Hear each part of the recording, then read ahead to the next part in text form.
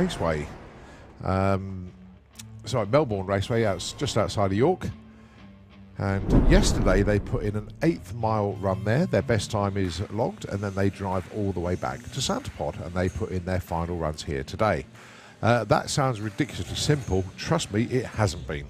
There's been trials and tribulations. There's cars that have needed loads of work doing to them. There's been road closures. You name it. It's been a real testament to try and just get the thing done.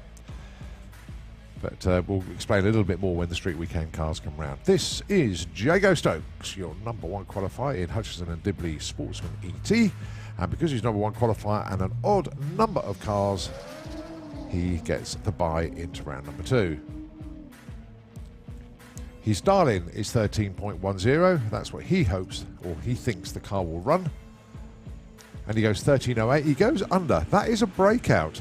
And if he had somebody on the other side of the racetrack, he would have lost that race unless the other guy went even further under his dial-in. Right, we now have a race. It's Richard Palmer with the family cat, of course, the Jag, going alongside Steve Mellors with the Hulk MX-5. The dial-ins, 16.05 for Steve, 13.55 for Richard Palmer. So what that means, it's 2.5 seconds difference between the two cars. Well, how do we balance them out? You'll see. Steve Mellors gets a 2.5 second head start. Now the idea is you cut a good light, and assuming both cars pull green, well, Steve's got a green, that's good, and they both have green lights. So whoever gets to the top end first without going quicker than their predetermined time will win. And there we go. It's a good example of that. Richard Palmer got there first, but he went quicker than his dial-in. Only by 1/100th of a second, but it was enough. It's a breakout. So Steve Mellors goes through with that 16.14. That's what you call bracket racing. Next pair, Ashley Clark, Chris Cresswell. Now Chris has got to be very patient here. He's got to wait 4.04 seconds on the start line. Ashley's going to set off first with a little VW. And Chris has got to be patient. His tree runs, and off he goes in pursuit.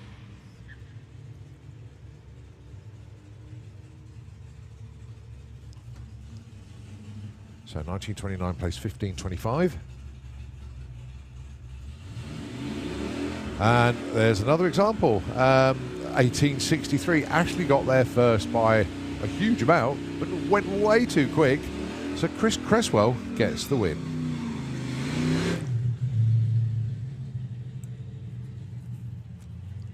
Next pair, Steph Pateman dialing in 13.78, going alongside Bill Wilson 12.4.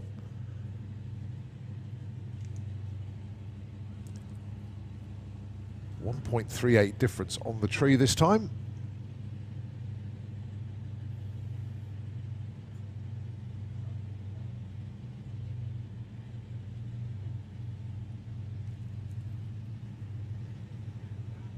Neither of them wanting to stage. There we go. Bill goes in. There goes Steph.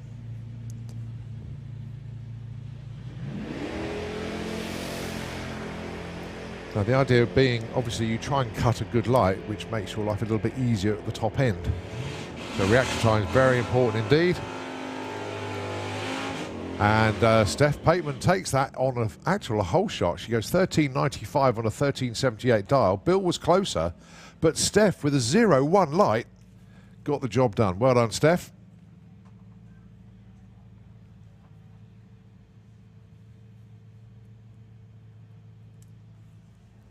James Grew with the Touareg he calls Mont Blanc, alongside Shane Sturman with the Powerflow Jag XK8.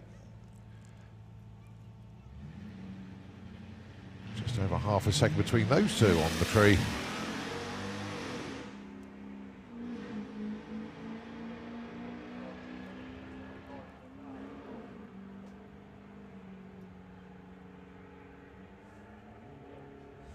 And 16.14 gets the job done for James Grew.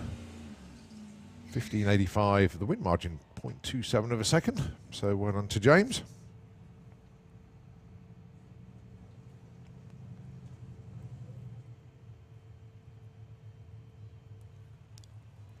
Georgina Smith and Gary Lake. Gary qualified number 2, dialing in 14.20. Georgina, 15.85.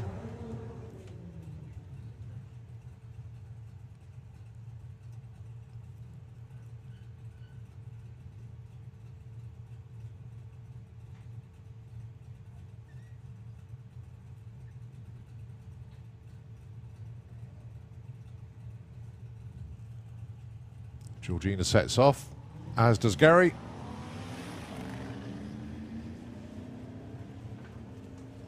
No, who could do the better job of running their number at the stripe? Looking very close. And it is Georgina Smith that takes that one. She had an 05 line, goes 15.92, takes the stripe by 0.4. So Gary Lake, last year's champion, is on the trailer.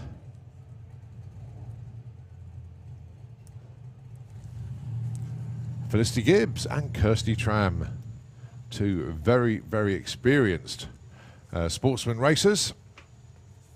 Felicity, former champion. Kirsty, won her first event at the main event, running this car, but in Pro ET. 5.19 second difference on the tree, though. That's an eternity. So the Mustang will go first.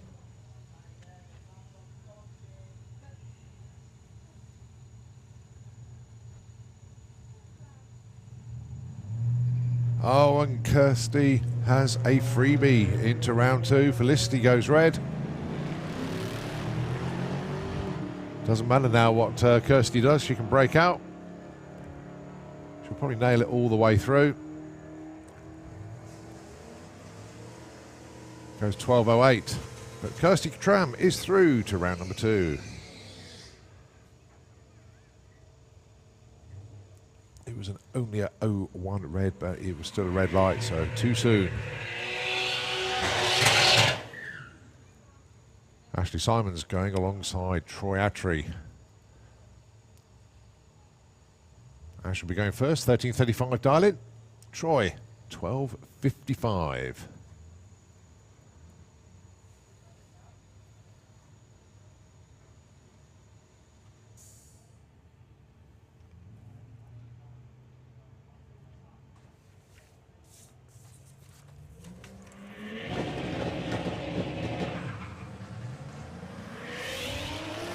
Okay, race on.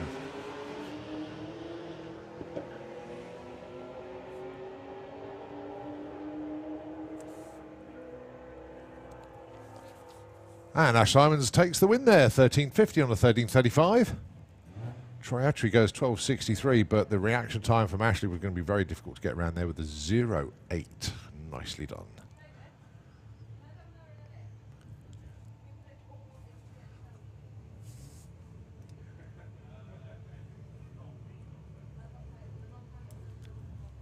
Matt Halsall with the Moonshine Escort alongside Michael Franklin with the Range Rover. 0.36 of a second difference on the tree. The Range Rover will get the tree running his side first. But they'll be looking at each other all the way up the track.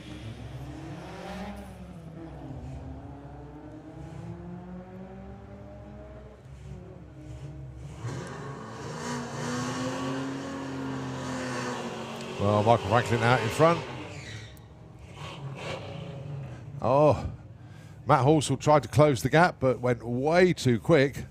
And Michael Franklin got there first anyway. Great reaction time difference between them as Michael Franklin pulled a better light. So well done to him. He's through.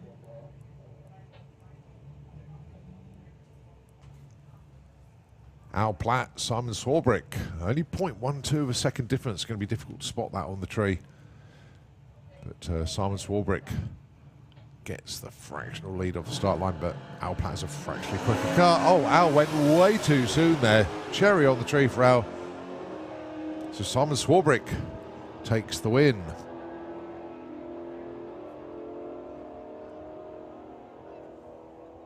$12.19 there for Simon. Al goes 11.72. Big breakout.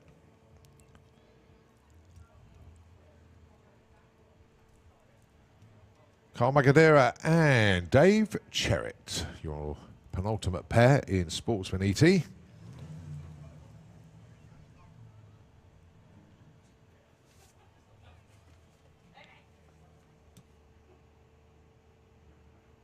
lovely message on the back there of Dave Cherritt's car. Steve Moxley, God bless. And yeah, Steve is really in our thoughts this weekend. Gave him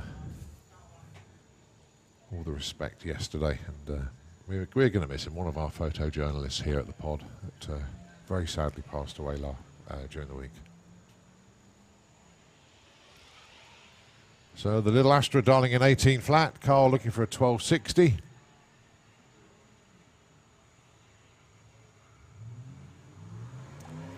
Carl on the brakes and takes the win, 12.88 to a loser, 18.16. But an 08 light there for Carl certainly helped him on his way. Last pair, the birthday boy, Brian Huxley. Many happy returns to him, going alongside Pete Walters.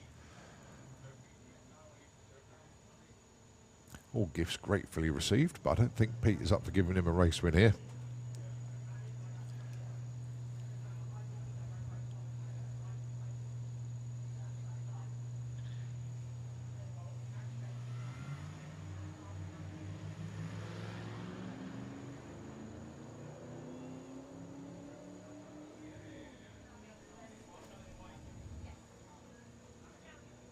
Getting close at the stripe. Has Pete got enough? Can Brian hold on? And it is. Pete Walters taking the win there. The win margin 0.7. Brian had a 0.5 light, but Pete had a 0.1. Two very experienced racers there. But it is Pete Walters. Goes on to round number 2. Right, VW Sportsman, the next class. First pair. Lining up below us here. It is, of course, your number 1 qualifier and champ from last year, Paul Robinson, taking on Reese Finney. Reese dialing in 16.9 with a little VW. And Paul Robinson, Audi TT, 1471. It's pretty much what he was running all day yesterday.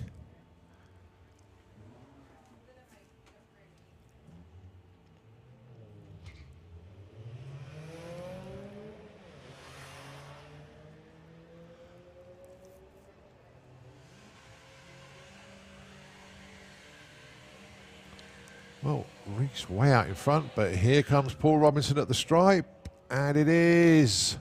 Oh, that was a close one, actually. Paul Robinson takes the win there, 14.74 and a 71 dial-in, just 300ths off. Very similar reaction times to them as well. But it is Paul Robinson who goes through. Nigel Gregg with the Turpitz Audi A6, and it's Tom Circuit with the Lupo. 15.44 plays 18.18. The Lupo will be going first, trying to stay ahead of the big Audi.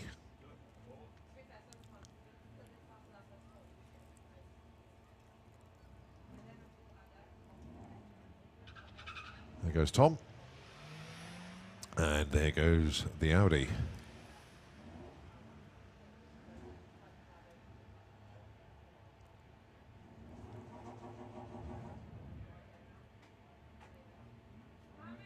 Looking at each other at the stripe. Who's the bravest?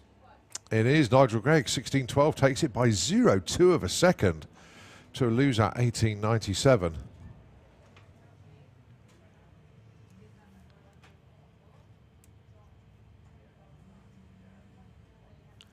Right, Polly Judge and Lorraine Large. Polly 16.39 in the Audi. Lorraine 15.50 with the Nurse. A lovely little Beetle.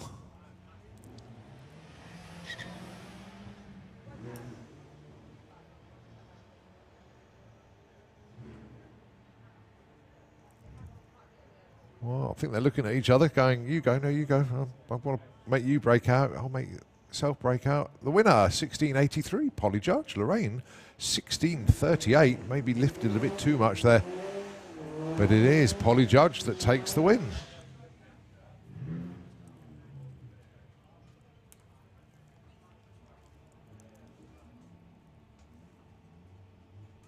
Nigel Gregson and Philip Jones. It's the Moon Stomper Golf taking on the Dragon Wagon A3.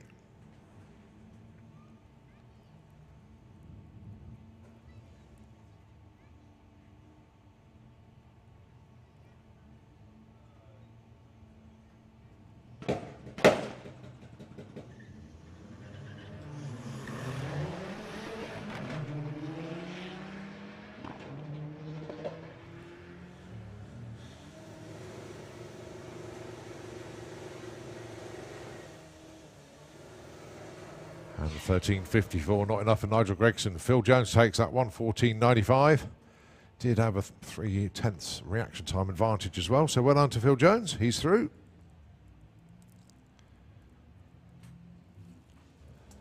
Jordan Clark and Karen Waterhouse. The Golf and the Audi TT. 13.90 plays 14.55. It's the Audi going first.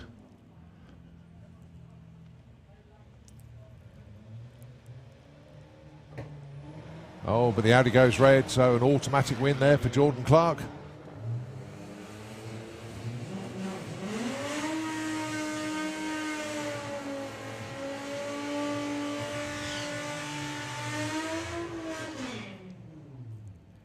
Even though Jordan broke out, the red light already told the story of the race there, but it is Jordan that is through.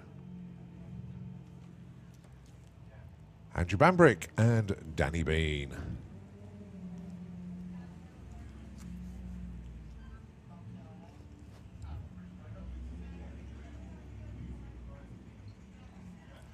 $13.23 dial in for Andrew Bambrick. Danny Bean dials in 14.20.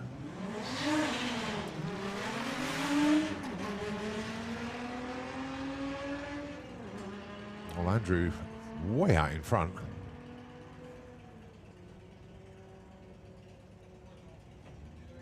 And does lift off there. Well done to Andrew Bambrick, taking that one 14 flat to lose that 15.04.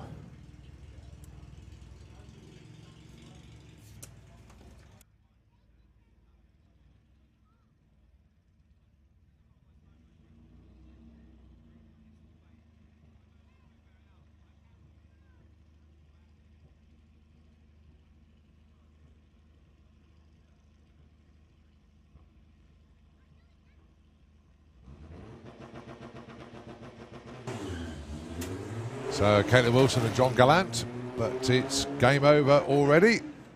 John Gallant goes red, so it is Caitlin Wilson that is going through to round number 2. Let's see how she gets on running a 17.15.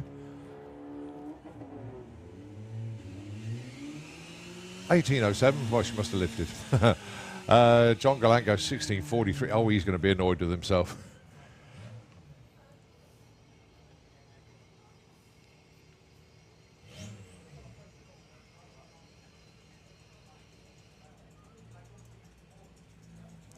Jerry Sadler and Hannah Carter.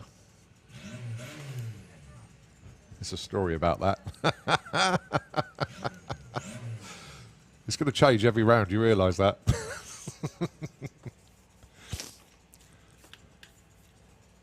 So Jerry dials in 15.75, Hannah dials in 16.20.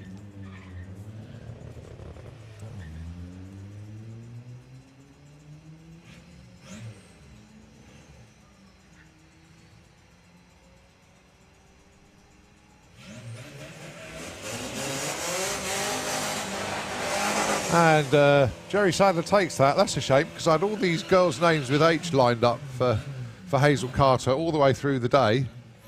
But never mind. There is a story behind that, which anybody who was around last night will know. But anyway, Jerry Sadler takes the win. Well done to Jerry. So I'll have to continue that at Bug Jam with Hazel Carter. Steve Metcalf and Bruce Harvey, your next pair. 16.15, plays 14.20. Steve will lead first. And there goes Bruce. Chase him down.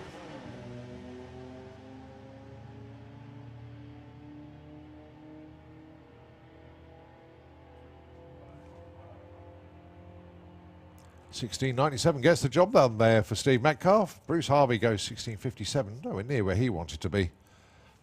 So Steve Metcalf is through.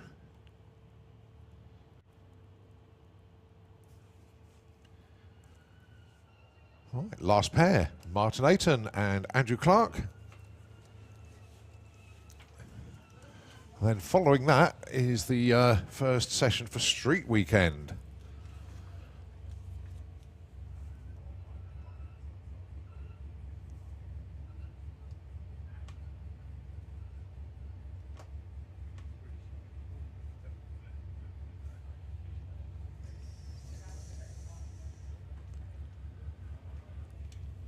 Darlings for this pair. 15.90 for Martin. Andrew Clark, 18.7. Andrew will leave first. There he goes. And now it's Martin's chance to try and chase him down and get rounded before the stripe, or hope that Andrew breaks out.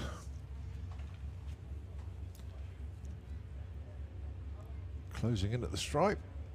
And the win goes to Martin Ayton. Andrew Clark did get there first, but broke out by 0.2 of a second. So it was a win there for Martin Ayton.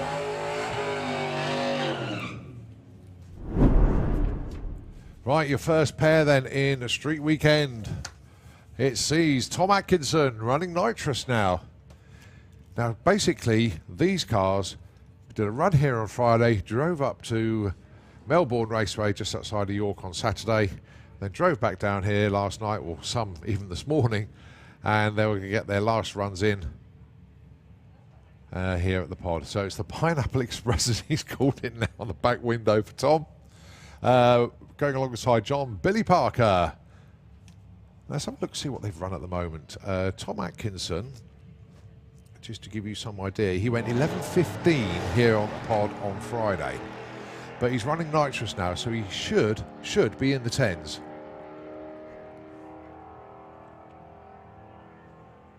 No, he's gone 11.35, a fraction slower. I can only assume the nitrous didn't kick in. 13.58 for Billy on the other side of the track. Right, next pair, Victoria Smith. The vet, and Joe O'Brien with that cracking little Cortina Mark 1.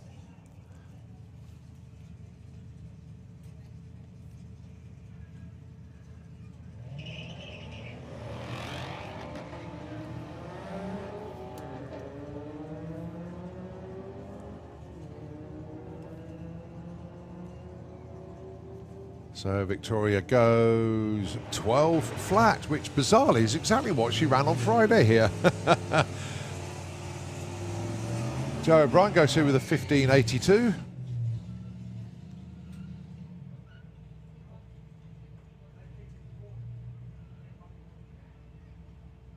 And he went 15.09 here on Friday. All right, Dominic Dromey and Pete Smith, your next pair. It's the Falcon alongside the newer Mustang.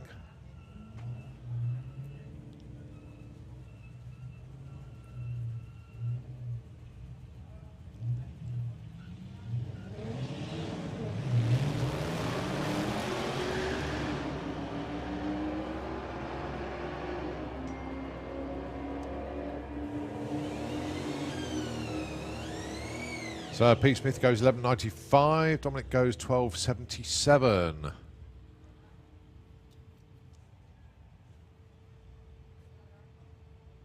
So Dominic went 12.57 here, he went 8.81 up at Melbourne. All right, next pair, Chris Jenkins and Andy Blackett.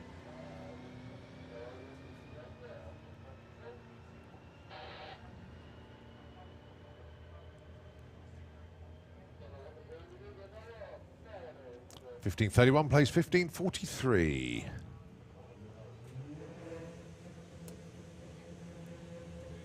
Andy Blackett went 14.2 here at the pod on Friday.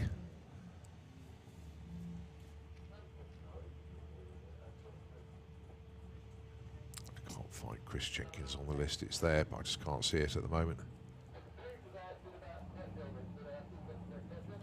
All right, next pair, Bobby Bowler and Andrew McDonald.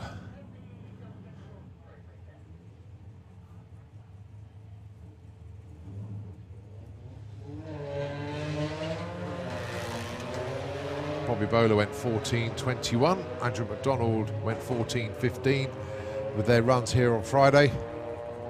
Then 9.7, that's right, they're both the 9s up at York. And 14.30, 13.91 for Andrew McDonald. That's his quickest run here. He went quicker here than he did on Friday.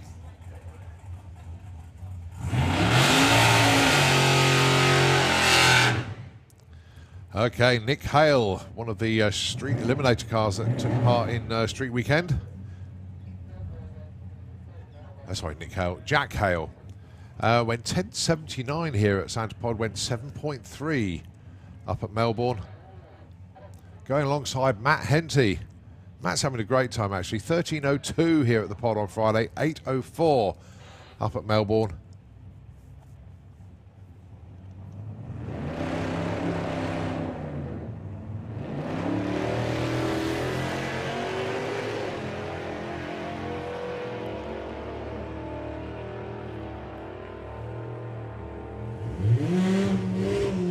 $10.68 for Jack, nicely done. 10.79 here on Friday. I haven't got a time for Matt Henty, basically got bulbed, didn't come in time. Right, Dave Henderson, he was the quickest up at York, 6.39. Reason for being that, York is an 8th mile track, and he's got 4-wheel drive, and it's no prep either. This time it's a prep track. He should be in the 9s. I know he wants an 8. Yeah, 9.99, 154. Jacob Kopaz go 14.05 at 97. Well done, Jacob. Right, Billy Bamber and Simon Paul. Simon having a great time as well, actually. 6th overall. He went 9.78 here at the pod on Friday, 6.93 up at Melbourne yesterday. Going alongside Billy Bamber with the Micra.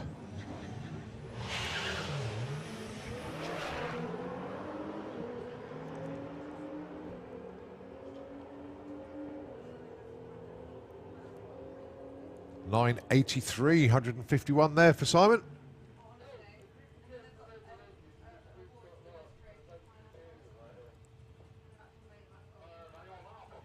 And Billy goes through 13.19 at 98.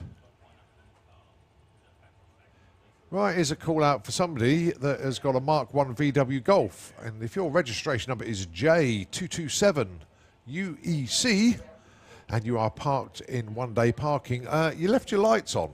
And if you leave them on all day, you probably have a flat battery when you get back to it. So if you've got a Mark 1 Golf, registration number J227UEC, you've left your lights on.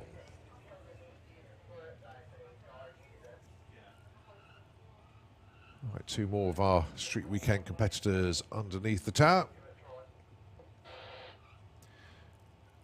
Basically, they all need to get at least 1 run in today to finish off their Street Weekend mission, if you like.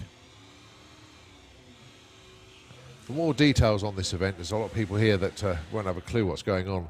If you go onto the SantaPod Facebook page or the website, you'll see details about Street Weekend and have a read about it. And this is the first time the Street Weekend has been done. And we hoped to get about 16 entries. We were not expecting over 80. And of course, this sets the scene for next year, which we think is going to be absolutely huge. Right, Steve Unsworth and Michael Strachan. Steve Unsworth's going to get there first. Goes with a 15.93. And Michael Strachan goes 15.30. That was purely down to reaction times. Michael took 2.5 seconds to actually leave the line, but it doesn't matter. It's all about the ET. They're not racing. They are just finishing off their runs.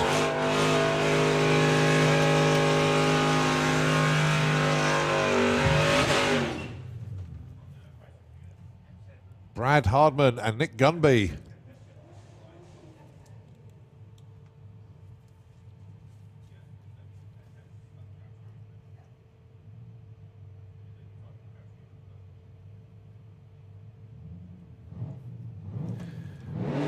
Ryan Gumby went 13:34 here yesterday.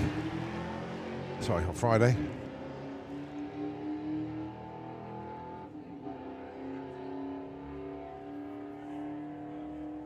Very nice, 12:71 there from Nick.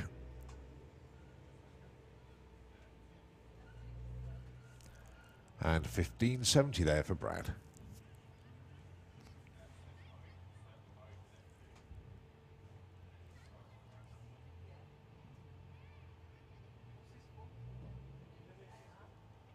So Ray Beaumont with the Nissan. Went 11:2 here on Friday, went 7:83 yesterday at Melbourne. Can he go quicker than 11:27? He goes 11:39 here today. Dave Robinson goes 16:52.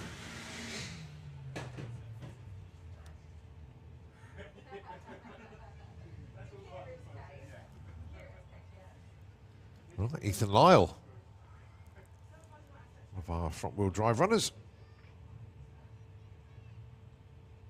went 12:73 here on Friday, 8:66 up at Melbourne. The reason the numbers are low at Melbourne, obviously it's an 1/8 mile track, not a 1/4 mile, so it's half the distance.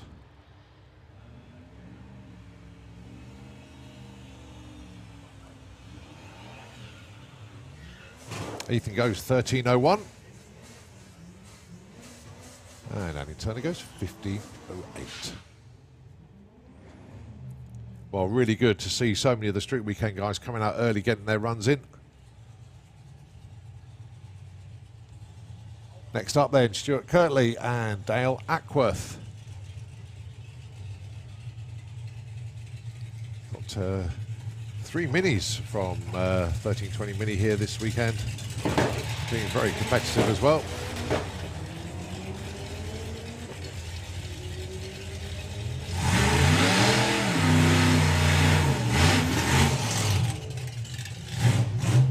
$11.88 there for Stuart Kirtley. Very nice run indeed. 14.27. Wow, that is a stunning run there for Stuart Kirtley. I'm just seeing what he did. He went 12.10 on Friday. He's got 11.88 today. That's the difference of the prep track for him. Well done.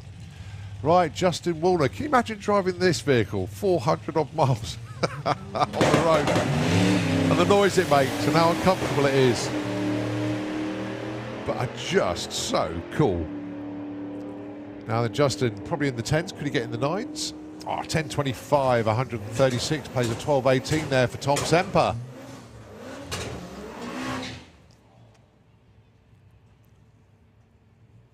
All right, 2 more minis for you. Adam Campion and Thomas Barnes.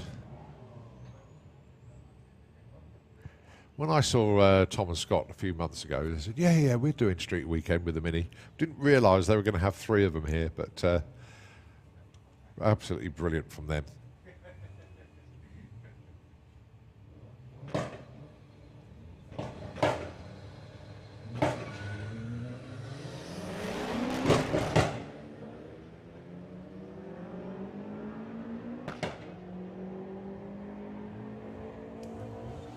So Tom's going to get there first. Probably not the run he wanted. 13.47 at 118. And it's a 15.99 there for Adam. Right, you see all the 13:20 Mini guys sprint over now. Get to the other Mini. Well done. All right, so this is Scott Barnes. This is Tom's brother, going alongside Mark Wallington.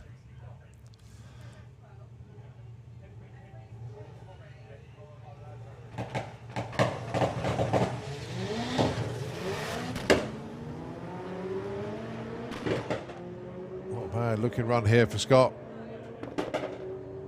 He went 11.99 here at the pod. He went 8.57 at Melbourne. He goes 11.78 here today. That adds up very nicely indeed. Well done. I think Scott will be quite happy with that. Tom, I think, will be down for another one. Pretty sharpish. Yeah, 2. Yeah.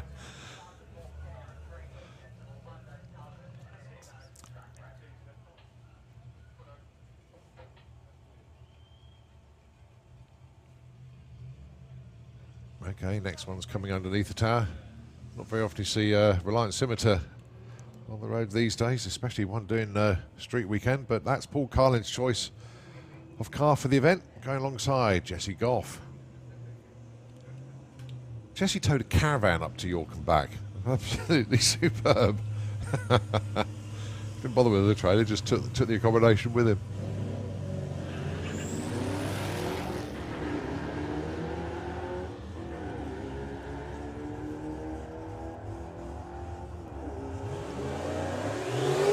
Paul Carlin's going to get there first with a 12.96, 112. Jess goes through there with a 16.64.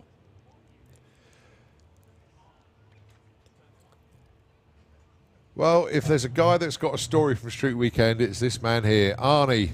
What a legend.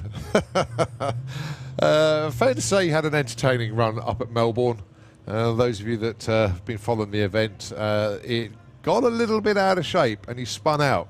But luckily, very luckily, he didn't hit anything and the car just spun to the left of the track where they don't have a wall at the end.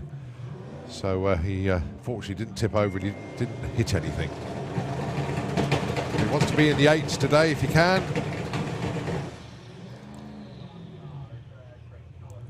There you go, gets it into stage.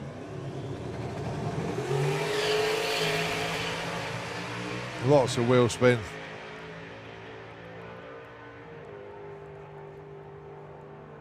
10.96, 159 miles an hour, but that ET was lost through wheel spin, purely that.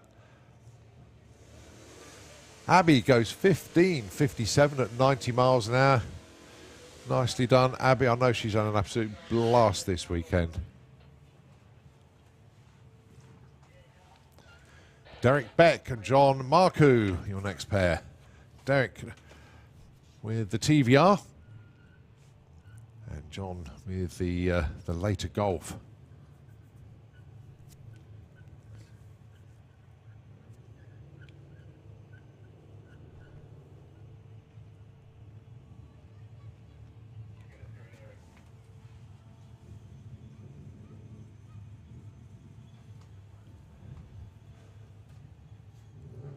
I was saying it is a case of the Street Weekend guys to get their first runs in as soon as possible. We just don't know what's going to happen weather-wise this weekend. Obviously, we want to keep it as dry as long as possible.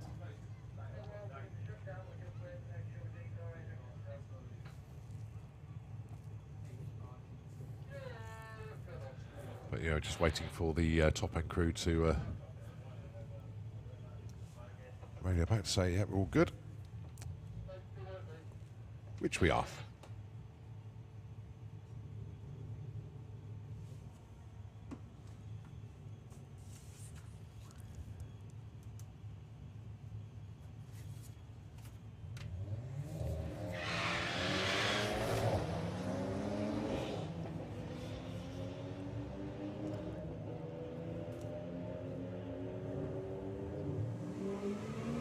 John Marcoux went 11.79 here on Friday. Goes 11.77 today. Went 7.93 yesterday. Sorry, 11.86. So both in the 11s. 11.77, 11.86. Nice runs. Next pair, Ian Wally and Stephen Giles. Now, from what I understand, Ian is the quickest Ford on the combined times at the moment.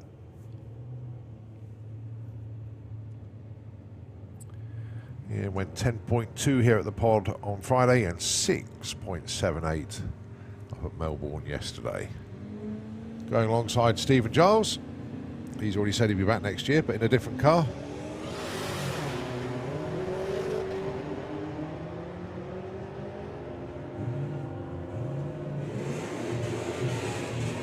.984, 142. Brilliant run there for Ian. Way quicker than the 10 that he ran on Friday. And 13.78 for Stephen Giles. He'll be happy with that one. Well, if there's a competitor that is totally street worthy, is this car here. Petter Lundgren drove here from Sweden to take part, so the actual event for him is less mileage than the journey here to and from Sweden. going alongside Joe Elliott.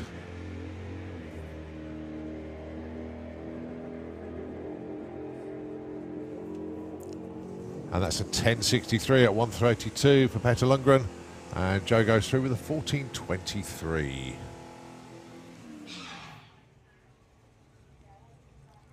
Well, street weekend, it really is a case of anything goes, and this pickup truck sort of typifies that, if you like. You know it's not going to be the quickest, but nevertheless, you're taking part, and that's what counts. And that's why this event has attracted over 80 competitors this weekend. And just hold on for next year, because goodness knows how many are going to be doing it. It's going to be in the hundreds. And not just like 100, it's going to be, I don't know, 200 plus. It's going to be a real happening. Neil Lalute. He is in the Kestrel Beer Lane, seeing Neil's times. He went 11.66 here Friday. He went 8.11 up at Melbourne yesterday. So if he can get in the mid to low 11s here today, that'll do good.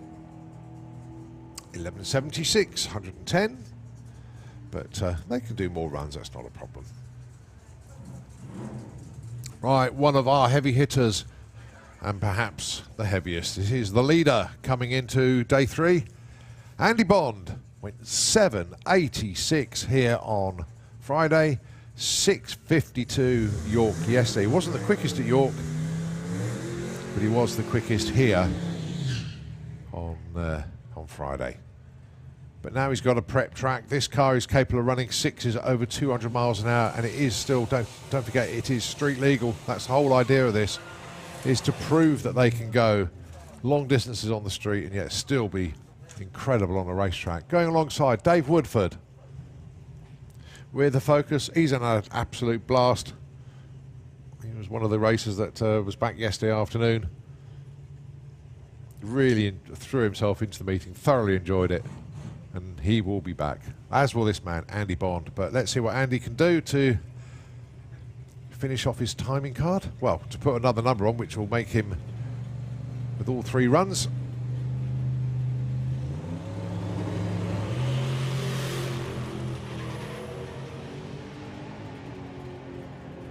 well, that's definitely a 7. It's a 7.45 at 201 miles an hour. I think that's enough, actually, but he'll be back for more. Well done, Andy Bond.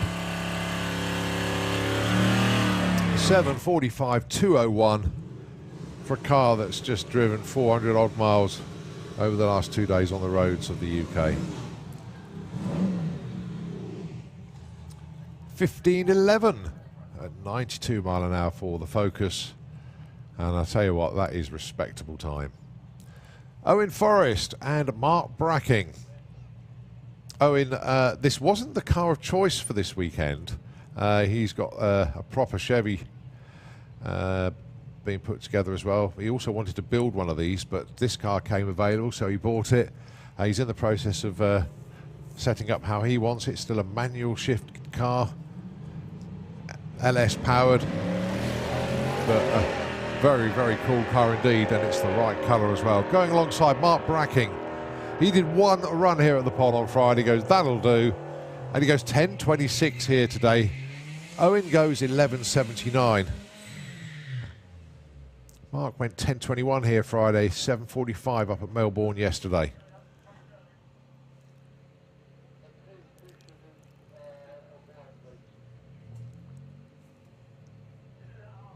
Right, Steve Gilmore. Lovely little 100E. You see this on the road, it looks very unassuming, but that's what it's all about.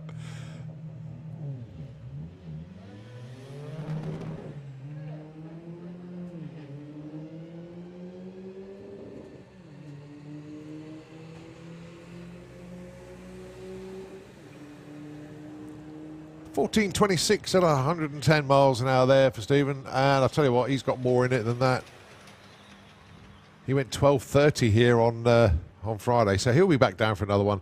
They can do as many runs as they like. There is no limit to how many runs they do. The only thing that will stop them is track time and weather. But well done to all of those street weekend guys. There's a lot of them just put their runs in.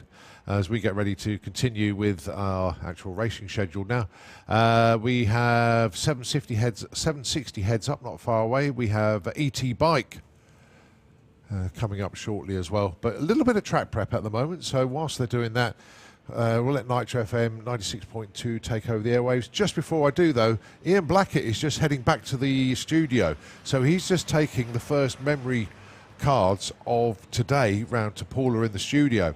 So if you want to pop over and go to Blackett Photography Studios over there, Paula has got all the photos from the whole weekend so far, and now with an extra set going in now, pop over and see them. And they are doing a racer deal for everybody this weekend, which I believe is £35. Pop down and see Paula and get your photo sets sorted out. Okay, Nitro FM 96.2, the airwaves yours. We will take it back when we are live on track once again.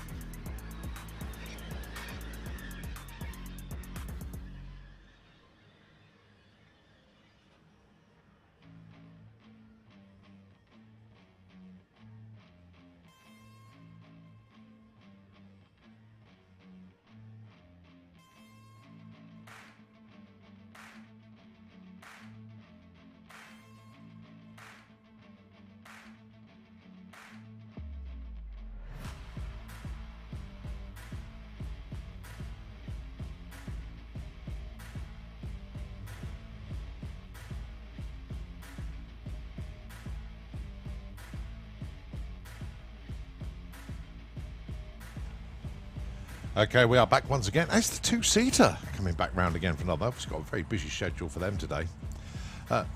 So the first person that was on the two-seater today was Mark Alexander from Norfolk. It was a 70th birthday present. The second run about to take place now is Brandon Vinning from Gloucester. A 21st birthday present, this one.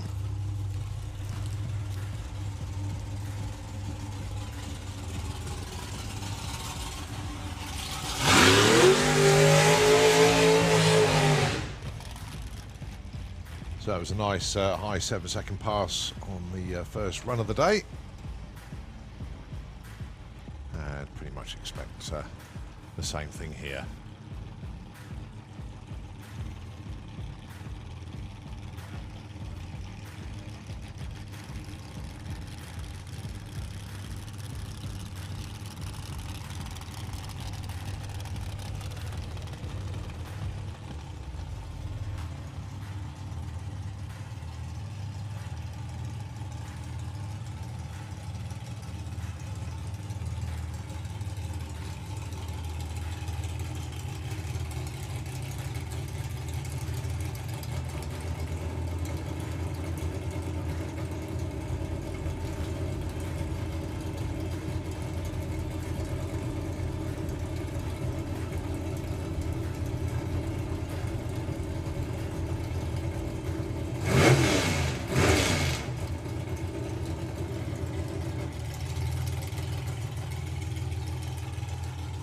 So Paul Brown comes up to the line with young Brandon in the back seat.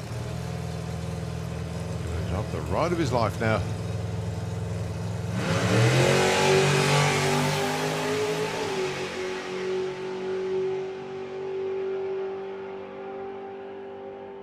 .795, 169 miles an hour there for Paul and Brandon.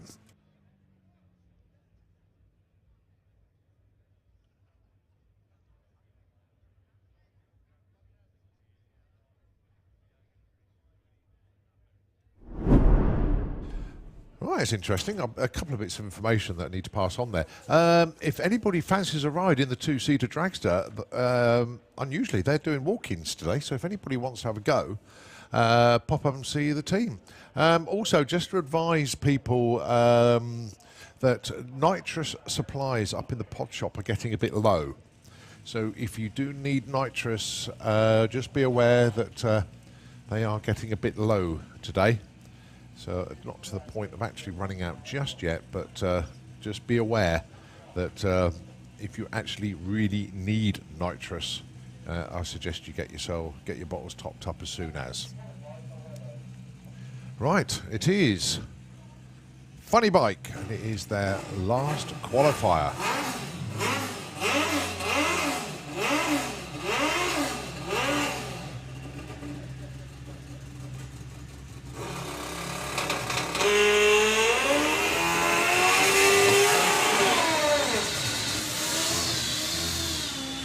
So Dave Peters and Lorcan Parnell, they are, well, Dave Peters qualified number 2 so far, 7:57. Lorcan only got one good run in yesterday, but it was good enough for the number 1 spot with a 6.99.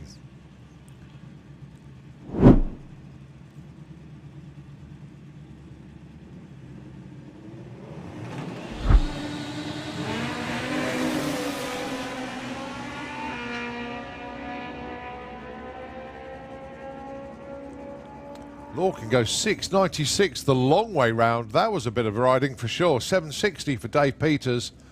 But Lorcan did have to feather the throttle a little bit there. Getting a little bit close to the wall, but got it away. Still went 6.96.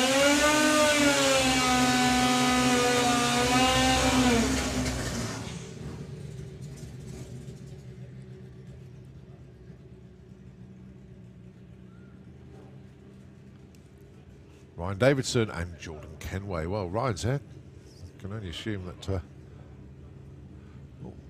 trying to get Jordan to come forward. No, he's been pushed back into the water box. No, he's been pushed away, so it will be a solo then for Ryan Davidson.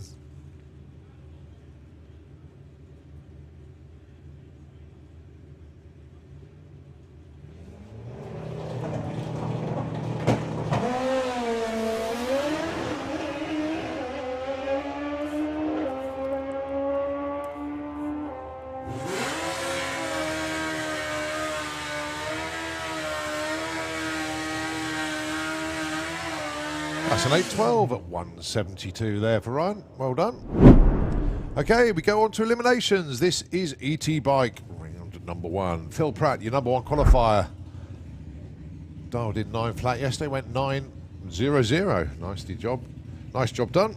And he gets the bye into round 2.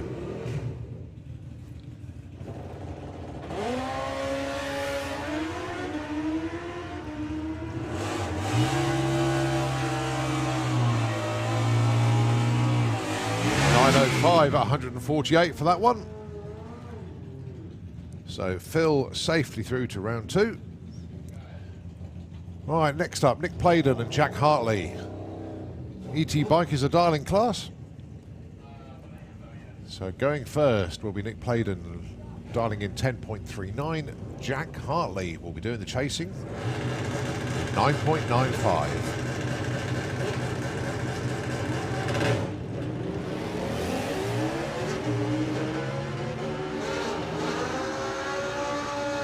Oh, problems there for Jack. So Nick Pladen running away now. As long as he doesn't break out, he doesn't.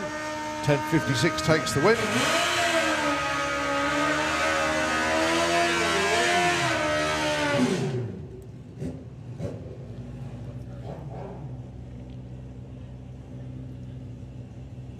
Next up, Justin Bolton and Brett Cordell.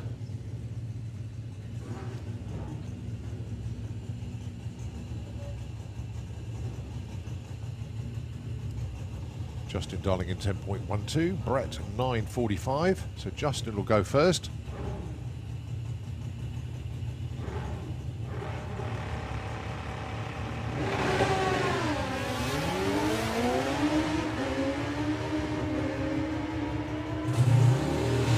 Brett closing in, looks like Brett's going to go round, but as long as he doesn't break out, he's okay. 9.69 takes the win to lose out of 10.30, win margin 0.7.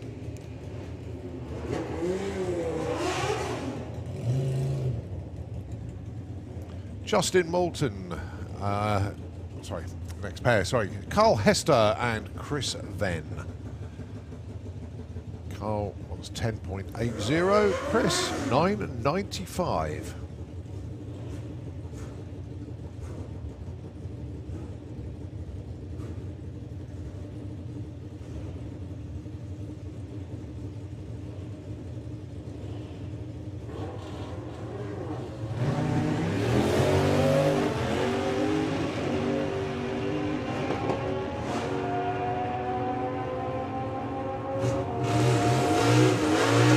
That's winner 11th up there for Carl Heister. Chris goes 10.58.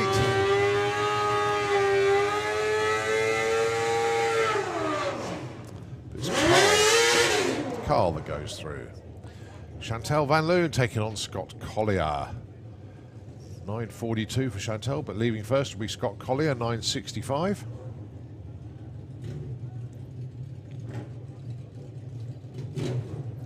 Winner of this takes on Phil Pratt in round 2.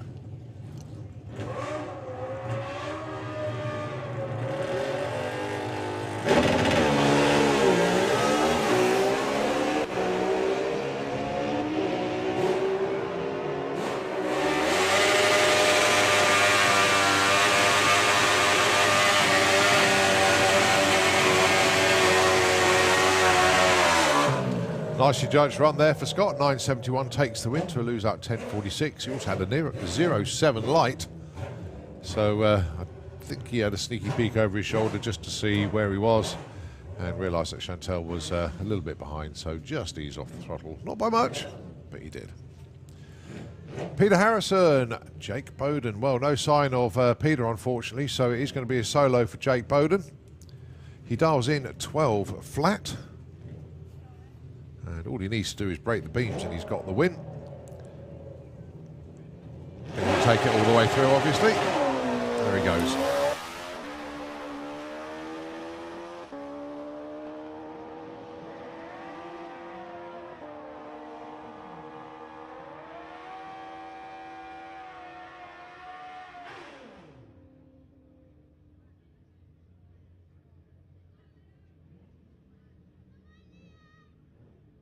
Next up then, Dave Grundy and Liam Holgate.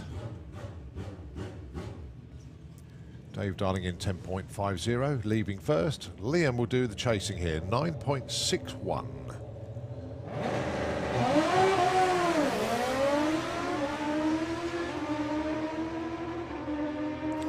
Well, Liam has closed down. Let's see what happens at the stripe. No. Dave Grundy takes that one, 10.57. Win margin 0.008. That was really tight at the stripe.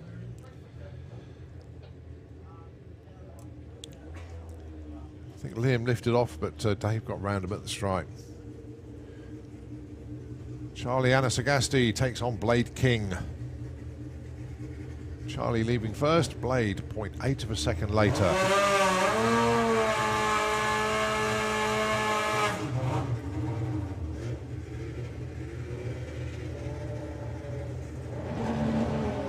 Oh, Blade, Mike just went forward when he wasn't ready.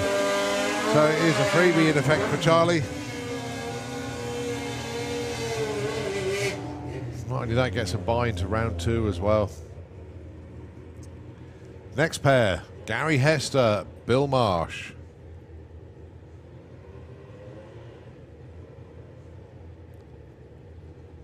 Gary Darling in 880, Bill looking for 12 flat.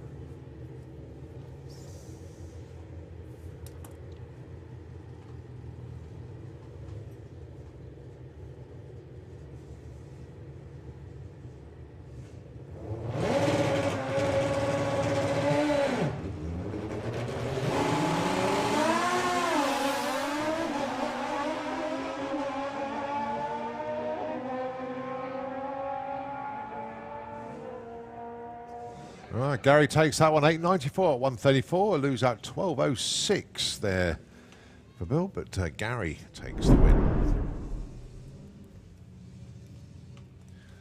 Okay, back to Street Weekend. That's ET Bike round 1 done. So the continuation of cars finishing off their challenge to complete Street Weekend, and then they can come around and do more runs, but they need to get at least one in. This is Phil Walker and Chris Roylance.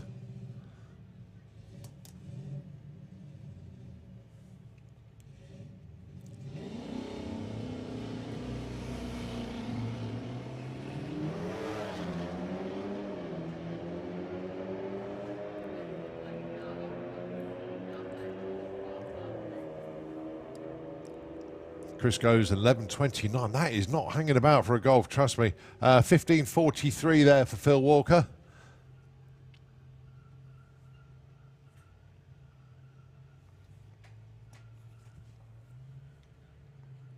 Chris Roylance went 11.52 here on Friday, and he just went 11.29 today. Up at York, he went 7.61 at Melbourne Raceway. So a nice set of runs. Well done.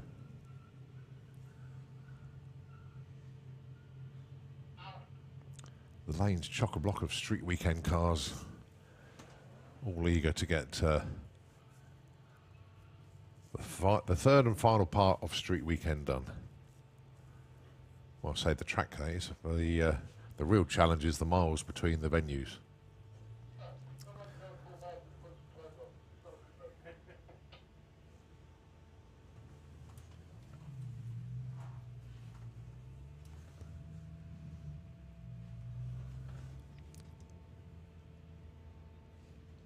So your next pair, Samir Lukac and Peter Ewan.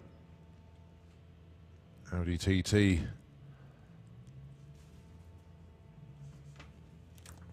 Quite sure what model the other one is, actually.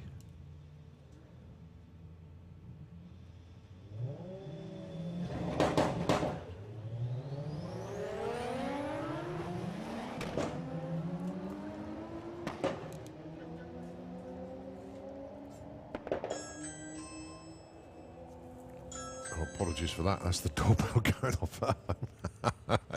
It's mine. It's not anybody at home. Sorry if the dogs have just gone wild.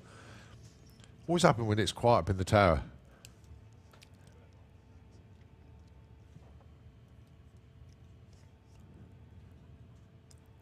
All right, next up, Robert Molker and Regan Matthews. 14 flat and 14.33, the previous pair going through.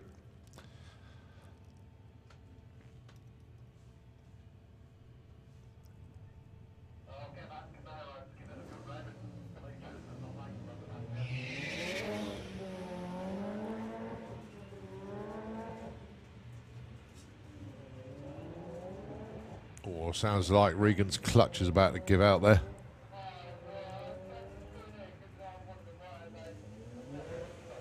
Well, Malka goes 16.39. Regan gets there eventually with a 22.52. I don't think there's a clutch left in the car. As soon as he went for the revs, the revs were shot up. So yeah, very sensibly taking the first exit by the looks of things. But they get it back to the pits and just fingers crossed, I hope it's okay. Right, Bobby Bowler and Debbie Clark, your next pair.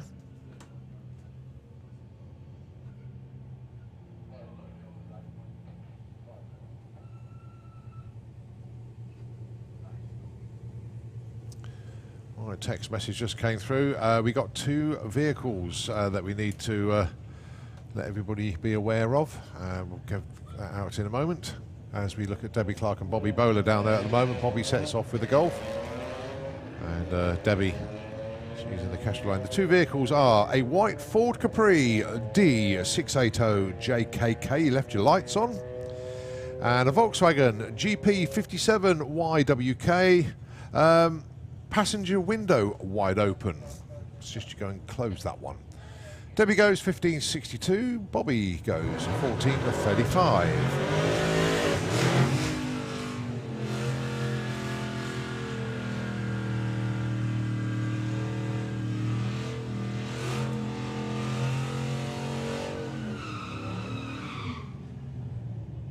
Right, Rob Slater with code red 57 Chevy. Went 9.91 here at SantaPod on Friday, 7.48 up at Melbourne Raceway yesterday. And here he goes to put in his run here at SantaPod today. Going alongside Reuben Dawson.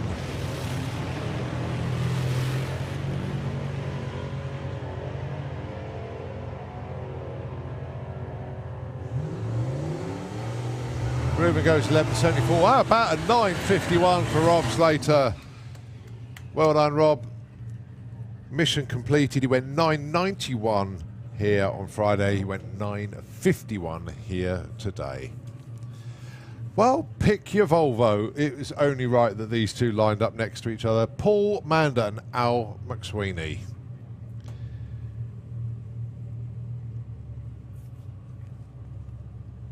Al Mac. A real contender for this weekend. One of only two cars that run in the 7-second zone. Here on Friday, he went 6.46. He went quicker than Andy Bond up at Melbourne. So there's only 0.6 of a second between the two of them coming into today. Problems there for Paul, so he's going to send Al Mac on his own.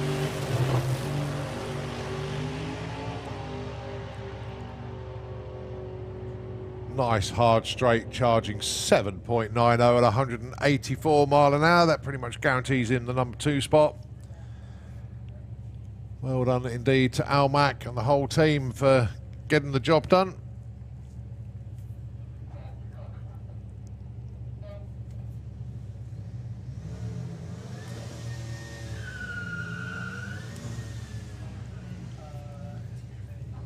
I'm sure there's plenty of other Street Eliminator teams watching what's going on this weekend, thinking, yeah, we're up for that next year.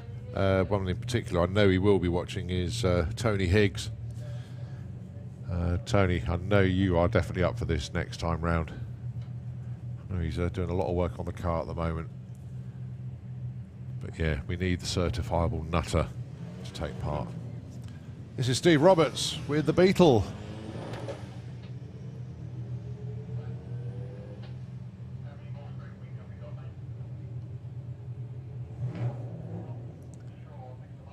Goes A to B with a 14.66 at 101. So, right, Paul Mander now gets his chance. And joining him is Joe O'Brien.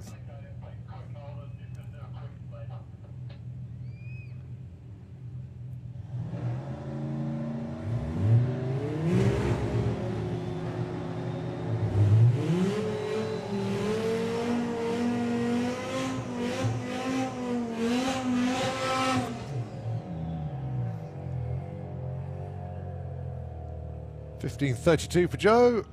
Paul Mander goes 11:66. Right, Dave Henderson, quickest up at Melbourne Raceway yesterday with a 6:46. He's four-wheel drive. Wants to get back into the 8s for this one.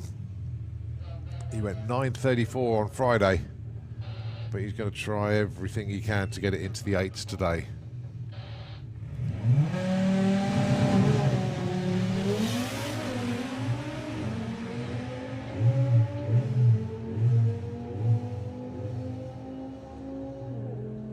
.943, 155. Nice pass.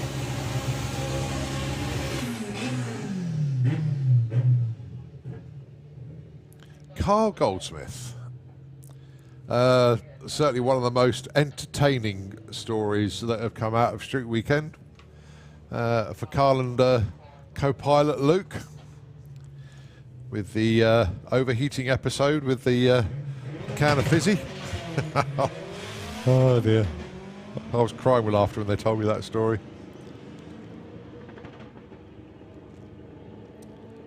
I don't want to spoil it for everybody, but you need to look at their Facebook page to find out more. 11:91, 127 mile an hour there for Carl. Well done. Mission accomplished. Well done, Luke. You're still smelling of lime Pepsi. There you go. I've just given you a clue as to what happened inside the car. Right, Alex Pryor. Oh, what a weekend he's had. But he's going to get the job done when he goes A to B here. There he goes. Every single driver in Street Weekend has a story.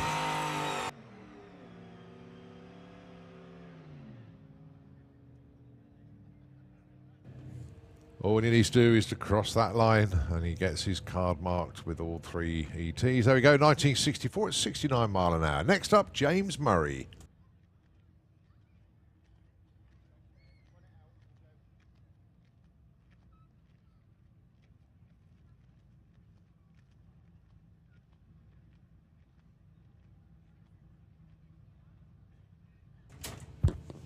Right, James Murray. What's he got for us today? Nicely off the line. He went 10:01 here on Friday. Can he get into the 9s? Oh, 10:08, 136. That Cortina estate has got a LS Chevy motor in there. Does not hang about. Little change to the schedule actually this afternoon. If you look on the race programme, the Battle of Britain Memorial flight, scheduled for 3 minutes past 3 this afternoon, has been brought forward to 11:44 this morning. Pure reason being there is a rather nasty weather system coming in, so they have rescheduled, and the Battle of Britain Memorial flight now coming in just before 11:45. That's Dave Smith going through with the 1365 at 111 miles an hour.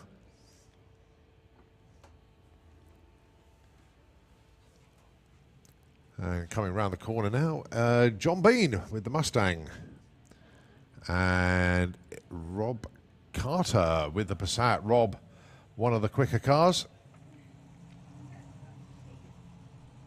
Well, I'm assuming John Bean's coming through. He's seemed to have stopped over there.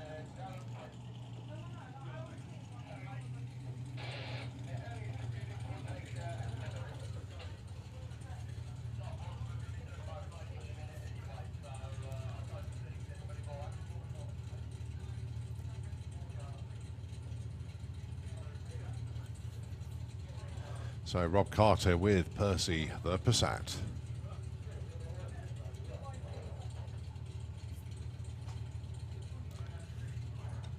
Rob went 8:27 here on Friday, went 7.2 up at Melbourne. So this will complete his scorecard for the weekend, which means he's completed it. Oh no, been told to shut off. So just a little bit of concern on track. And then we get ready, I believe, for 760 heads up.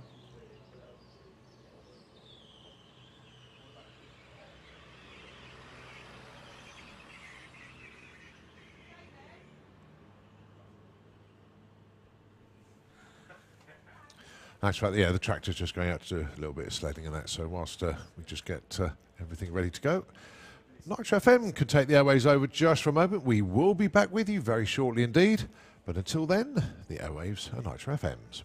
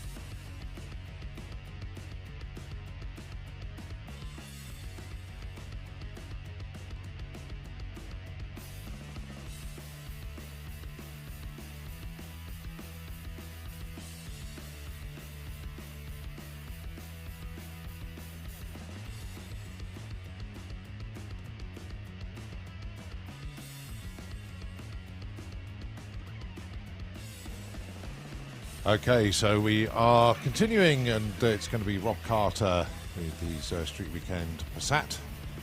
You can also see John Bean just getting back in the car. We've also got 760 heads up round the corner, and also Supercharged Outlaws making their way down as well. It's all about to happen here. And just to add something else into the mix, in 3/4 now, we've got the Battle of Britain Memorial flight coming in, rescheduled from this afternoon. Just looking at weather forecasts later today, looking rather horrible, so we're trying to get it done.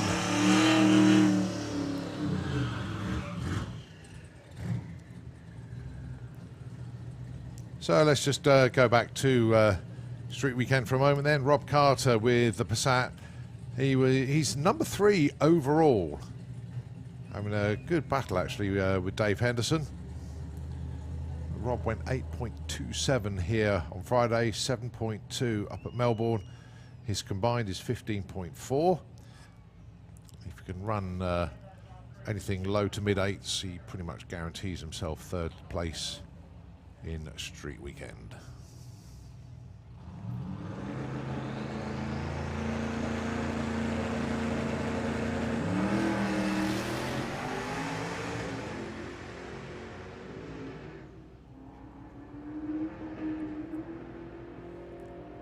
.927, 146, not picture perfect, but mission accomplished. He's completed Street Weekend. Now he's just going to see if we can go quicker later on with the Passat.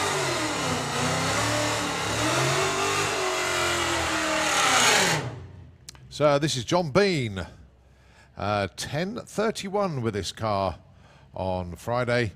Only put a couple of runs up at Melbourne, went best up there of 7:23 on the 8th mile. And now to complete his mission.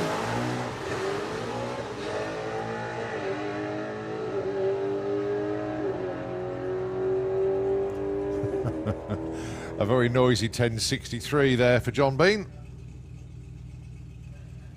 but he's got it done. Okay, just a couple more Street Weekend cars, and then we are into, I think, 760 heads up.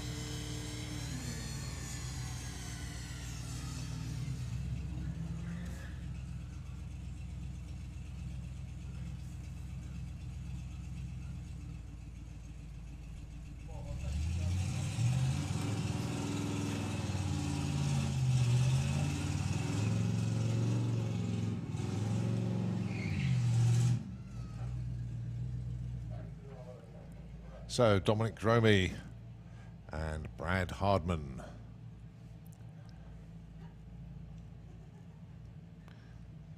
Now both of these two have run today already, so they're just trying to improve on their runs from earlier.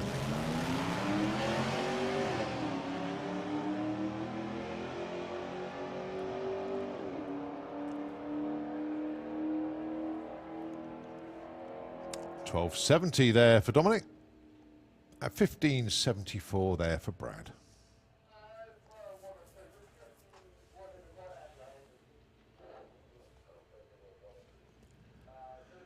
Okay, so we look into the lanes now, and it's all rather noisy stuff. As I say, we've got 760 heads up. Whilst we've got a quiet moment, I just want to say hello to somebody down on the start line. Phil, lovely to see you. It really is. You and the family here today for a very, very special reason indeed. And when that happens, we'll explain a bit more about it. But Phil, respect to you and everybody there. Thank you.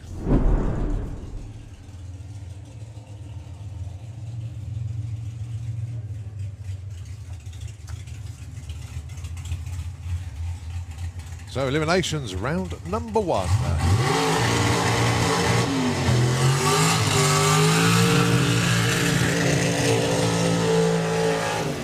So Darren Pert and of course Paul Marston with the PT Bruiser.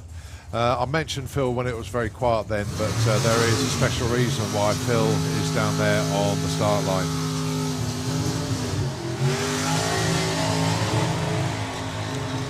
So Phil with The sons, Alan and Simon, and very close friend Carol, are here to watch a very special moment indeed, as Phil has been a pillar of the drag racing community for many, many years. And of course, it wasn't just Phil, it was Avril as well.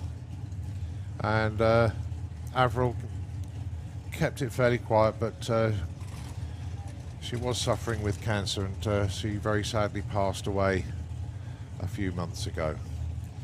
But the final part of Avril's journey, if you like, is in this moment here.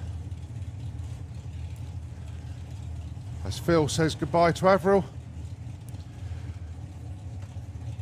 her ashes are in the parachute pack of Paul Marston's car. And when Paul goes through the finish line, Paul will pull the chutes, and Avril's ashes will be scattered here forever.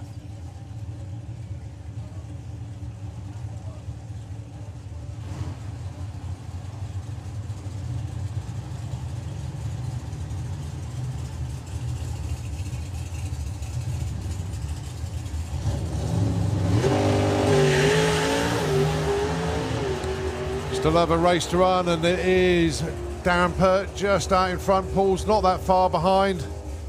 And there we go, folks. Darren Pert takes the win, an 8:44 for Paul Marston. And the chutes are out. And we say a very fond farewell to Avril. She is now here forever.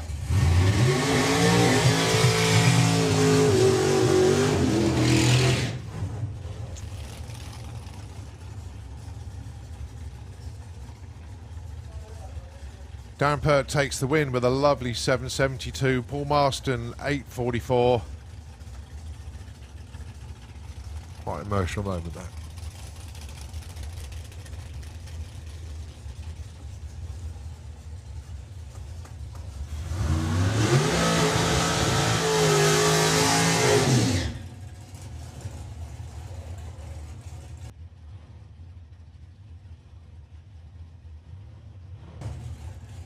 Right, Belinda Bull and Brendan Clancy.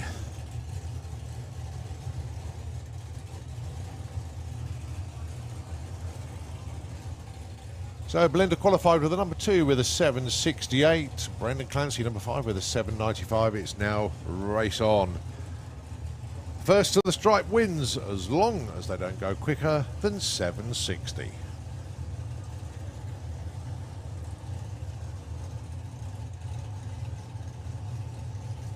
Brendan into stage, Belinda's in stage, off they go, very tight off the line between, and Brendan's out in front. But here comes Belinda with a charge. Oh, she's going to be very tight at the stripe.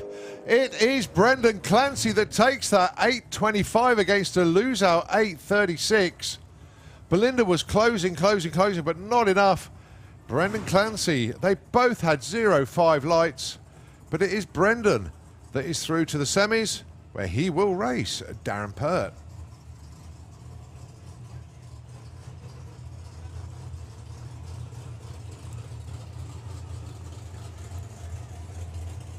Next up, the race between Billy Gain and Ron Bartlett. Billy has been very consistent 7.8s. Ron Bartlett, oh so close to running his first ever 7. He went 8.03 in qualifying.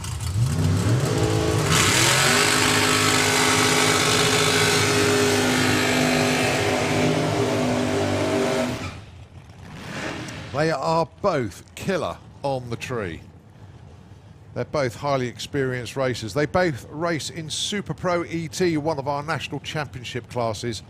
They both ducked out of Super Pro, obviously they're not running this weekend, to have a go in 760. Billy had been planning this for quite a while. He rebuilt the engine in this car to make it go quicker. He normally runs consistent 8.3s,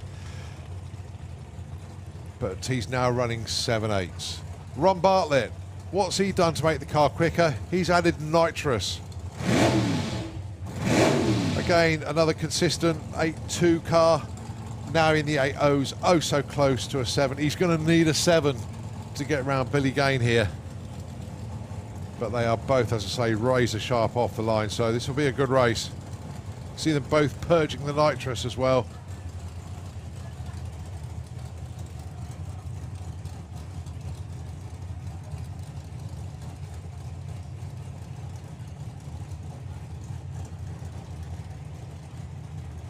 So this for a spot in the semi-finals of 760 heads up.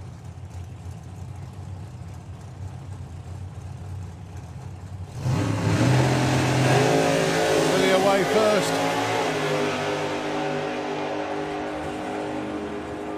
Great looking race though. Rocket's got a 7, but it's Billy with a 788. But Ron Bartlett, he's into the 7s as well, 794, his PB, congratulations. There's big rounds of applause between both teams. It means so much for both of them. But Billy Gain is through with a 788. Ron Bartlett, oh boy, he's got his 7, a 794.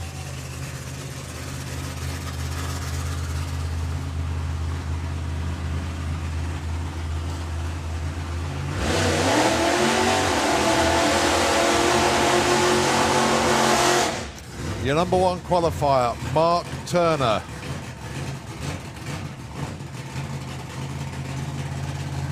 The idea of 760 is you can go as quick as 76000, no quicker. And what did Mark Turner do in qualifying?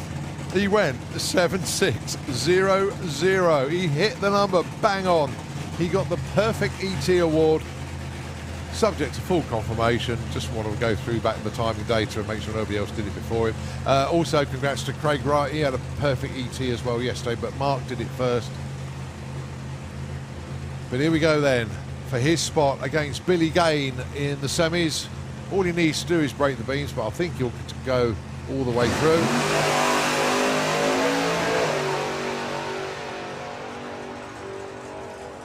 Nice looking run.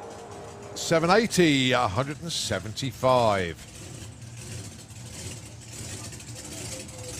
Okay, so that sets up the semis. Mark Turner against Billy Gain and Brendan Clancy against Darren Pert.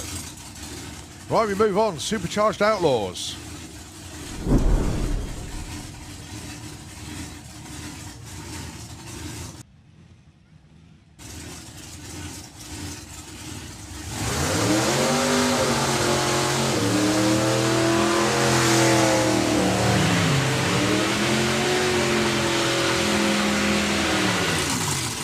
Well, Keith Freeman getting a little bit loose out of the burnout box there. Going alongside Jim Tucker.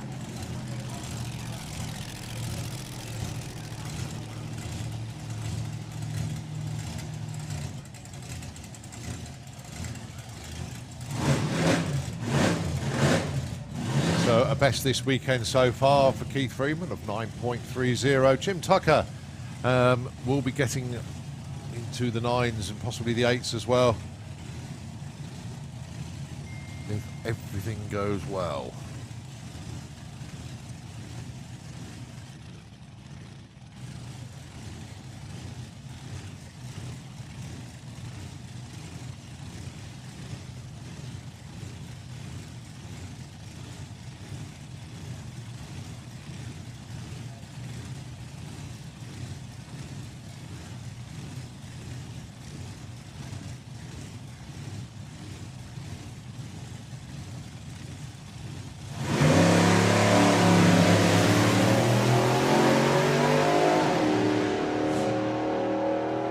So Keith Freeman on his way to another 9-second pass by the looks of it. Yep, 9:45, 142.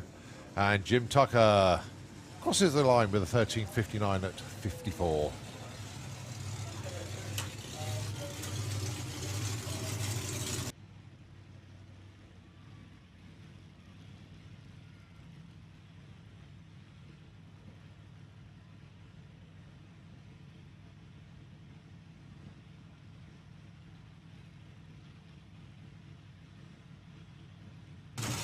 Right, we move on then.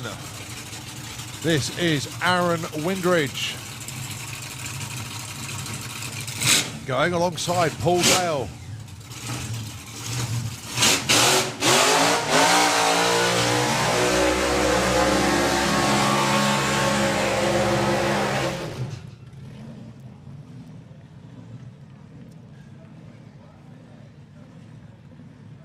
Okay, so Paul Dale, what a weekend he's had with his Anglia.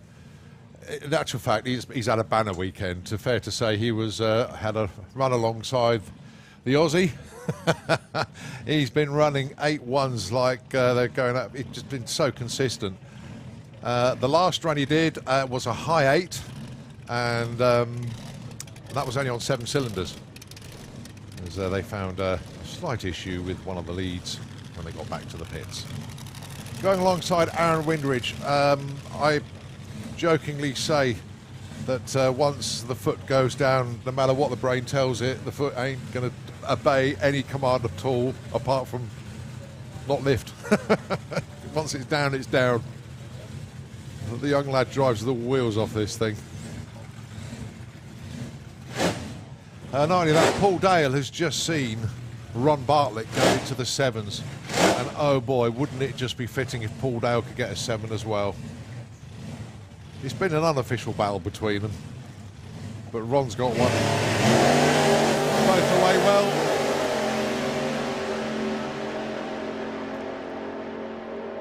Two good-looking runs. 8.22 for Paul Dale, 8.10 for Aaron Windridge.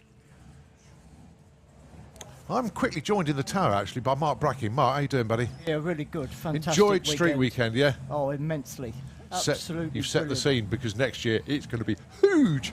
I can imagine. Everybody's reaction everywhere has been superb. Yeah. Really, really good. Thoroughly enjoyable, and the driving on the roads. Yeah. I mean, I know you do a lot of road miles anyway, but... My car's been really good. It behaves itself nice anyway. Yeah. But yeah, faultless. Couldn't ask for anything better. It was hot on Friday. It was fine. Really enjoyed it. I'd like to thank everybody involved in putting that on. It's been an epic weekend. Brilliant stuff. We'll come to what that is in a moment, as we get our next cars to go through. Right, Ian Merriweather and Steve Clark. Steve Clark with the good guys, 8.75 yesterday, a PB for them.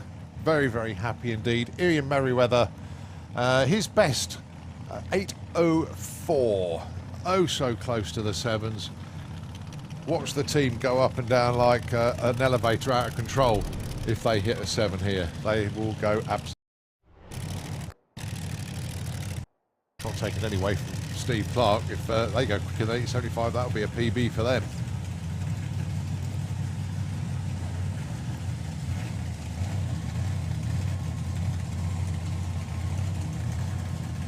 So the good guys, Topolino. Beautiful looking car. And that's not taking anything away from Banzai. Banzai won the best appearing car at Drag Nostalgia a few years back. Making the trip over from the Isle of Man to be with us today.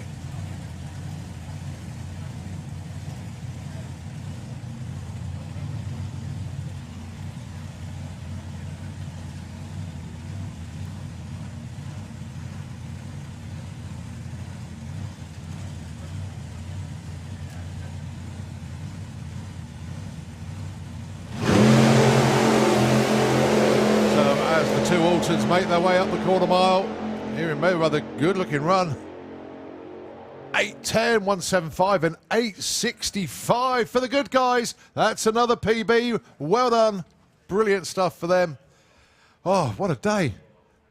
Amazing. Yeah. Now then, Mark, tell us about, you've got a lovely little engraved plate here. Tell me the story. Yeah, so I've done one run at Melbourne. First time I've run on the 8th there. Didn't get hold of the track at all. Come straight back round in the pairing lanes. It weren't hot because it was nice and short there. And this guy come up to me. I recognised him slightly. Bill Barracliff. He said, "Oh, can I have a look under your bonnet?"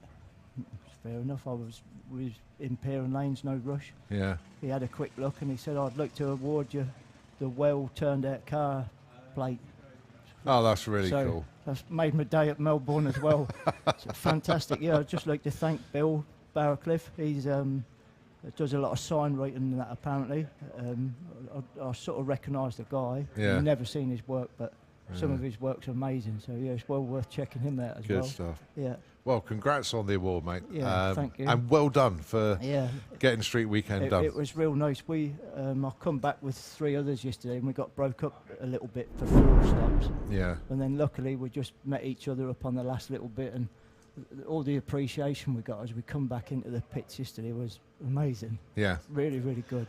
Yeah, I got not to say coerced into it, but I kept hearing all this cheering from the camp. I thought I'd go and see what's got. I'll join them for about an hour. Yes, yeah, because everybody come back in dribs and drabs, didn't they? Yeah. But that was real nice to ride in with Arnie and Justin in the Rat. That's amazing up the road, and I thought mine was layered, but that's different level. That is. Well, I was just thinking Snake Pass. That was something else that. I did that on my own because on Friday I was one and done and gone. I was well happy with my 10:21. Oh, you were. That was a cracking run. So we left at 11:45, and we was 6.5 hours on the road to EDA, Ben's at Castleford, and we took it like nice and steady. The M1 was a nice ride. Not mega busy with traffic, so I was really pleased. And the Snake Pass was hard work in the pot, but well worth driving it. Oh, brilliant! But so next year, obviously, you'll be doing it again. I'm doing it next year. I'm definitely going to do it. They're going to have to find another commentator for that one. I'm not missing out. No, it's amazing, and the reactions up the road is really good. Brilliant stuff. So thank you very timed much. it well, actually. You can stay for a jet car run now. Have you been up here for a jet before? Only with the smaller jets on the junior dragster day. Oh, right, yeah. I've come with my son and we watched a couple run. Yeah. But well, you're here now, you can't go. Yeah, that's smart. Yeah, the doors have got self-locking mechanisms where the jets run, mate. Then, yeah. Oh dear, brilliant. Okay, whilst the jet car is getting ready, I actually do have to do a bit of a shout out here, actually. Rebecca Parker got in touch. A very dear friend. Kids are here at the track with their grandparents. It's their first time at the pod. So if we could do a shout out, please, for Thomas and Harry Escreet, and they're with John and Rosina. And she wants a big shout out for them. Rebecca, consider that one done. So Thomas and Harry with John and Rosina, big shout out for you. Your first time here at the pod. Enjoy Fire Force number 2. Yeah, we don't get to see Fire Force number 2 that often. I think I always rely on Sean Bowe for the information on this, but I think it's about since the Festival of Power when they had that huge jet car jamboree, if you like, where Martin got all the jets out. We haven't seen Fire Force 2 since then. He always runs Fire Force 3 and then the dragster, which is Fire Force 5. Did a checkout pass last night to wrap up our day here. Yeah, it's a little bit different.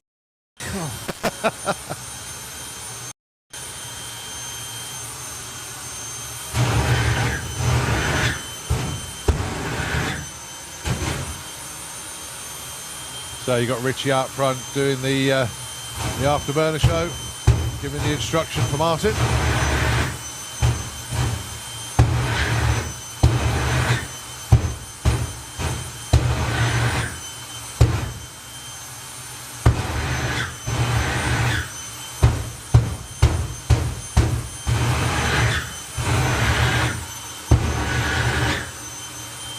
So Richie now gives Martin the signal to wind that turbine up even more. The engine comes from a Sikorsky Skytrain helicopter.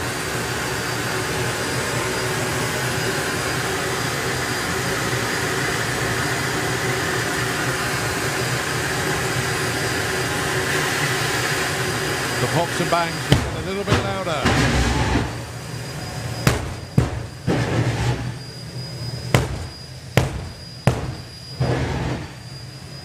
That's as fierce as ever. That really is. We thought Fire Force 3 and 5 were used to, and then he's now got Fire Force 2 doing the same.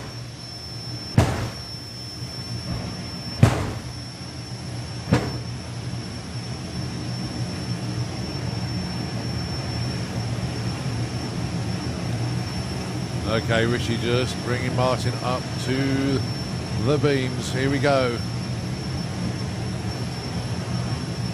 Show your appreciation, wave your arms in the air. Here we go with Martin Hill, Fire Force.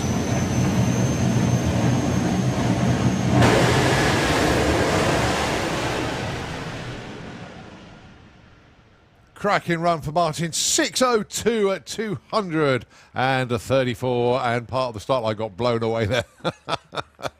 Brilliant run, absolutely superb. So close to a 5 actually, but very, very tidy run indeed. 6:02, 234. That's a bit of a different viewpoint for you, Mark, wasn't it? Amazing. I knew the tower rocked, but I didn't realise it moved that much. It does, mate. It does. Thank you very much. Okay. Appreciate that. Thanks No for worries. a wicked weekend. No, I'll definitely be back. Yeah. And anybody listening who was in two minds, it's got to be done. It's superb. Yeah, as I say, I think the injury is going to explode next year. Oh, We thought, well, when they first announced it, I thought, well, if we can get 16, that'll be good. 80 plus. Yeah. Mad, Yeah. but we love it. And to be fair, I think because I left early on Friday, I didn't see many Friday. See Thomas in the 3 minis, that's about all Yeah. really. But the ride home, I waited a bit longer and we had some good company. So Good yeah, stuff, mate. Epic. You'll enjoy it if you do it. Oh, yeah, yeah. Stories for a lifetime Yes. there, mate. Well done. Thank you very much. Thanks ever so much Appreciate indeed. that. Mark Bracking, one of our contenders and competitors, if you like, in our street weekend. He's had an absolute blast, and congratulations on the award. Thank you.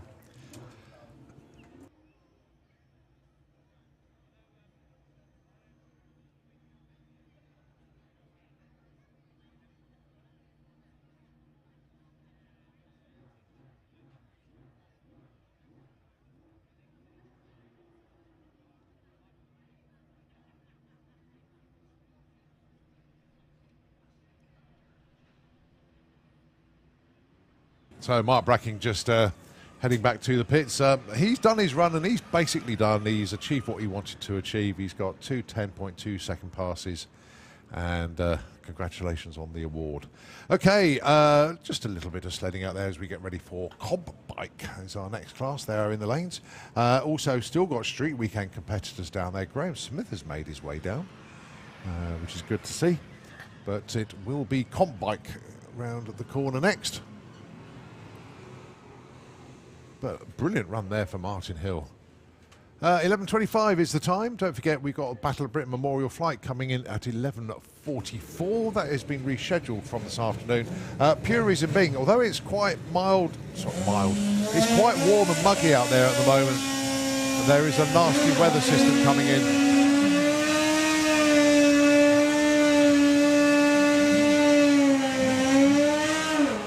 And when the Battle of Britain Memorial flight rescheduled because of the incoming weather, you know it's not going to be too clever for us.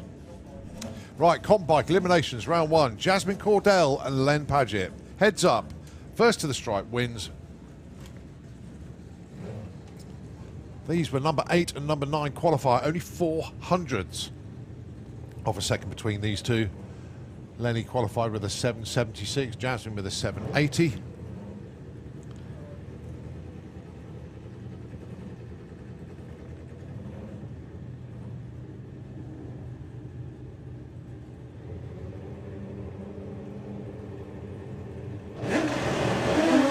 Both off the line very nicely indeed. Lenny just pulling away. And it will be Lenny at the stripe. 7.67 to a loser, 8.35. Well done, Len.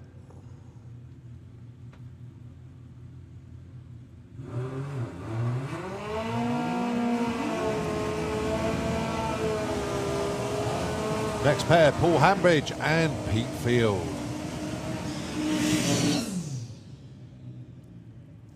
So the silent assassin machine of Paul went 7.48 in qualifying. Pete Field 7.89. Pete's still developing this bike, but trust me, when he's got this fully sorted, this machine will fly.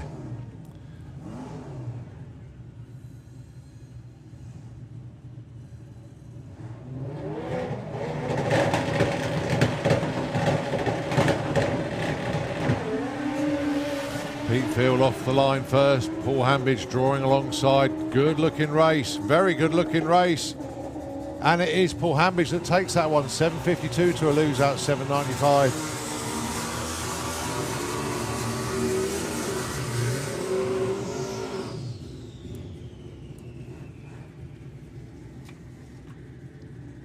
Next up, Graham Dance taking on Chris Neary.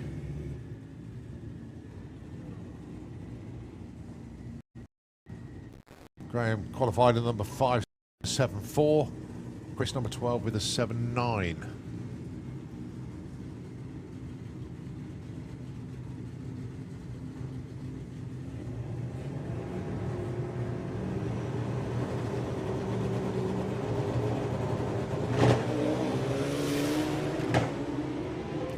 Well, Chris certainly off the line first, but Graham Dance going to get to the stripe first with a 7.35. At 196, Chris, and 8.18 at 174.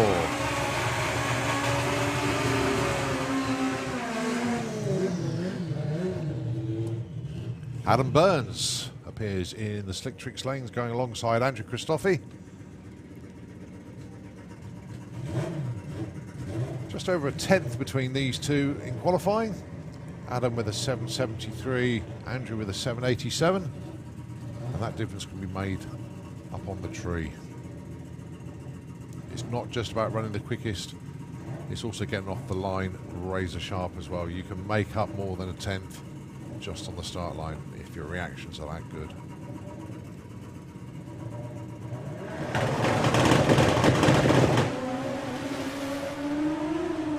Both away well.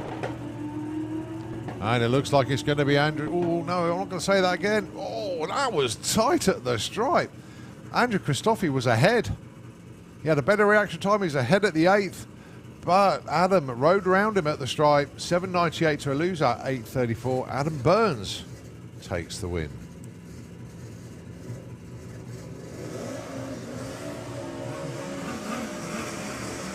So 7.98 beats an 8.34.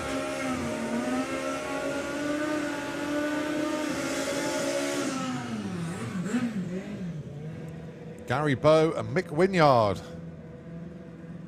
Gary 7.24 in qualifying, 8.06 for Mick.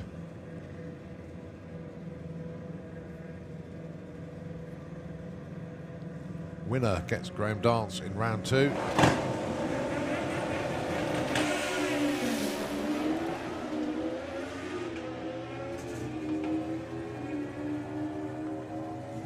Gary Bowe takes that 7.14 at 202. Mick goes through there with an 8.20 at 177, but it's Gary Bowe into round 2.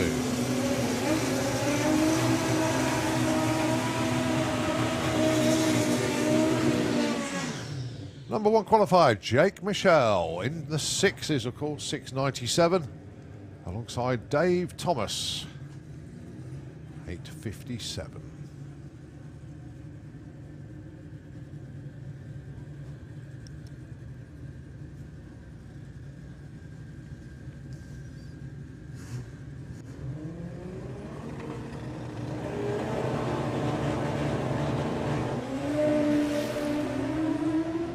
.25 to 60 foot for Jake. At the 8th, he's 4.67 at 169, and at the stripe, 6.99, 210 miles an hour. Good run there for Dave Thomas, though. 8.10 at 179, way quicker than he went in qualifying. But it is Jake that is through to race Len Paget in round 2. 2 pairs to go. Dave Smith and John McLean.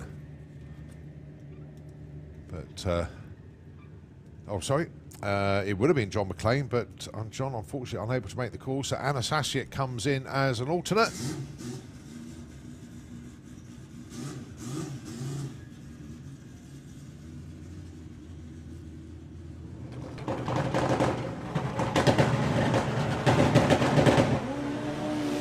Anna away first, but Dave already gone past. Nice 200 mile an hour pass there for Dave. 2:03.33, got there 7.35. Anna goes 8.61, which I think was her best run of the weekend. But Dave through to race Paul Hambidge in round 2. Last pair then, Mark Dainty and Sean Mills.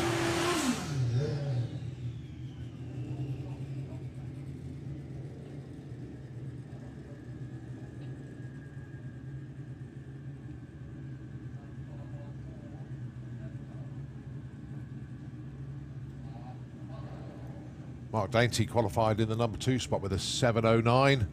Sean Mills, 8:47. We know Sean can go quicker than that, but Mark Dainty on the verge of getting into the 6s, and that will be a PB for him.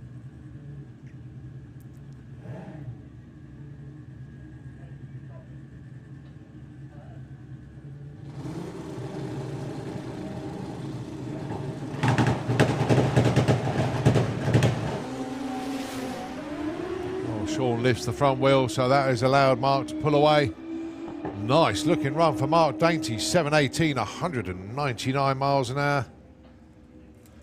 Sean Mills, 10:91 at 1:30. So, comp bike, round 1 completed. Round 2 matchups, Jake Michelle taking on Len Paget. Gary Bow and Graham Dance, Mark Dainty and Adam Burns. And it'll be Dave Smith taking on Paul Hambidge.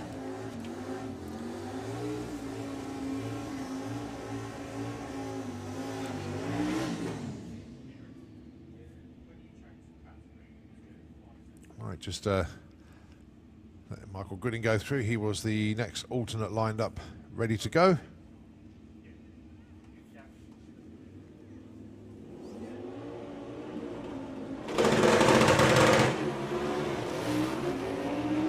Carries the front wheel nicely there. And well, problem for the bike just as it went past 1,000 foot. So it pulls it over to the left-hand side, still goes through 11:32 at 75 miles an hour. We'll take the first exit as we get ready for some more street weekend machinery, and it is the BMW.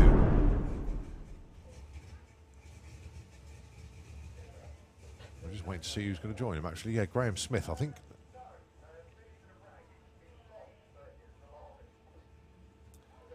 Oh, a little bit of a concern, actually, in the Kestrel lane.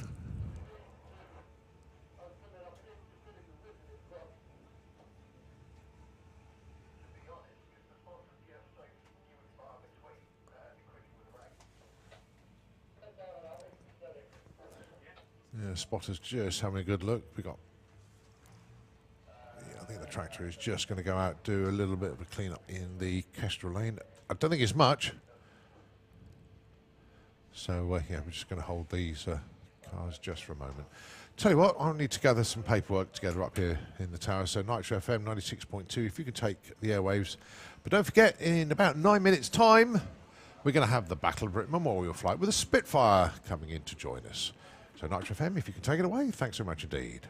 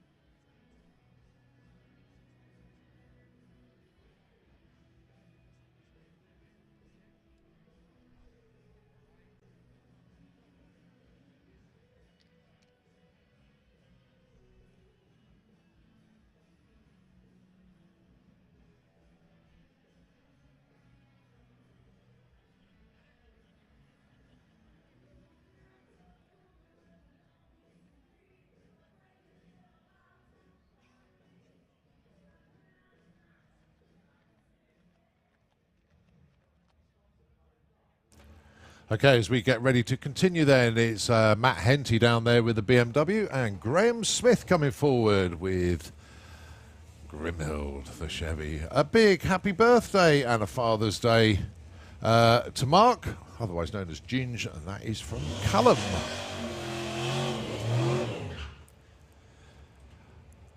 Well, there's been some stories from Street Weekend, and this is one of them actually. Graham Smith, my word. They ended up back at EDA last night doing an oil change. I don't know what time they got here in there. It's about 3 o'clock in the morning, I think they got back to the pod. Managed to get a little bit of shut-eye, but this will just finish off their challenge as Graham Smith gets that Chevy going A to B. And he goes 9.6 at 143. You can take a breather now. Well done. Matt Henty goes through with a 12.21 at 113 miles an hour. Very nicely done indeed for Matt. That was his quickest run here. All right, more stories to come. And there is a brilliant story to come, trust me. The next pair. Graham Cook and Rhys Griffiths.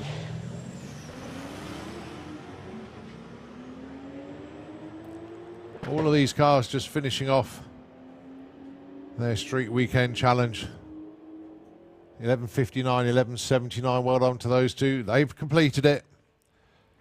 A run at the pod, and then a run up at York, and then a run at the pod again, and they have to drive between the two tracks. And getting their runs in today was the final piece of the jigsaw. Right, we move on to 8.50 bike. Eyes skywards, don't forget, in the next 3 minutes as the Battle of Britain Memorial flight will be coming in. And that is rescheduled from this afternoon due to incoming weather. So here we go then, 8.50 bike eliminations, round number 1. Due to an odd numbered field, there is a bye in round 1, and that goes to the number 1 qualifier, which is Craig Wright.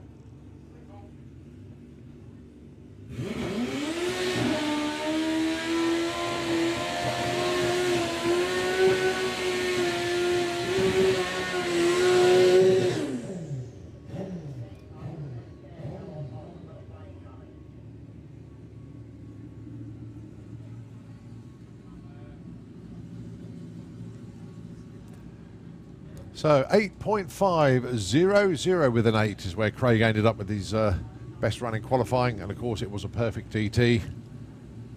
So he gets the number 1 spot, and he gets a bye into round number 2.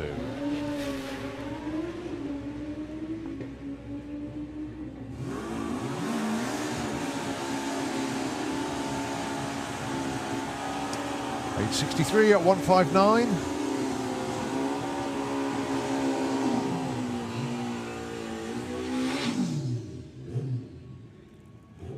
Right, now it's races. It's Johnny Hines taking on Ian Critchlow. Johnny went 8.504. He was number 2 qualifier in the end. Ian Critchlow went 8.53. Goes to show how tight it is. It could be easily won or lost on the line. Spitfire due in imminently, and here it comes actually, just from behind the grandstands. As it flies overhead.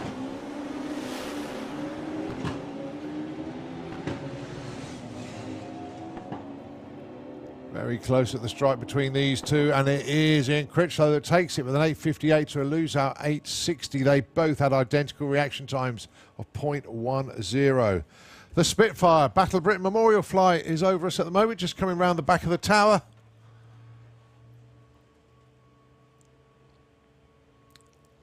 We'll now level the wings and basically go straight up the quarter mile. Just banking slightly left, lining up.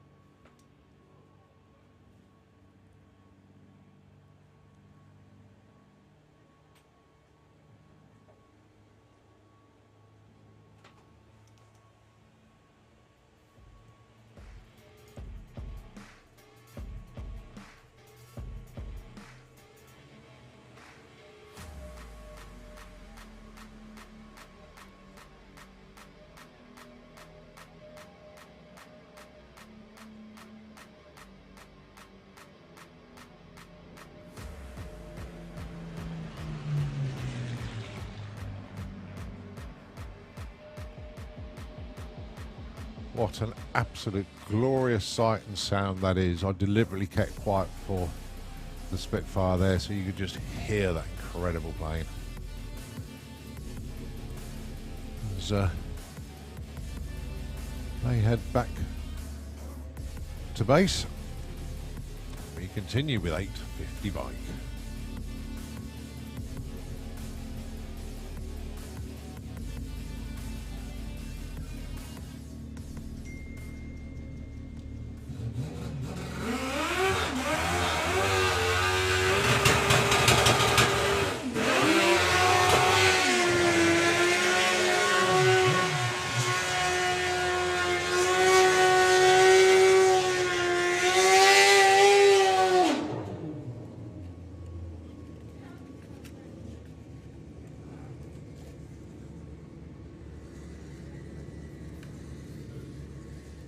Well, thanks ever so much to Polly. Told me it was a Hurricane, not a Spitfire. Well, Battle of Britain flight must have changed their mind, so I didn't really look closely. We were told a Spitfire was coming in, but there we go. Right, J. Rowe, Keith Wright.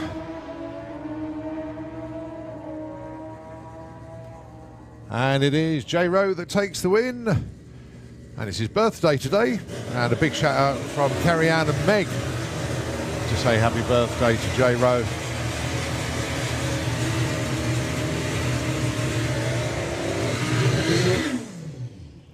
Jay taking that 861 to lose that 876.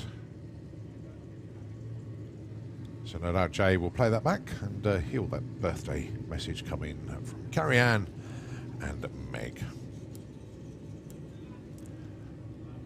Dan Dieth, Brad Head, your next pair.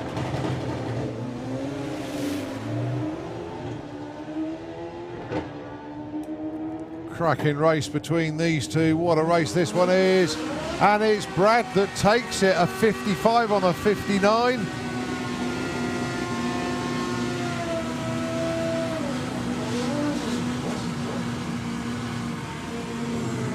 Cracking race that. Dan Dieth was 0-4 off the line, but Brad was 0-2. God, they both wanted that. That's the only way you're going to beat Dan, is that's on the tree. And Brad did a brilliant job of that. Well done.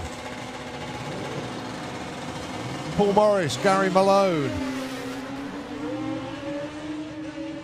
Gary out in front. As long as he doesn't break out, he'll be through. Yep, 880. Nicely done. Moves up there for Paul Morris, 947. Okay, last pair. Stacey Reid and Martin Hallett. Stacey ended up in the number 3 spot in qualifying, having held the number 1 spot for quite a while. Then eventually Johnny Hines took the number 1 spot. And then in the last qualifying session, Craig Wright went perfect to take the number 1 spot overall. So Stacey Reid taking on Martin Hallett. There's only a 10th between them in qualifying, but anything can happen out there. We know you can win or lose off the tree. Both away well. There's a pick and choose one. It is Stacey with an 858 against a loser 864. So it'll be Stacey Reid that goes through. Matchups for round 2. Craig Wright takes on birthday boy J. Rowe. Stacey Reid takes on Brad Head, and it'll be Ian Critchlow taking on Gary Malone. Right, the story, perhaps, of stories for these street weekend teams is this one. And just to go A to B for this car, you've got to will it on. They were basically still at Melbourne at 5 o'clock this morning. They rebuilt the whole engine. It was just insane, the amount of work that this team have gone through, and all they need to do is just cross the line at the stripe to finish street weekend.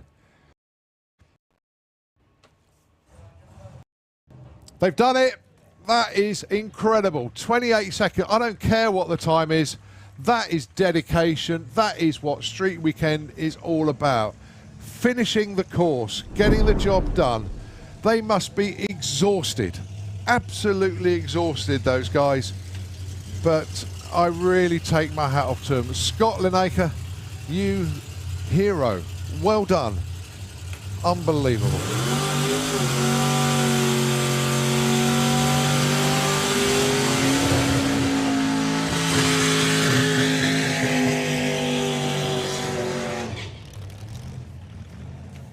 I really do take my cap off to those guys. That was that's part of the story of Street Weekend. Right, next up it's the 100Es, and it is Tim Evans and Paul Lawn. Yeah, also Dave Rushforth telling me it was the Hurricane as well. Yeah, they did. We were told it was a Spitfire. And I was just, there's so much going on, I didn't look at it properly, but yeah, it was the Hurricane.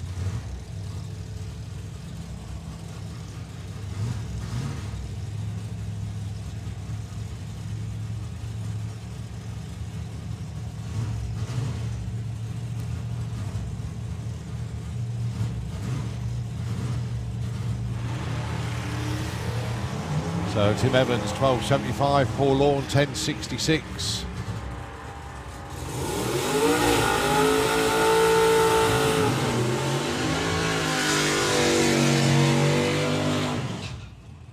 $12.82 and a $10.99 there. Tim Evans gets there first.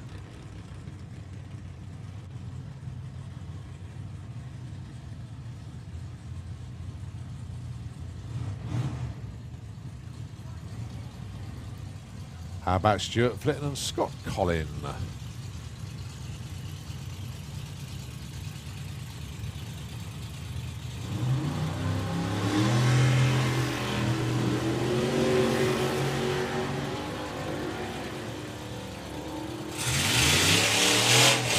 So Stuart looking for a 10.52, gets a 10.58.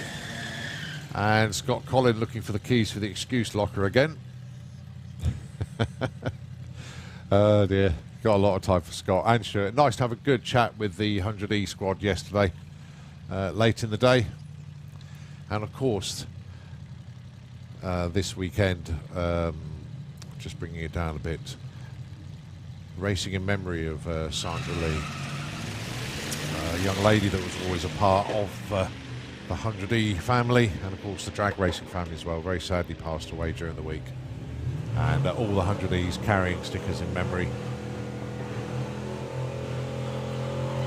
13.25 there from Art Wade. Dave Mott goes through with a 13.41.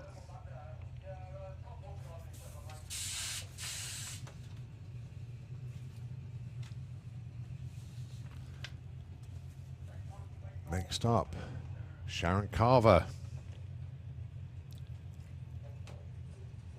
And I still haven't got a name for the other car.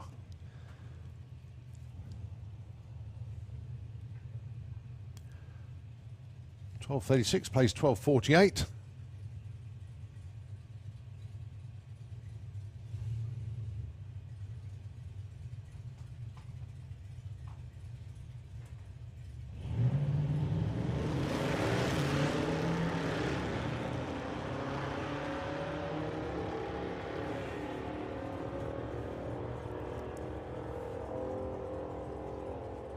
$12.46 and $11.72. Blimey, Sharon, that was a bit of a move on up from $12.36.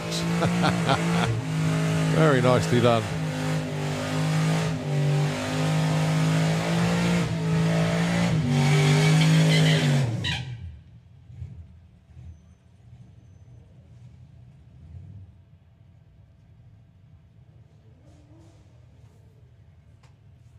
Matthew Stanley. He's dial in 12.30. I can go quicker. They don't mind if they do.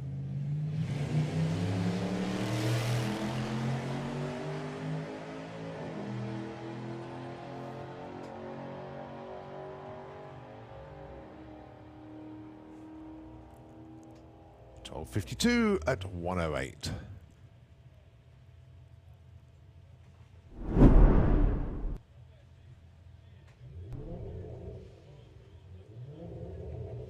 Right, more Street Weekend races here. You've got Abby Unsworth and Ray Beaumont.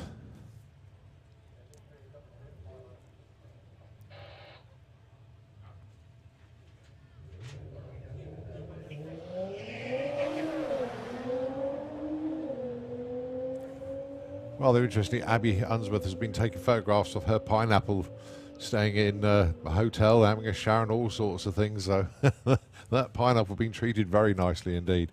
Ray Beaumont goes 10.97, Abby goes 15.04.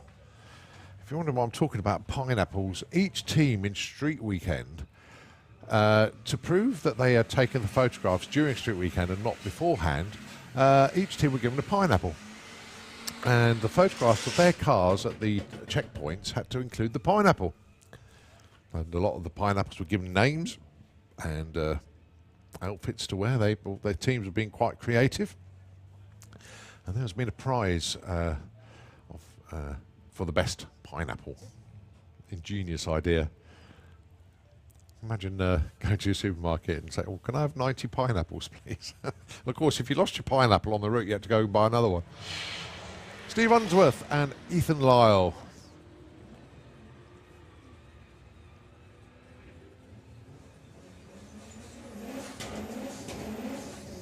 Ethan goes through there with a 12.84. Steve Unsworth, 15.80. Next up then, John Billy Parker with the Daily Dirty. And Tom Barnes from 1320 Mini. Proper Mini specialists. And if you've got a Mini, you want to go to the best place to get it sorted, these are the guys to go to. I know that because when I had my Mini, that's where I took it. I'm not saying they will tune it to run 11-second quarters. I can if you want them to. But just goes to show how good these guys are.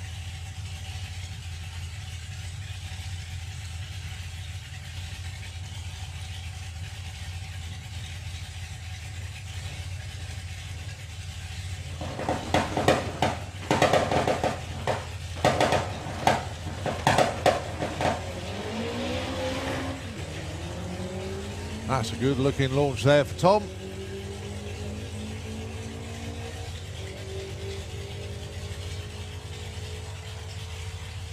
$11.61, they'll take that one. Very, very nice run indeed. John Billy Parker goes 13.88. But Tom Barnes, he went 12.30 here on Friday. He's gone 11.61. What a difference that was. That's really changed the order actually for front-wheel drive. Obviously, the final results will be worked out, but Tom has really put a run in there. Nicely done, sir.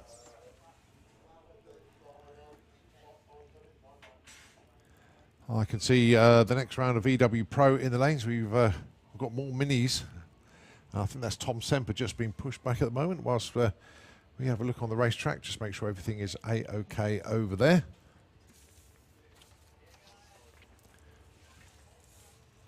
So we'll just get the ladder sorted out, get ready for the second round of, oh no, first round of VW Pro actually.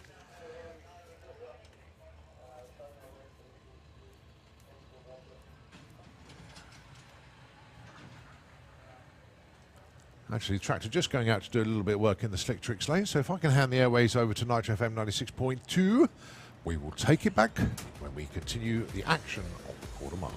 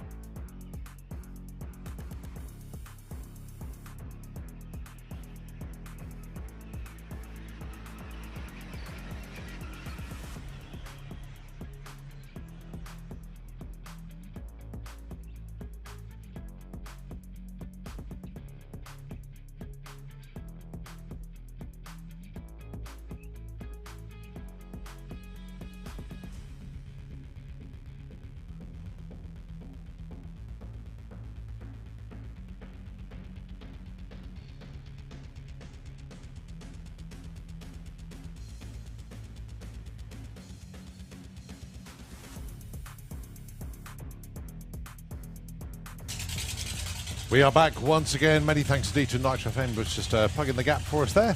And of course, our track crew, our amazing track crew, keeping on top of everything's out there. Right, we look down to see it is the Vermin's Diner Rat Rod of Justin Woolner. Just imagine this just for a moment, folks. You're going to a nice countryside retreat where you can hear the birds singing and maybe some farmers are just doing some work, and then you hear this thing coming up the lanes, roaring away, all the birds are running away, flying away. Is the Vermin's Diner Rat Rod of Justin Woolner. He's completed Street Weekend. Obviously a run here Friday, drove it up to Melbourne Raceway, a run there, then back here, and he's in the 9s, a 9.97. Tom Semper, great run for him as well, 12.50. But this is what makes Street Weekend just so good.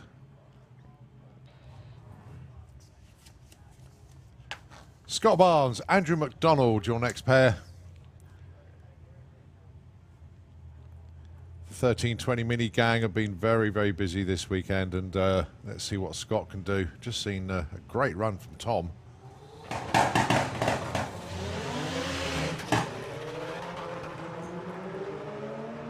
I guarantee you 1320 Mini will be back next year. 11.99 at 123, and Andrew McDonald goes 14.01 at 107. I think the guys are happy. Yeah, they're happy. Well done, Tom, Scott, the whole squad from 1320 Mini. What a weekend for them. They've achieved it. They got all three cars out, all three back, all running well. Great numbers from all of them. And they've completed it. Next up, Paul Carlin with the Reliant Scimitar. Way quicker than when it was originally built.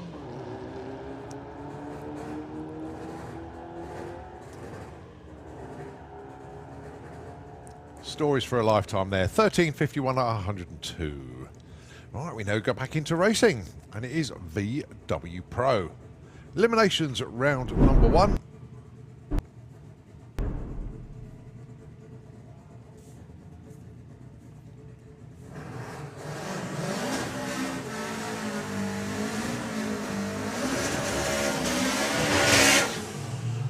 Dave Crowhurst and Ed Keach, your first pair.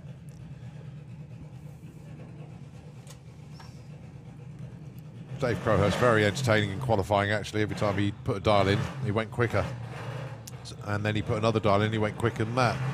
Then he put a big change in and he still went quicker. So he ended up putting in a number that he couldn't achieve just to get the one the right side. We ended up with a 9.39 going alongside an 11.95 best from Ned Keach. The dial-ins then, a 9.35 for Dave, 11.95 for Ed. So the Golf will lead first. Ah, but it's got a red.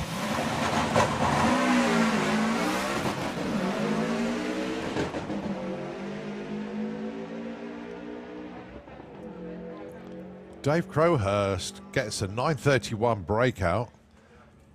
That was a bit of a weird one, that.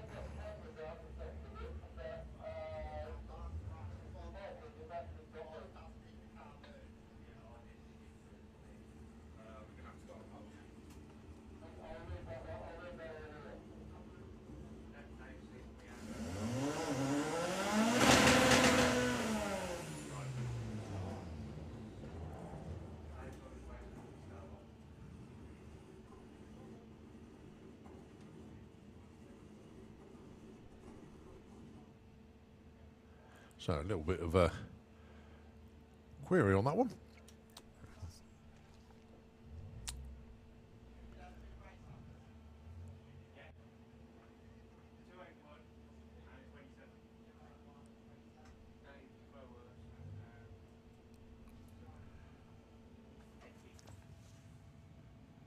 So next pair coming up, we do know. Can also see Gasser Circus there in the lanes ready for their first round of eliminations. but obviously we are in VW Pro at the moment.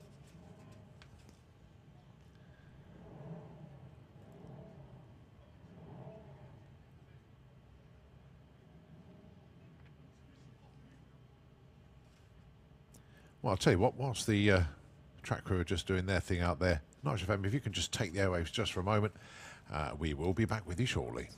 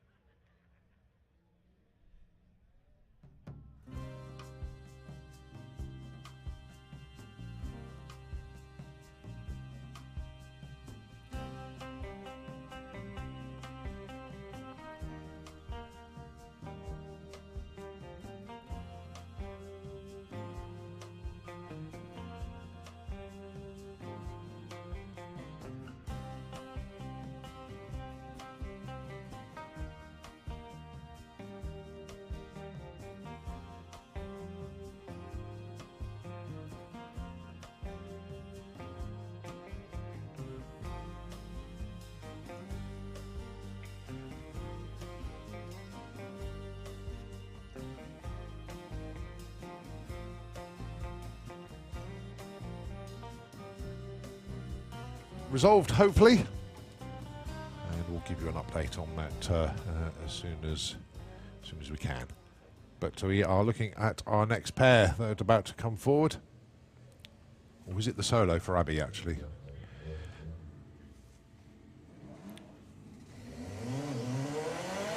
No, it's Danielle Copping going to be taking on Graham Fairhead. Darlings then, 10.70 for Graham, but Danielle will be leaving first, 12.25.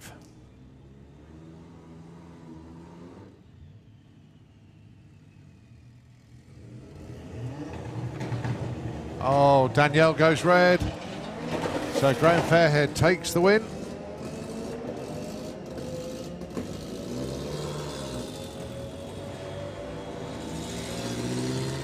.78, 11.09, numbers irrelevant. The red light told the story.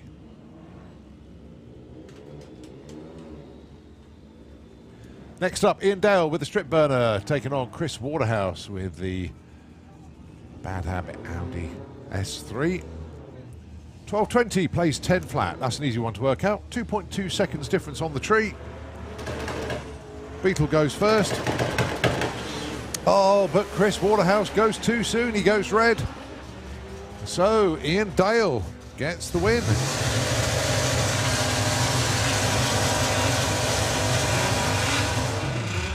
.10.48 and 12.63 the numbers, but the red light on the tree in Chris Waterhouse's lane gave the win to Ian. Jake Fronda with Ninor 2.0, the Golf van, alongside Jacob Bailey with the Jet R. 11.40 for Jacob, 12.05 for Jake with the van. Certainly one of the more interesting vehicles you'll ever see.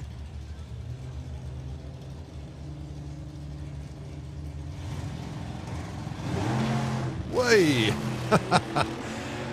And Rob Judge, the man behind the wheels there, they're actually happy about that. They finally got a wheelie. Oh, and he breaks out. 12.02 on a 12.05, despite being on and off the throttle. 16.08 takes the win for Jacob. He didn't expect that. But Jake Fronda, probably Rob Judge is going to have to make some wheelie bars now. So that'll be back to the fabrication shop to get those done. But Jacob takes the win, and Jake has the memories. Right, this is Abby Tether, #1 qualifier, and she gets the bye run.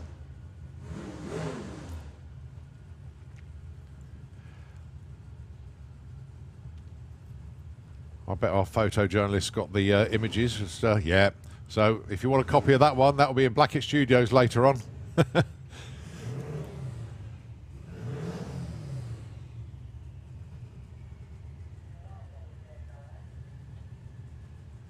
So, Abby Tether, #1 qualifier. Because of the odd-numbered field, she goes into round number 2 with a bye run.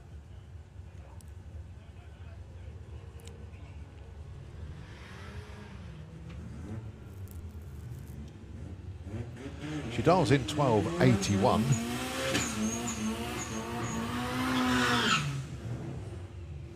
And she gets a 12.78. Next up then, James Hodson taking on John Brewster. It's the Beetle against the Golf.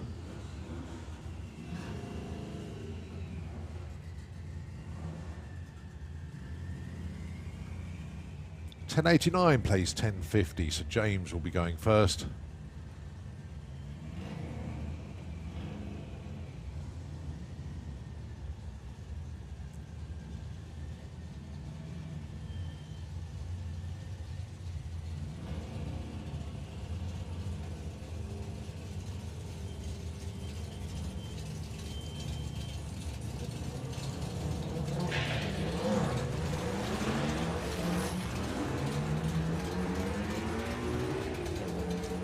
Oh, James Hodson way out in front. And takes the win with 11.14. John goes through there with a 12.19. But it'll be James that'll be racing Abbey Tether in round number 2. Right, we move on to Gasser Circus, round 1. What a phenomenal qualifying session from Gasser Circus yesterday. The amount of people that ran bang on their dial-ins was exceptional.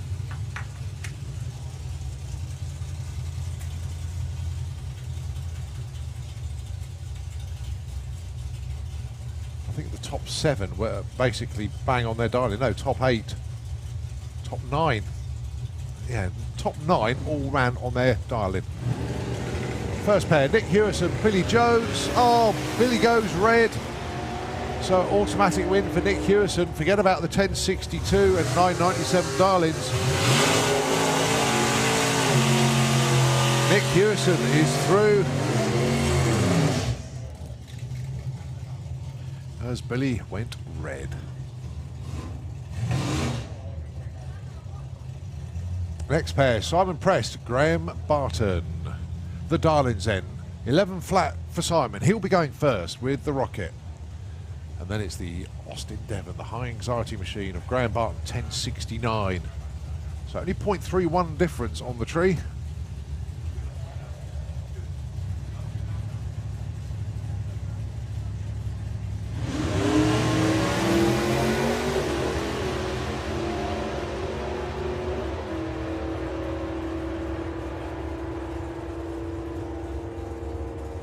.11.08, Simon Prest takes the win. He also had a 0.1 light, so he had advantage on the tree as well.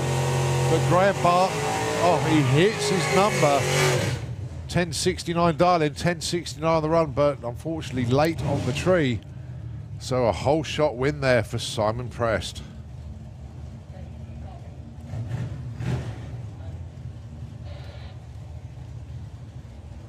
Jason Hollenby and John Gibson, your next pair.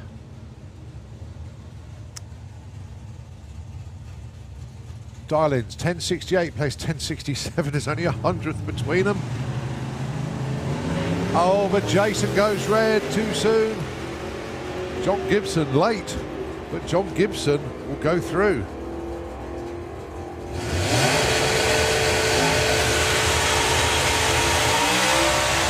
.1088 and 1087, the numbers irrelevant. Jason Hollenby went too soon.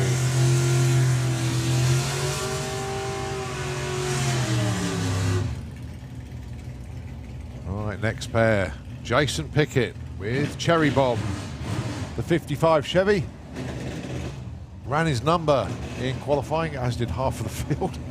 Going alongside the Identity Crisis 64 Dodge Dart of Brian Gibson. Brian will be going first, 11:44. Jason Pickett will be doing the chasing in this one, 10:92.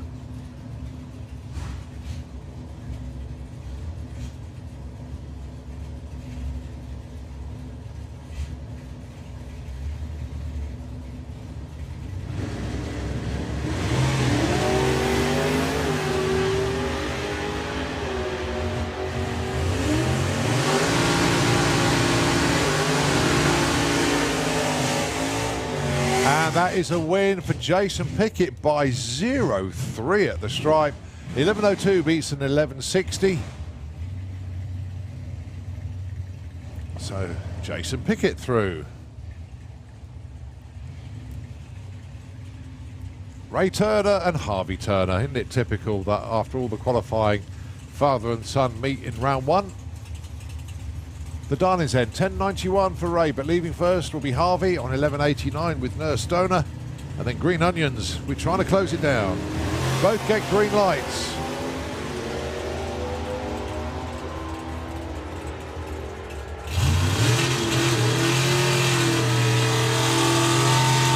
And it's Harvey Turner that takes that one. An 0.1 light as well from Harvey compared to an 0.8. And it was a 12 flat. Beats an 11.05. So well under Harvey. Well, no gifts on Father's Day there as the sun goes through. Sean Milsom and Steve Matthews both ran their numbers in qualifying. It's just that Steve ended up number 1 by being the closest to being perfect. And they both stick with the numbers they ran best in qualifying with. 10:03 and 9:64. Sean Milsom going first. Oh, but Sean goes red, so Steve Matthews gets the automatic win. Sean Milsom was only 009 red. Steve Matthews goes 9:68 for the win. But that was already determined on the start line.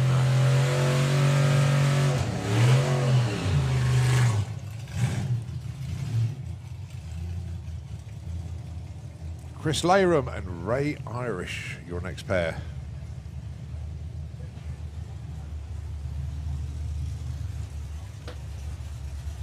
Chris dialing in 1060, Ray 1005, Chris going first by 0.55 of a second.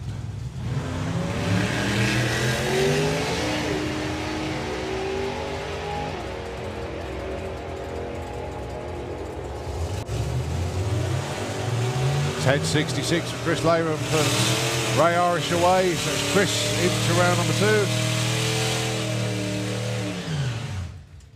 Right, last pair. Adam Krasinski taking on Simon Glenn. Oh, no, there's a problem for Simon. Yeah, loads of fluid coming out from underneath the car. A lot of fluid. Can't see what it is, unfortunately. So it is a solo for Adam. And unfortunately, because the burnout had happened, couldn't get the alternate in. Oh, he'd been sitting waiting patiently there. So Adam Krasinski on his own, looking for 11.23. Gets 11.39, so Adam is through. Well, commiserations there to Simon Glenn. Going to be Nick just running through. He was the first alternate in case anybody couldn't start up in the lanes, but oh, shame for Simon, he couldn't take the run there into the straight shooter.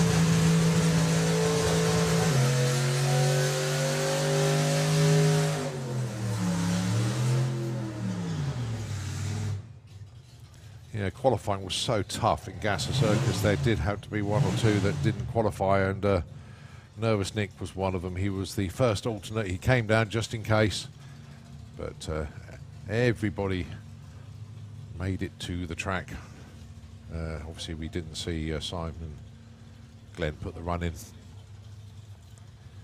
So matchups around number 2. Going to be Steve Matthews taking on Jason Pickett. Chris Layram taking on Harvey Turner. Adam Krasinski taking on Simon Prest. And it'll be Nick Hewison against John Gibson. Nick goes through with a 12.25 at 118. Right, we've got bikes in the lanes. We've also got VW Pro rerun between Dave Crowhurst and Ed Keach. They are in the lanes.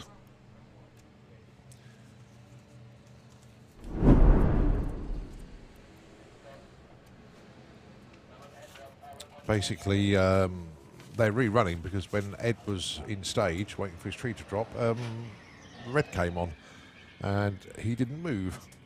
So they just checked the timing system, checked the staging beams, I should say, and a rerun was declared. So that's why those two are back in the lanes. Quick turnaround for them. But we've also got ET Bike in the lanes.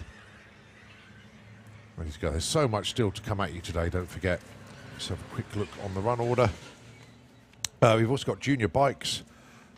They should be down there as well. Yep, I can see them there. So we've got Junior Drag Bike, ET Bike, and the old school Stockers will be about as well.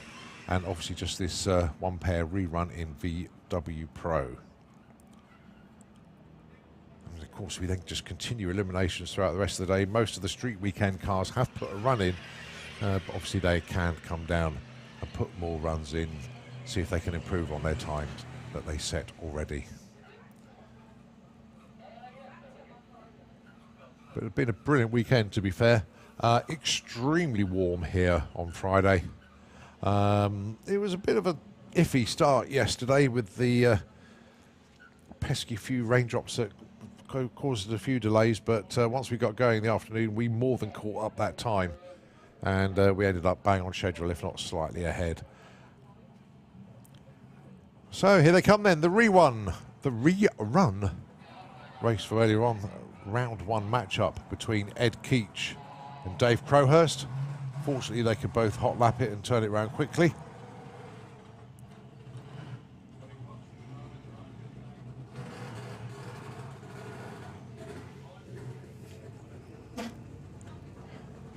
What's quite interesting with that pairing is obviously the beam went red for Ed. Dave Crowhurst did his run and broke out, so what if there's any adjustments?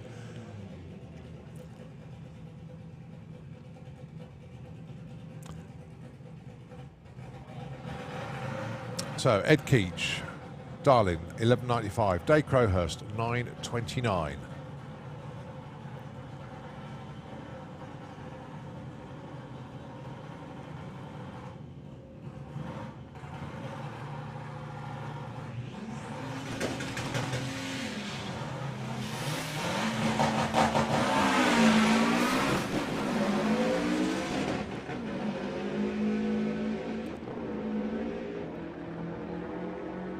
Ed gets there first and takes win with a 12.04, a 9.53 there for Dave Crowhurst.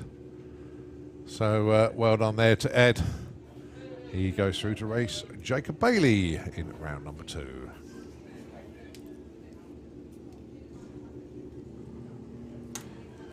Right, junior drag bike, round number 1.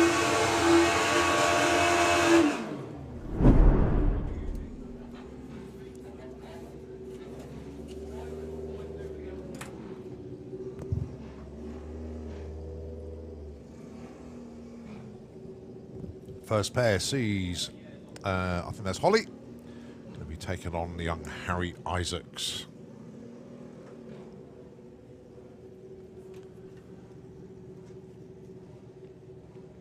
$13.7 plays an 8.5. Number 1 qualifier Maggie Smallman, she gets a bye run. Everybody else gets a race. That's just what happens when you have an odd numbered field.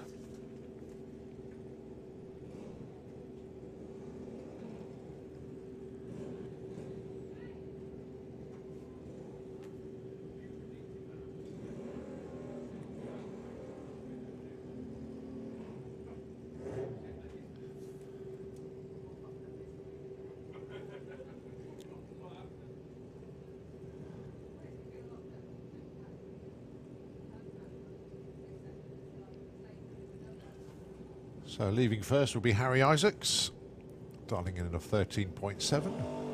Then 5.2 seconds later, Holly's tree will run. There it goes, and off she goes.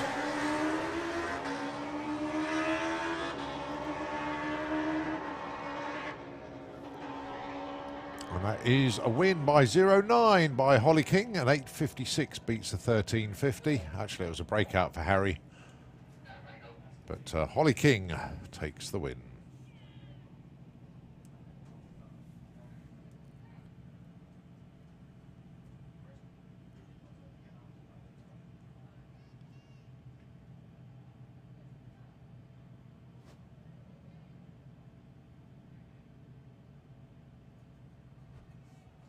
Maggie Smallman, the number 1 qualifier on the bye run.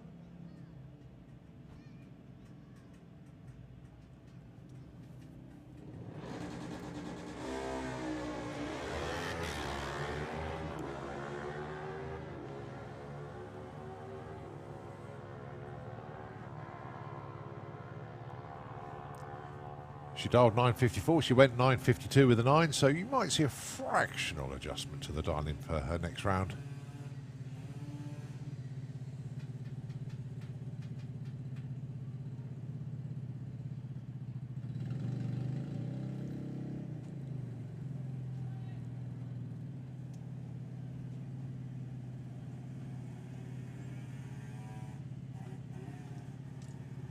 Right, next up, Little John Spud McLean with a Spud missile taking on Brad Morrison. That's fantastic saying the name Morrison. I'm check in on Tjerp, see how they're getting on over there. Of course, it is the Tjerp Internationals. Alan Morrison took his round 1 win. Ross Morrison went 7-0-3 in a lose-out against Morganslund.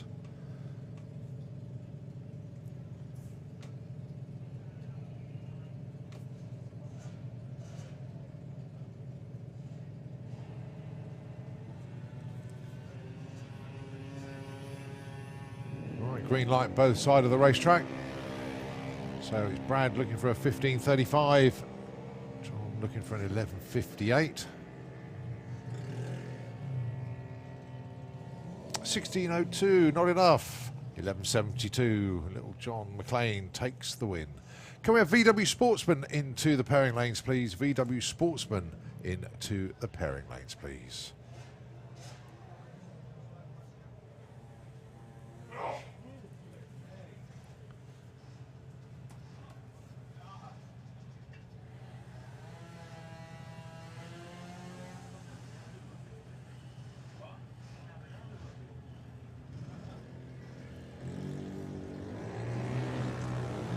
Leo Morrison 11.55, Declan Butt 10.2.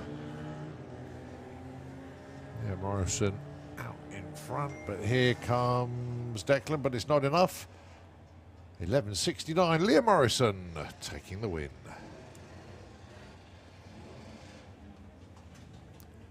Faith Morrison and Grace Pollen up next.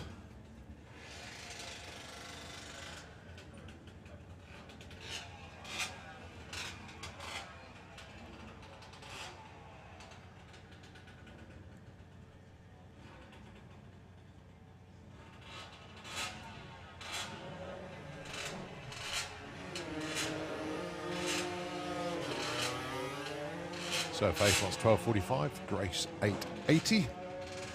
Grace has already gone past Faith.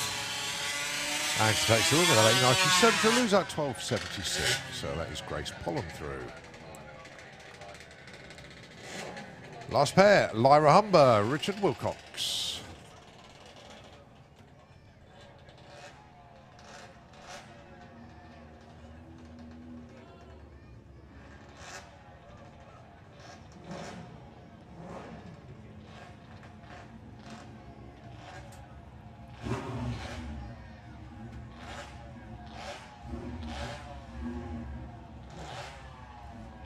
.06 pays 9.30. Lyra going first.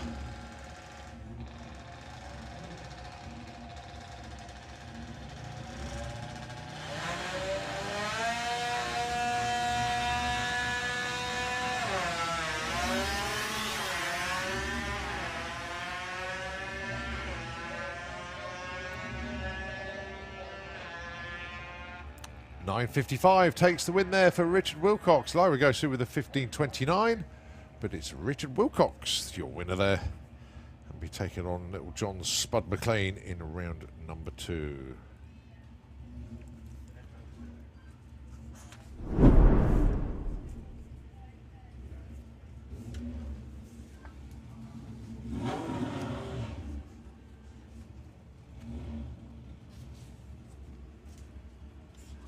ET Bike Eliminations, round number 2.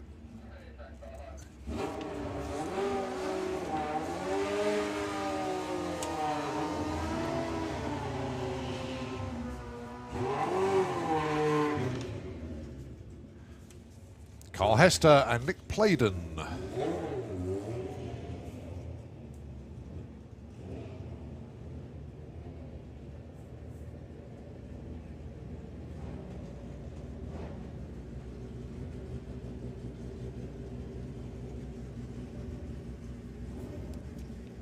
.10.39 plays 10.90. Carl Hester will be going first, and it'll be Nick chasing him down. Green light both sides of the racetrack, so it's first to the stripe will win without breaking out.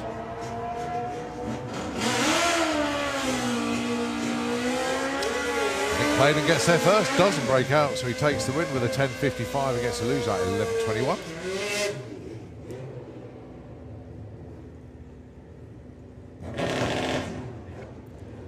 So the be Gary Hester against Brett Cordell. Brett 9:45, Gary 8:80 on the dial-ins.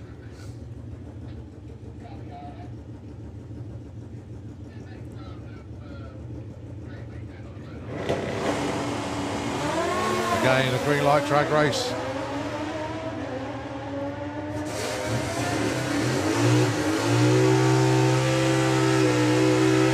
$8.99 there for Gary Hester. An 0.3 light for Brett, but 9.98 performance wasn't quite there on the bike. So Gary Hester is through. Phil Pratt, Scott Collier. Proper matchup, these. Two very, very good riders indeed. Both of them with championship aspirations, fair to say. Phil Pratt, number one qualifier, went 9.00 on a 9.00. He dials again a 9 flat. Scott looking for a 9. And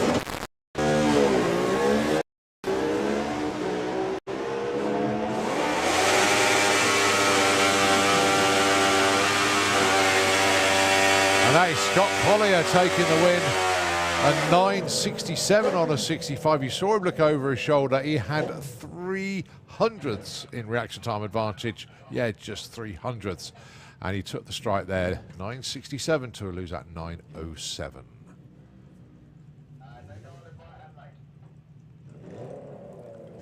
Dave Grundy, Jake Bowden.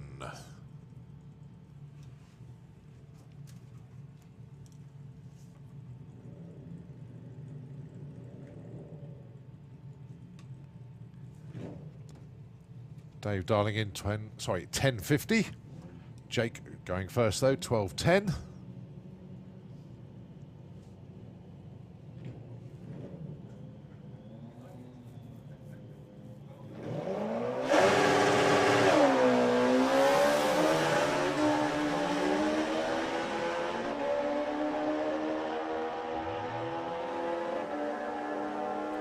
Well, it looks like Dave Grundy's going to get there first, and he does. 10.72 takes the win to lose at 12.42. So now it is Dave that goes through. Right, last one then. Charlie Anasagasti, well, the Kawasaki, got past Blade in round one, so he gets the bye in round two.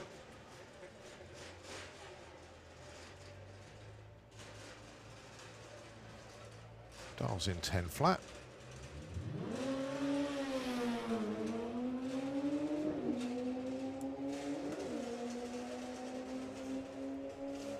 Let's see what he gets. 10.20, 136. Next up, the old school stockers. I can hear them behind me. Got 3 pairs and a solo. The solo goes to the number one qualifier.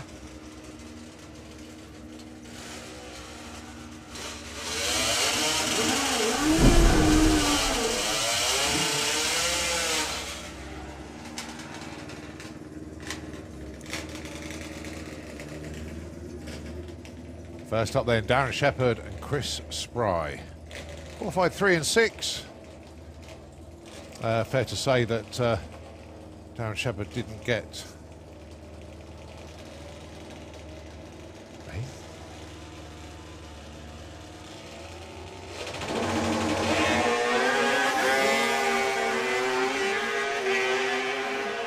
don't think that's Darren Shepherd, actually.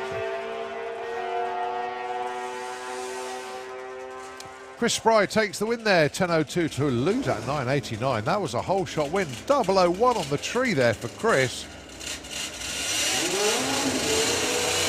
Lovely, lovely light there, and that was good enough to get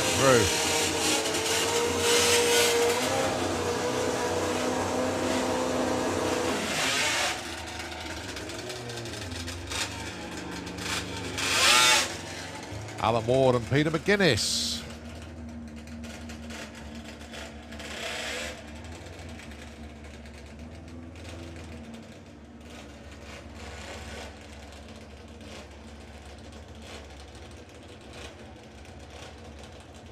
And number 4 qualifiers, these two. Both in the 11s, but both wanting to go quicker. Both capable of going quicker.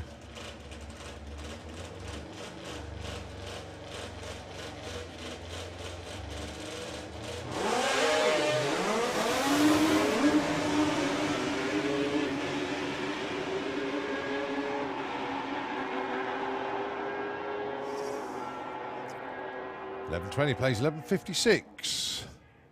Oh, they both did go quicker than their qualifying numbers.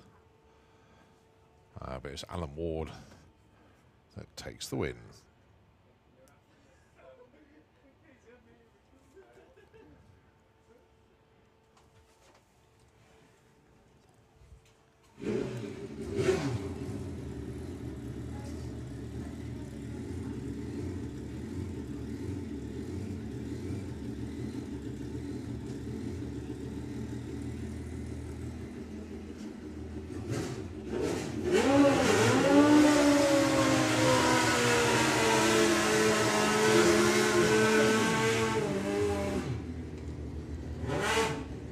Rod Spry and Martin Blight. Rod had a lovely 9.12 in qualifying. He is in the Kestrel beer lane.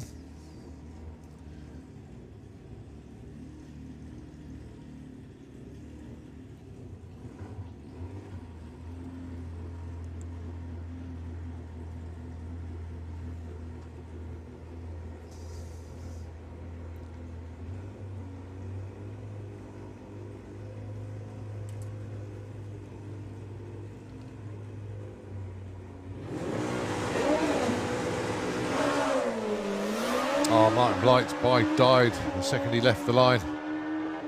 So Rod Spry on his own. 8.98. He'll be happy with that. That's his first 8 of the weekend.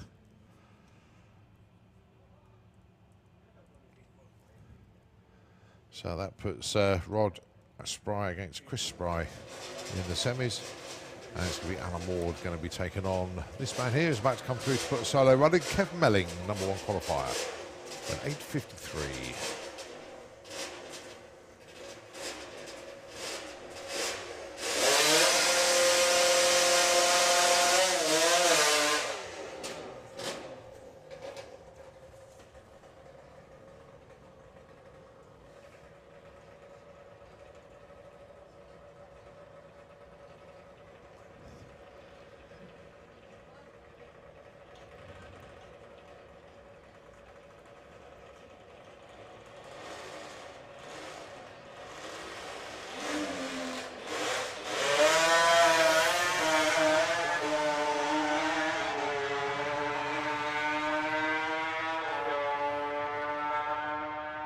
.41, 1:45 there for Kevin.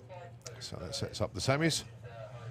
As we go to Sportsman ET eliminations round number 2.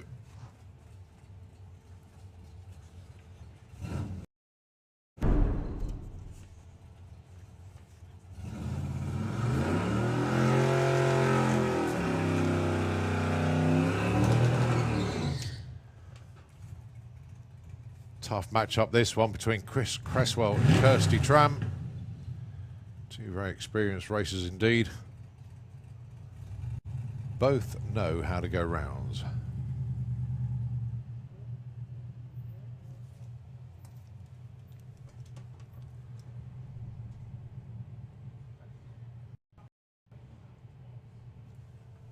.12.03 the dial in for Kirsty Tram. 15.30 for Chris.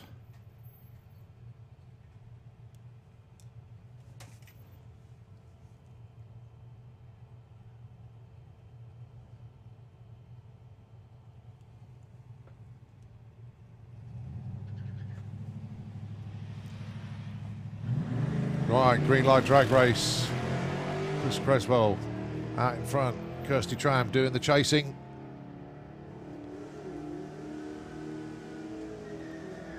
And it is Chris Cresswell that takes that. Kirsty had an 0.3 light. Chris Cresswell had an 0.1 light. 15.34 beats a 12.11. Very, very good racing indeed. Win margin 0.6 at the stripe. But it is Chris Cresswell that takes the win. Next up, Georgina Smith with the Toyota taking on Steve Mellors with the MX-5.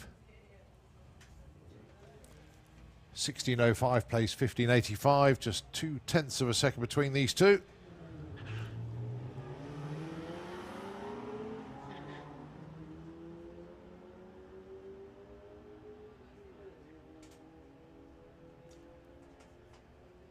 Well, the Hulk is out in front at the moment. Georgina closing in, but is it enough? It's not. It's a 16.11 that takes the win. Nicely judged run from Steve Mellors. Just 600s off his dial in.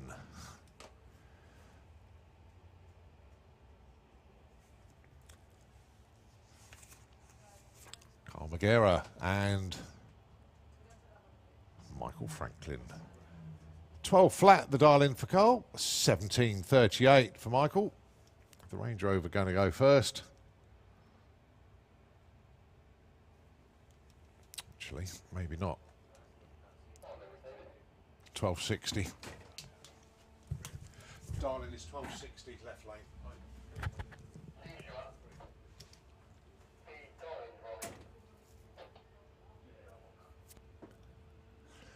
Just change the dial in. It's 12.60.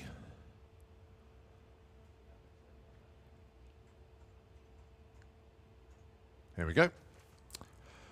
It's well spotted by the driver. When you go in to the beams, you accept the dial in that's on the board. But it's quite difficult to read that, actually. Anyway, the Range Rover going first.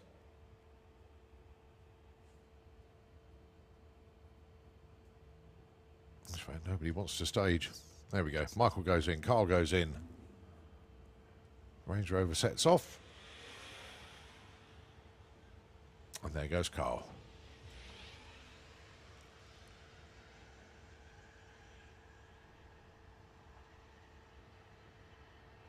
Well, this one's balancing out nicely at the stripe, but the win light goes to Carl with that 12.66. Michael goes 17.50. Win margin 0.12. Well, the interesting thing about that, it guarantees a dual fuel racing car into the final, but because they're teammates, Carl and Steve Mellors will race each other for a spot in the semis where there's a bye into the final. I think that's why they don't become teammates for a moment. James Grew and Ash. Simon's 1580 for the Mont Blanc Touareg. He's got a green light. So has Ash. So 13.35 his target. Can Ash catch and pass the Touareg? Looks like a mountain to climb, literally. Yeah, the brake lights are on. James Grew takes the win. 16 flat against a lose-out 13.40.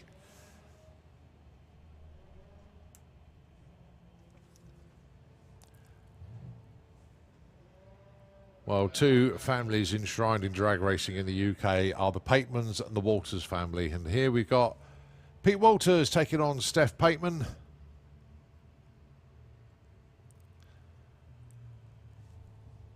Pete 15.9, Steph 13.84. The dial-ins.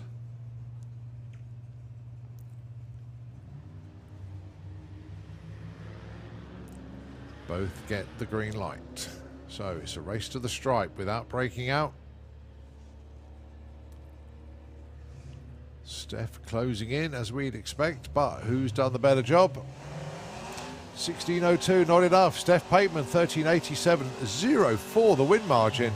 Steph had an 0.8 light as well, but Pete had an 0.3. But the car not quite quick enough for Pete. So it is Steph that goes through. Last pair, Simon Swarbrick and Jago Stokes.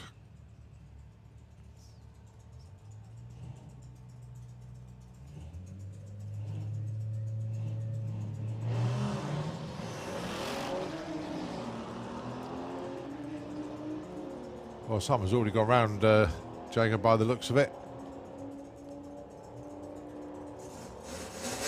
Yeah, it takes the win, 12.37 to lose out 13.28. Simon Swarbrick is through. Right, VW Sportsman.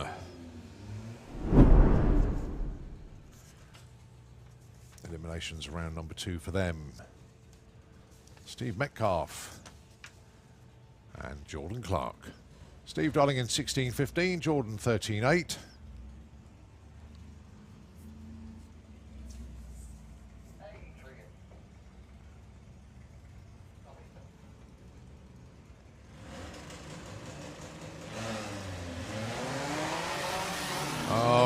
shame for Jordan. He goes red. There's only 0-2 red as well, but a red is a red. So Steve Metcalf goes through. Let's see if he can hit his 16.15. 16.34. Lose out there. Jordan Clark, he went red and he broke out as well. Did everything he could not to win that. But it is Steve Metcalf that goes through.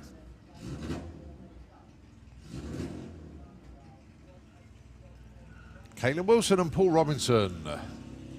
Well, Caitlin's picked her fight here. Number one qualifier, the champion from last year, but then Morgan Wilson, a former national champion as well, but in junior dragster. And, she's now progressed into VW Sportsman here with the family Beetle.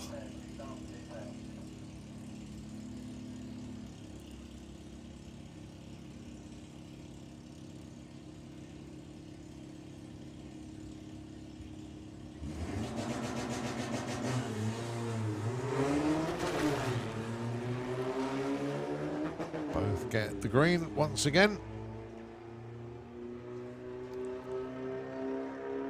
So Paul Robinson in chase mode, definitely catching, but see the brake lights come on, and it is a win for Paul Robinson by 0.6 at the stripe, 17.20 on a 7.15, 17.15, but Paul Robinson goes through.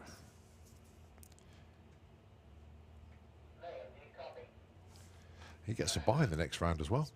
Polly Judge, Philip Jones. It's the Audi TT against the Audi A3.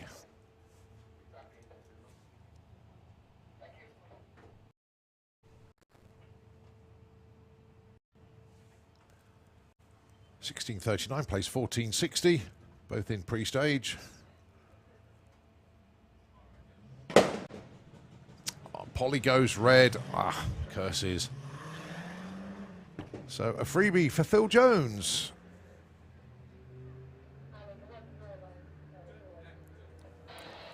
$14.60 was the dialing compared to $16.39. $14.65, that was a good run from Phil.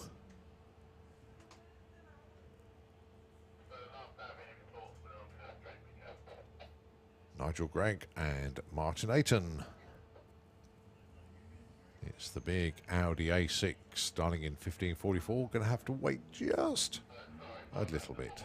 As Martin Ayton will go first, 16.1 the dial in there. Both get green lights, which means they didn't go before the tree ran. Go too soon, obviously a red will appear.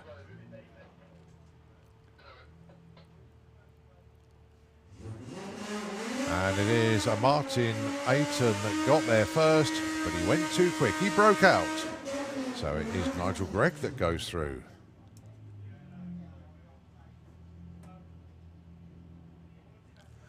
$16.10 was the target. We went 16.08, just that little bit too quick. Last pair, Andrew Bambrick and Jerry Sadler. Andrew dialing in 13.23, but it's going to be Jerry leaving first, 15.69.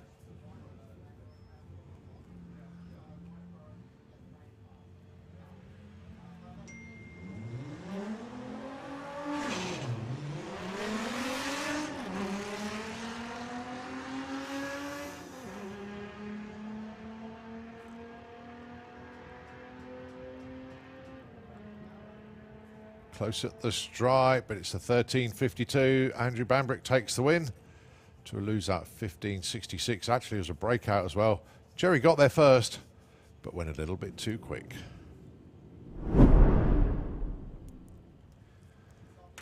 All right, so that's VW Sportsman round number 2 done. More street weekend cars. Putting some runs in now. And that is Joe Elliott and Stephen Giles.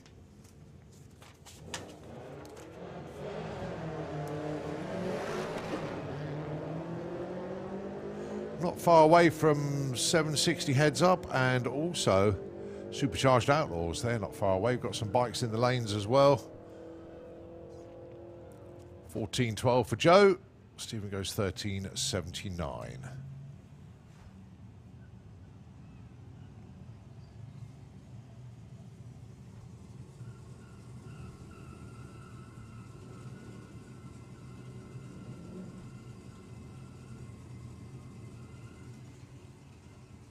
Next pair, Mark Wallington, Jesse Goff. How cool is it to do street weekend in a ragtop 1930s Ford? Perfect. And that's what Mark Wallington has done.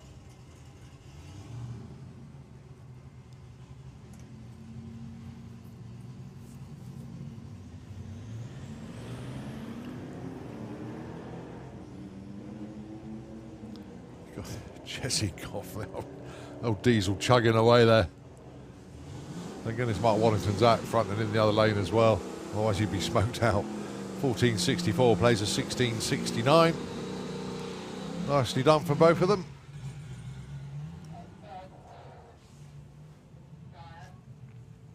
Right, Owen Forrest and Neil Lalute.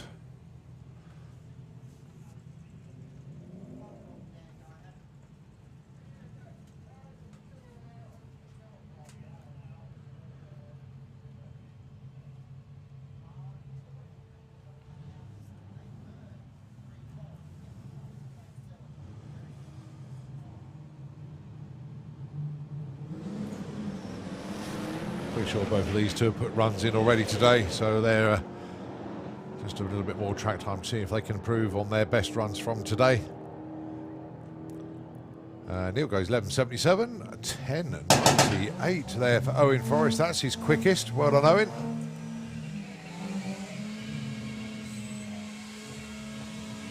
Very tidy run indeed there for Owen Forrest.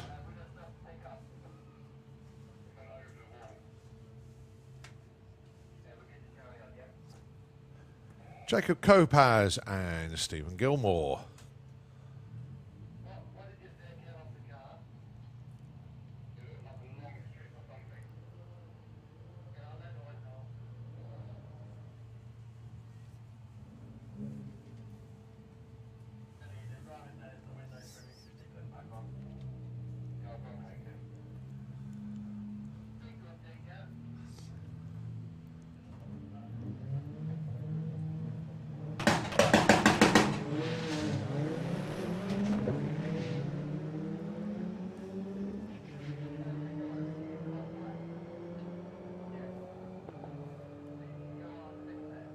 Nice run there for Stephen Gilmore, 12.57. That's his quickest here today.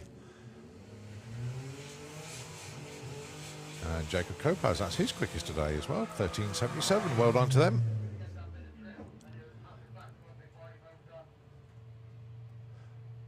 John Marcoux and Dave Woodford. A couple more of our street weekend entrants.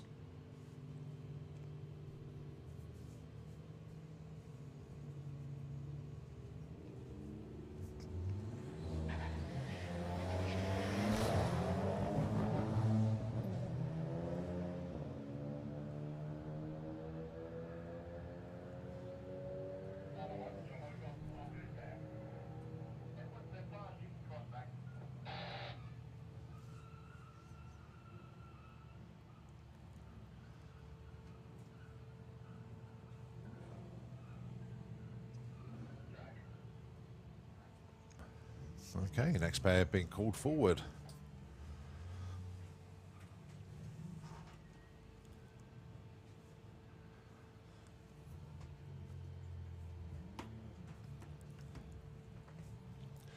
Samir Lukac and Chris Roylance.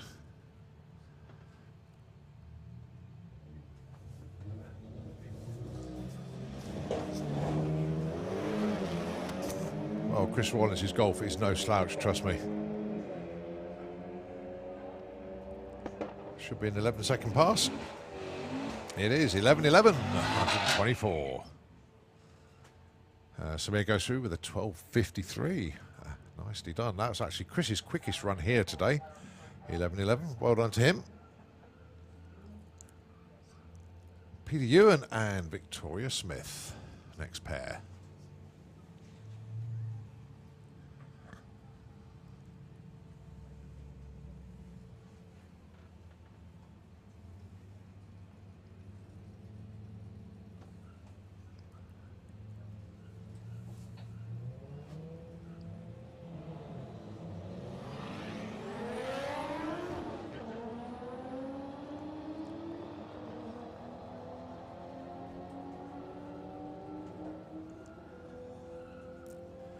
Victoria goes 12.69, 115, 13.68 there for Peter.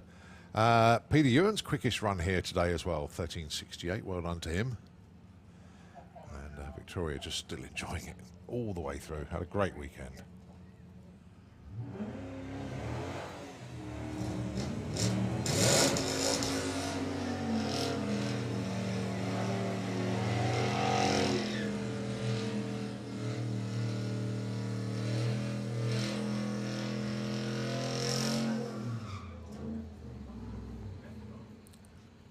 More of our street weekend cars, Reuben Dawson and Pete Smith.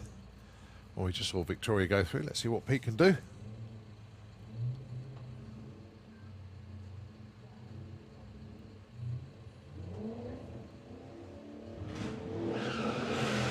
Oh, loads of wheel spin off the line for the Mustang.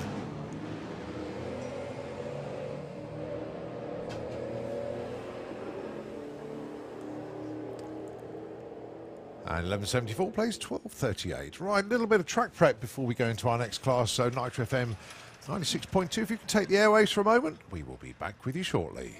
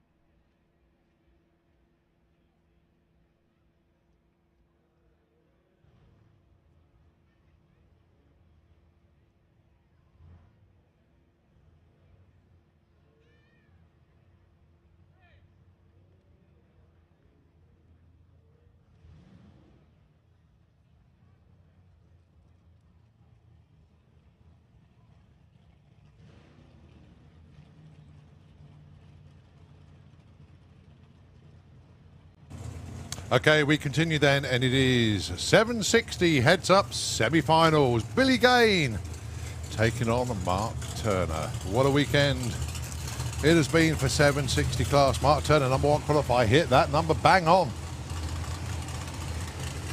So a good racing prospect here.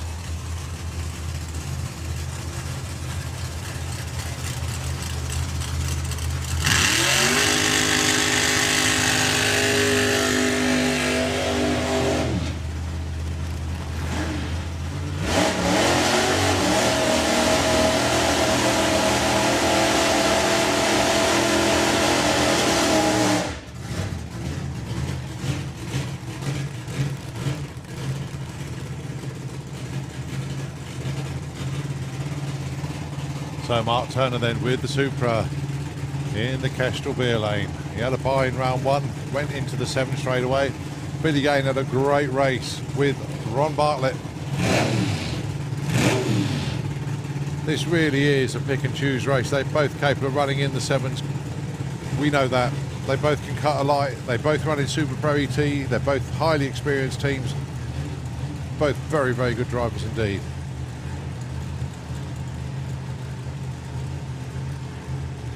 And because they do know each other pretty well, there's no messing around on the start line either. They'll just go in and first to the stripe will take it.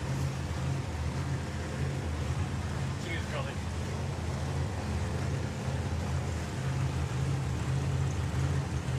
So 760 then. Mark Turner, Billy Gain.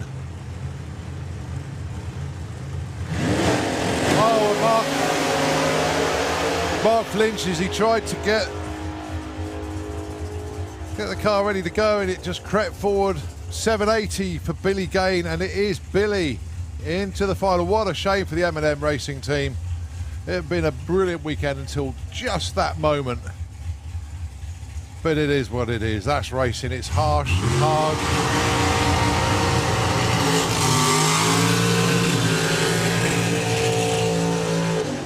The other side of the ladder sees Brendan Clancy taking on Darren Pert. But who will it be going to be taking on Billy Gain in the final?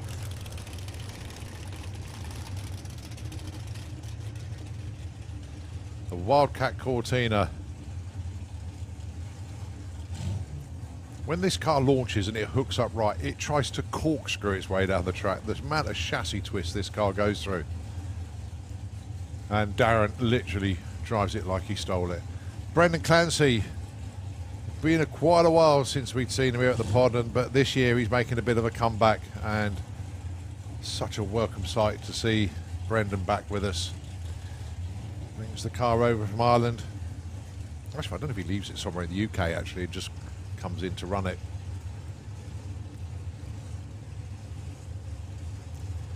So for a spot in the final against Billy Gain.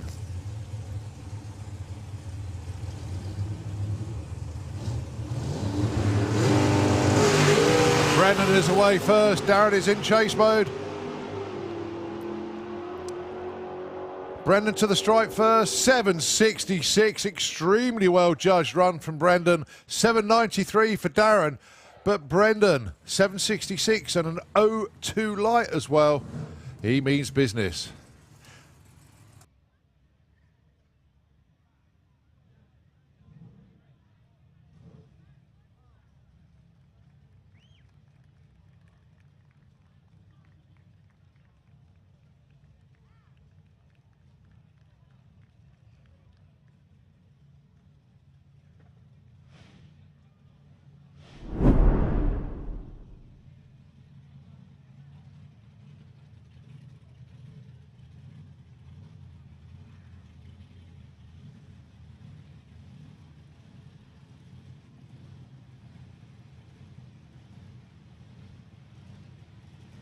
Right, okay, we move on to Supercharged Outlaws.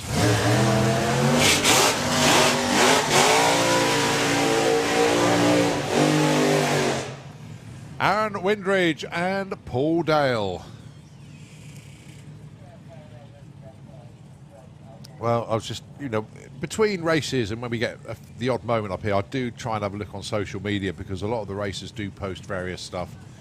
And when Ron Bartlett went into the 7.9s, one of the first to put a post on his social media was Paul Dale, congratulating Rocket on getting into the 7s, and basically said, "God, I'm chasing you again."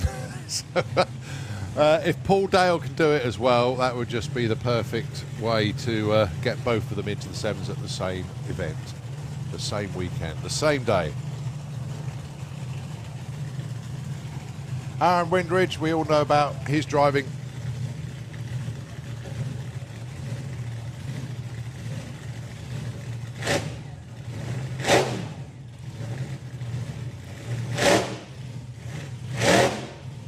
I don't know if he actually drives his car or if he hustles it. And I mean that as a huge compliment, because whichever direction the car wants to go, Aaron is there to correct it. They are not the strangest vehicles in the world. Lifts the front wheels up, plants them back down again. You see, he didn't lift either. Aaron Windridge goes 7.99, but Paul Dale 8.09. He's teasing us. Paul Dale is teasing us. 8.09. 169 miles an hour. Well, the next 10th is a 7.9. It really is. That's a cracking run for Paul. Brilliant stuff. Well done. As I say, find a 10th now. It's coming down. What you need is coming down. Well done, guys. Aaron, a 7.99 with a big wheelie off the line as well. There's only 0.01 between them at the stripe. Very, very entertaining indeed. All right, so I look round the corner to see it's the 230s Fords. The 32 of, I think it's the old Loco, and of course the 34 as well. I'm assuming it's those two coming around, because obviously you've got the good guys around there as well. And of course Ian Merriweather. We're a little bit concerned in the Kestrel Beer Lane, just having a quick check. Yeah, I think the tractor's just going to go, maybe just a little sled in the Kestrel Lane. So, yeah, they're just going to have a little sweep up out there. I'll tell you what, Nitro FM, if you could just take it for a moment, we'll take it back as soon as we continue with the Supercharged Outlaws.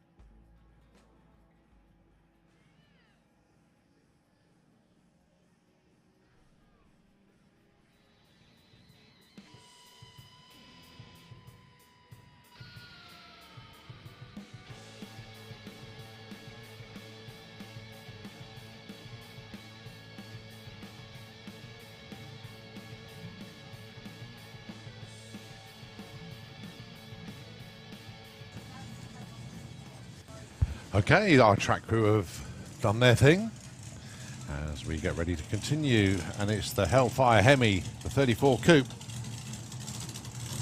coming round to go alongside the 32 5-window.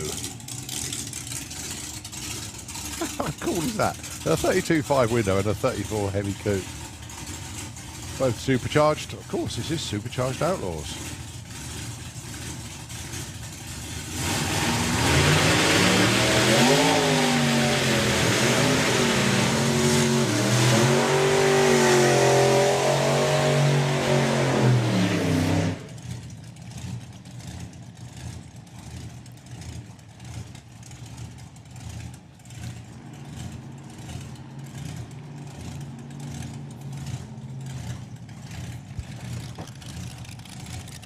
Keith Freeman and Jim Tucker.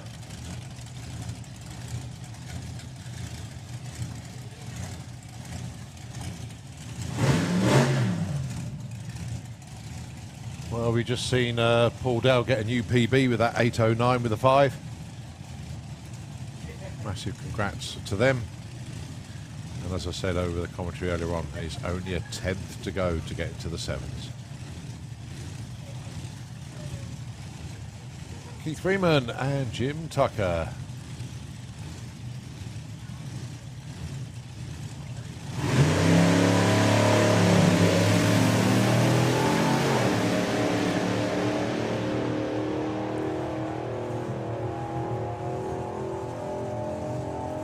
.966 140 plays at 12:38, 60 mile an hour. Jim obviously well and truly off the throttle before the stripe.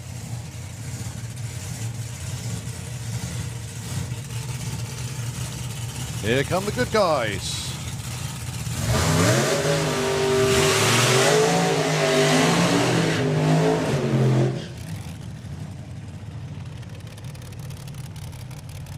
So Steve Clark, new PB for him today, 865. Ian Merriweather, 804.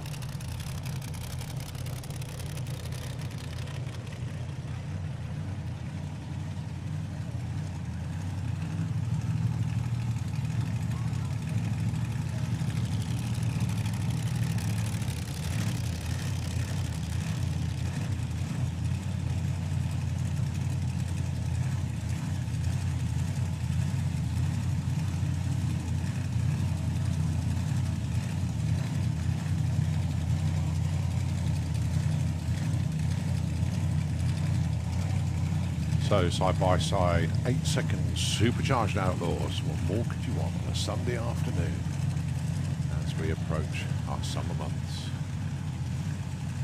Well, we pretty much are in summer, let's be honest.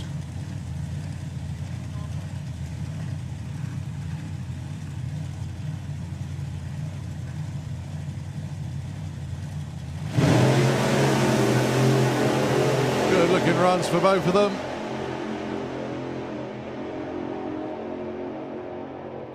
806 for Ian Merriweather. That's a consistent 8.0 car this weekend. Not quite a 7 this weekend, but oh so close. 873 for Steve Clark with the good guys Topolino. Well done to them as well. Cracking weekend for both teams. Well done to them.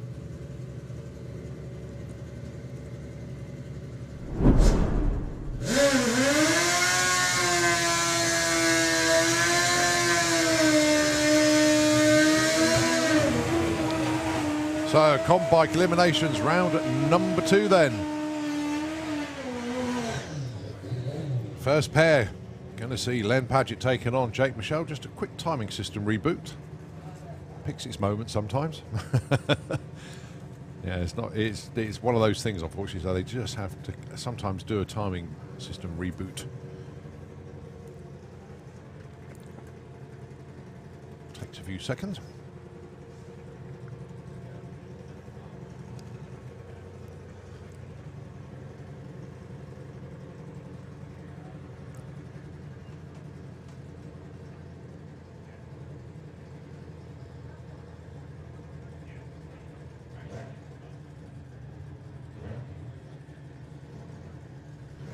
Okay, good to go. Len Padgett, Jake Michelle.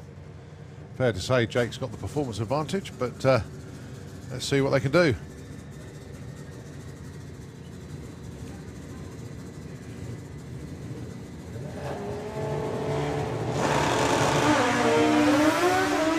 got Lenny away first, but here comes the power of Jake Michelle. 7:11, 185 to an 8:27, 146. Lenny was drifting to the centre line and eventually got, he got the quarter-mile blocks, and I think the 1,000-foot ones fell over in sympathy because he was very close to them. I don't think he touched them. I think probably his exhaust head and blew them off. But, yeah, he caught the quarter-mile blocks. Won't affect the result. Jake got there first.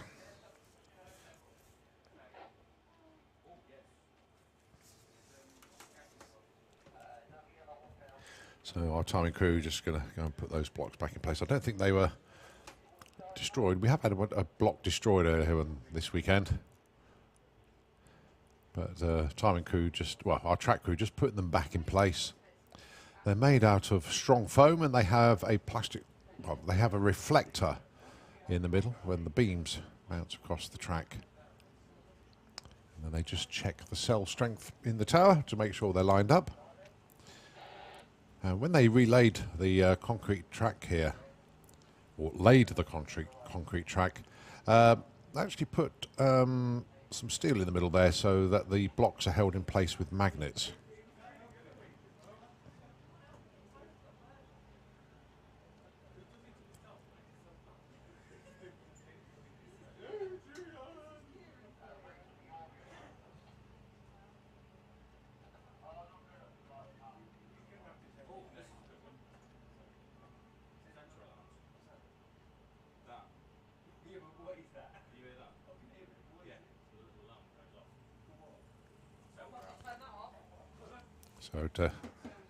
So we're going to look at the timing screen. They just look at the strength of signal. Obviously, it needs to be correct so that the data comes through. So in other words, making sure that the blocks are aligned. So you've got 3 more pairs to come in comp bike. You've got Gary Bowe taking on Graham Dance, Mark Dainty and Adam Burns, and Dave Smith taking on Paul Hambidge. So the pairings to come.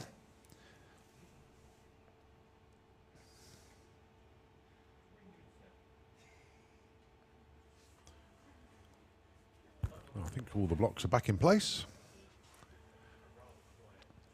So we're just awaiting the next pair to come round. Just a quick look on the run order, which has somehow disappeared. It's got caught up in the other paperwork. Here we go. So we've got 950 bike and funny bike to follow this. And also not far away from more bike action with the junior bikes, 850 bike and ET bike, and of course the modified 100Es as well. So there's a whole host of machinery down there. Modified 100Es ahead of the lanes for the cars, and I can see pretty much all the bikes there as well. So the next pair firing up.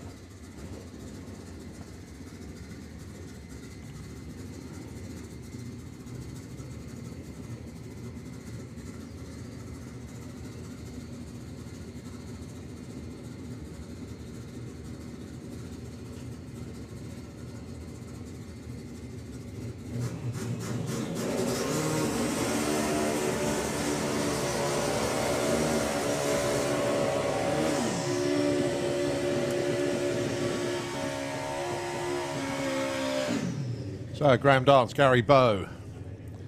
This to go into the semi-finals.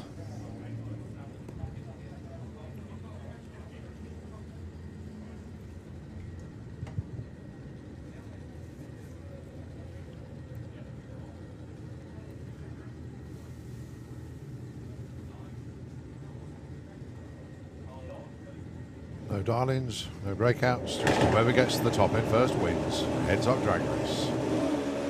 Both away well. Good looking race this one. Gary Bowe out in front and goes 7:08 at 208 miles an hour. Graham Dance at 7:45, 196. A nice run there for Gary. That's going to be an interesting semi-final. Gary Bowe and Jake Michelle.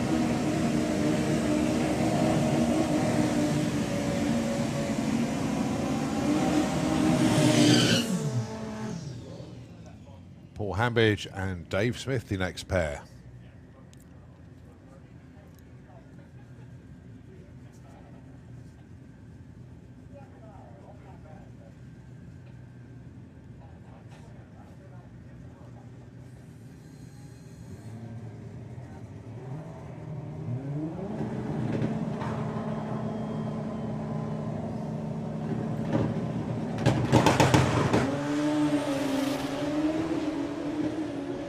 Fairly even off the line, so it's a race to the stripe, and that's a close one.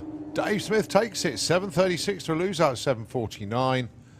200 mile an hour against 193, but it is Smithy that goes through. Last pair then, Mark Dainty and Adam Burns.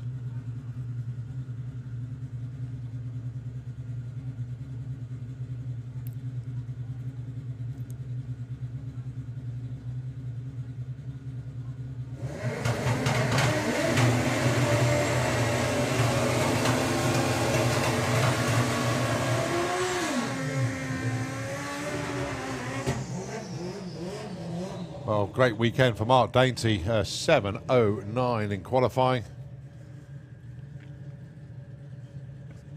One of his quickest runs ever.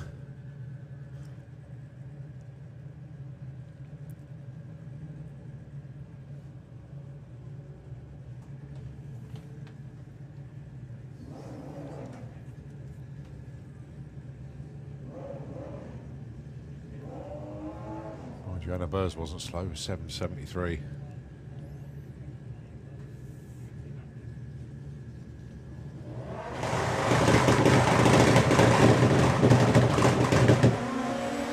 Adam Burns gets the jump off the start line, but Mark Dainty takes the win with a 7:32 at 195. Good run there for Adam, 7:88 at 179. But an 06 light as well. Kept Mark honest.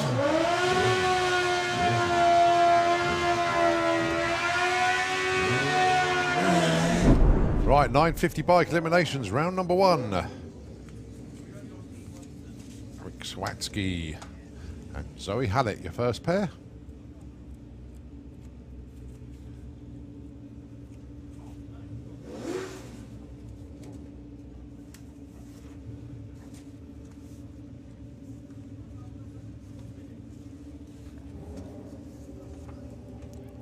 Whoever wins this gets a bye into the final.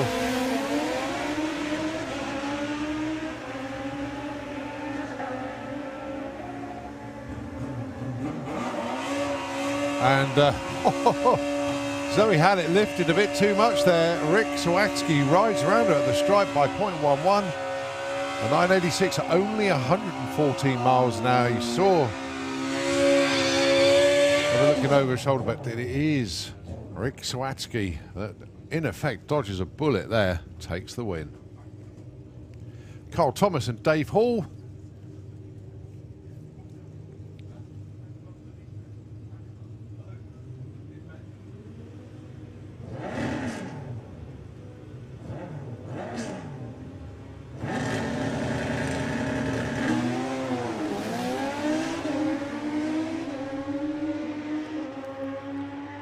Well, you can see Carl looking over his shoulder already.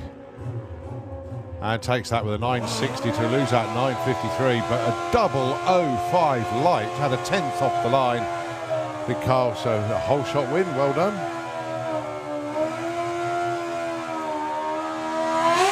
Number 1 qualifier, Dion Hartley, because of the odd numbered field, gets a bye run here.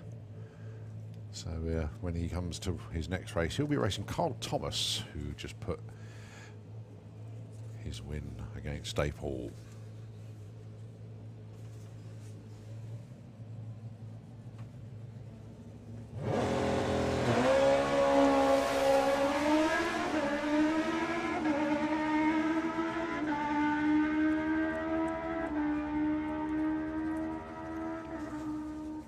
.956, 143, nicely done.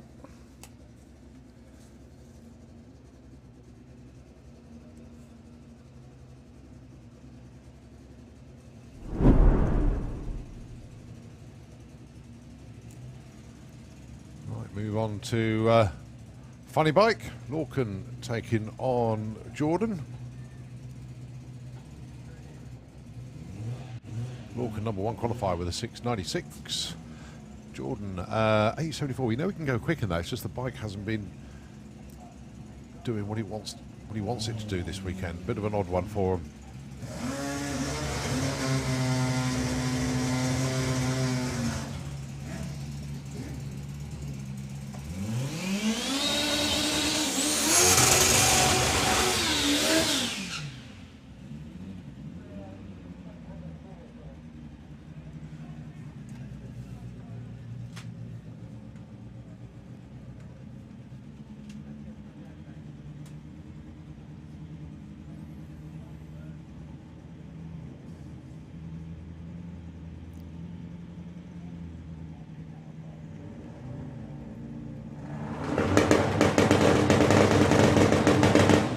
Nice go green and away they go. Much better run this time for Jordan Kenway, but it is Lorcan that's pulling away. Good looking run for Lorcan. 7:16, 196, 8:77, 144 for Jordan, but it is Lorcan Parnell that goes into the final.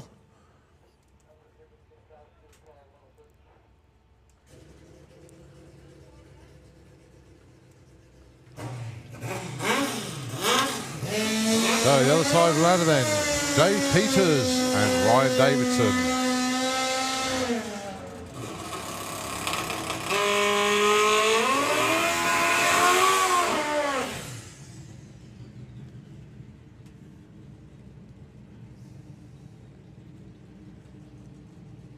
Both in the 7-second zone during qualifying.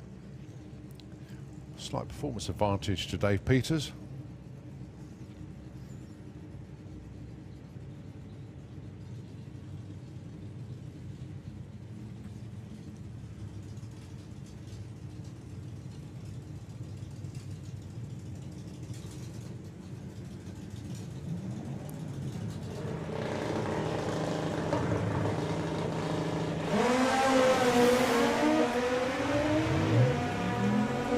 Good looking race, very good looking race. Dave Peters just got his nose in front and takes it with a 7:78 against a loser, 8:22.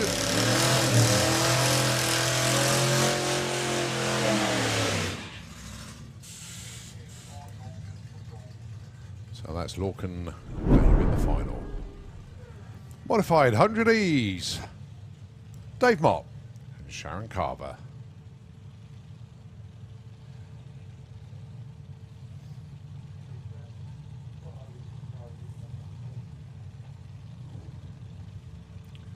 Real good showing from the 100E this weekend.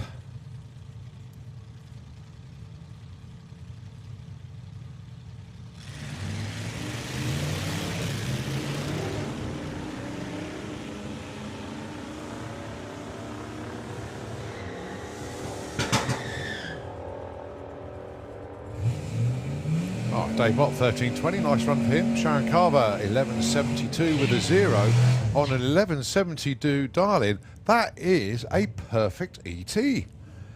That's one thing dialing a number, 11.72, but to hit it, and then with a 0 after that, that's what we call a perfect ET. Well done, Sharon. She will frame that timing slip. If not, she'll take a photograph of it and put it on her social media, I guarantee. Mark Wade and Matthew Stanley. 13.30, place 12.49. Well, the 13.20 appeared in both lanes then. That's what you call match racing. Okay, next up, Scott Collin.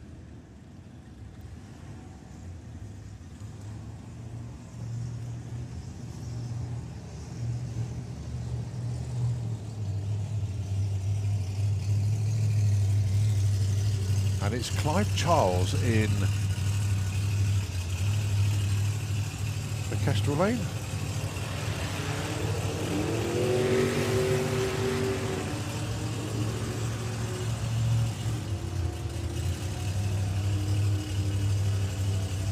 So Clive gets there with a 12.51, 112, 11.04, 110 for Scott Collin.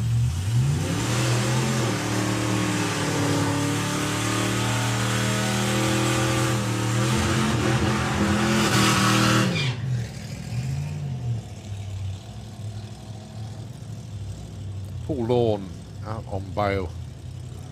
Cracking car that. Going alongside Tim Evans. And how clean is that one?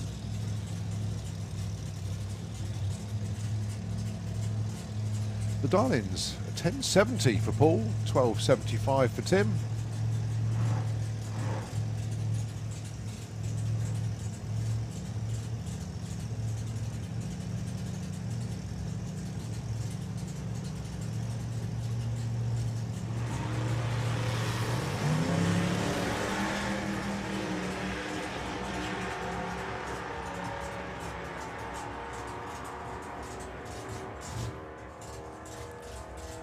$12.85 and $12.32. Tim Evans closer to his dial in that time round.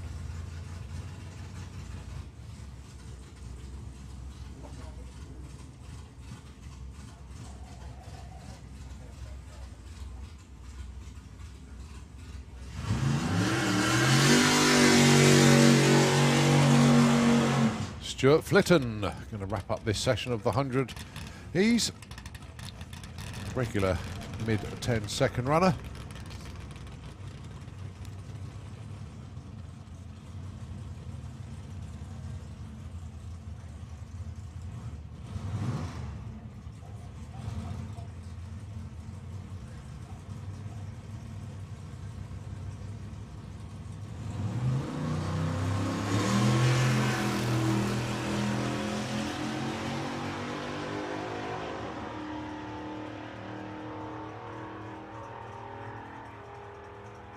$10.63, 126.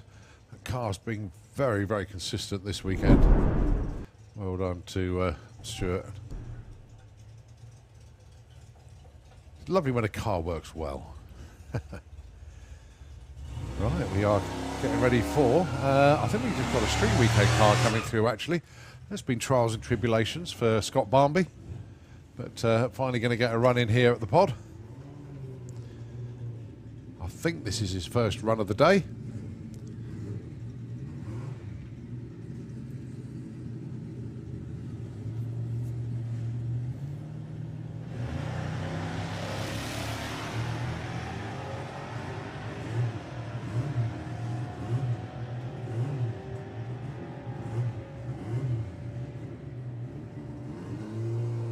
$13.15, 102. Well done to Scott. That's another one that's completed it.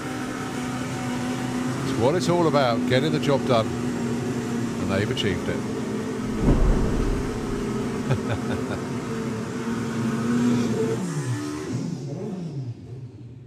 Right, we move on. This is 850 bike eliminations, round number 2. Ian Critchlow taking on Gary Malone. Whoever wins this gets a bye into the final. It's 2 round wins here.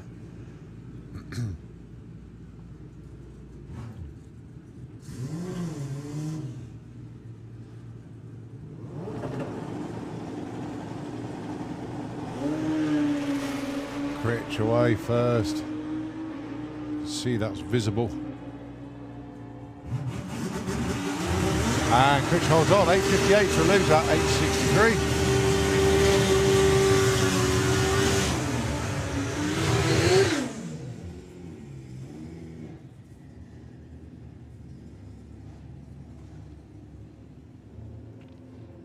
Stacey Reid and Brad Head. Great race Brad had in round 1 with Dan Diath. Brad knew he had to cut a light against the razor sharp Dan, and he did. And he earned his spot here. Stacey Reid got past Martin Hallett.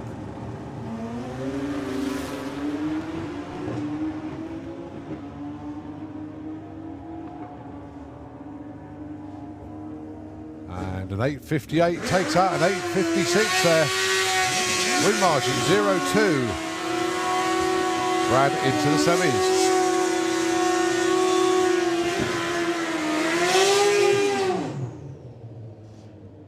All right, birthday boy Jay Rowe taking on Craig Wright.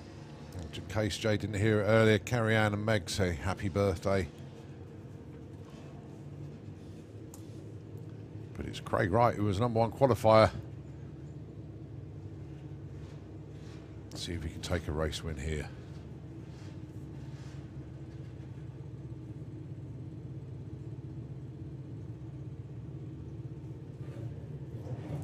neither are wanting to go in. Bit of a psych out here. No, they're both bringing the revs up on the chip. Off they go.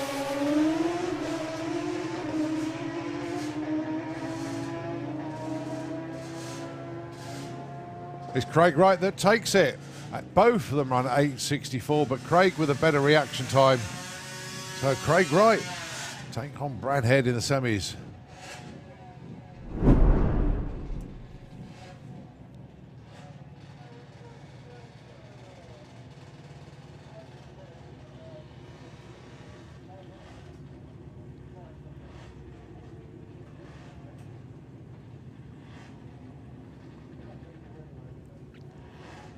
Richard Wilcox and John Spud McLean. This is Junior Drag Bike Eliminations.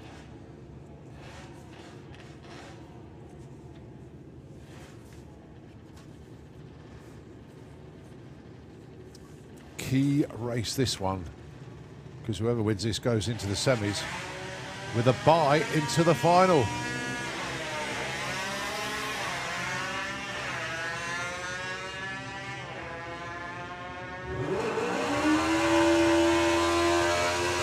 And it's Richard Wilcox that takes that one, the 9.61.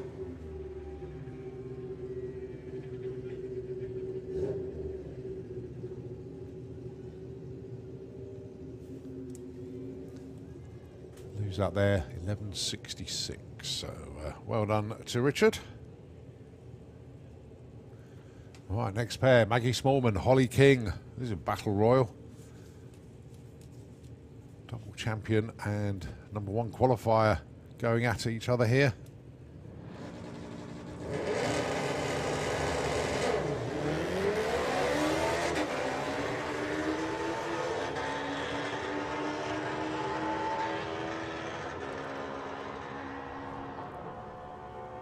And it's Maggie Smallman that takes that one. 9.51 on a 9.50. Very, very well judged run indeed.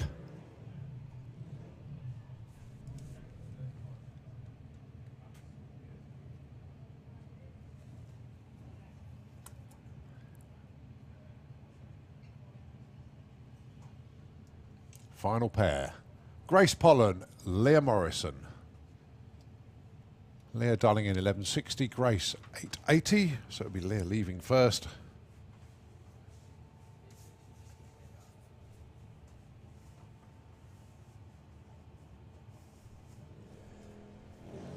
There we go, green light on one side of the racetrack, green light on the other. It's a race to the stripe now.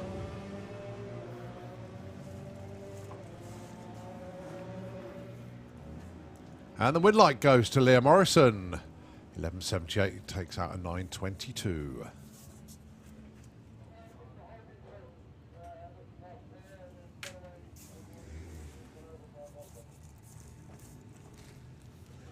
Right, VW Pro eliminations.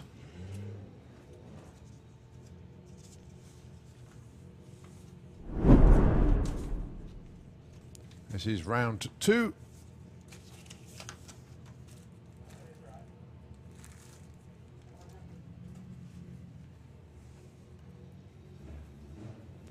Ed Keach and Jacob Bailey.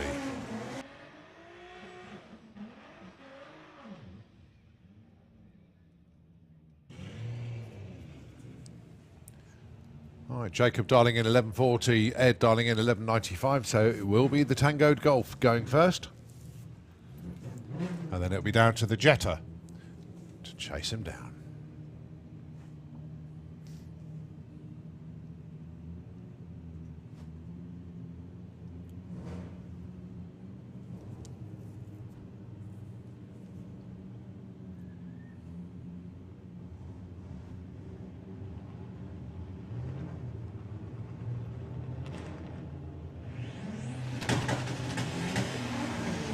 Oh, Jacob goes red, so it is a win.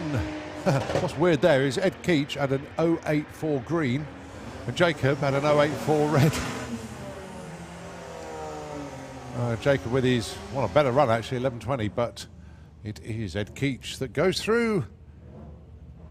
He goes into the semis, and guess what? He's got a bye run into the final, so a double victory, if you like. Graham Fairhead and Ian Dale, your next pair. Ian looking for a 12.20, Graham 10.70, 1.5 seconds between them off the line.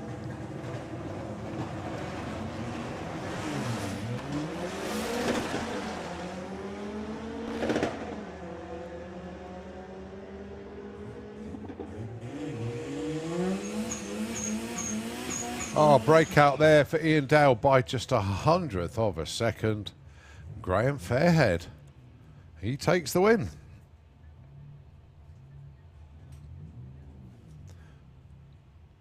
$12.19, just too quick on a 12.20 dial, so 11.02 takes the win. Abby Tether, 12.76, taking on James Hodson, 10.89. So Abby was the number one qualifier. She had a buy in round one, but tough customer here with James Hodson.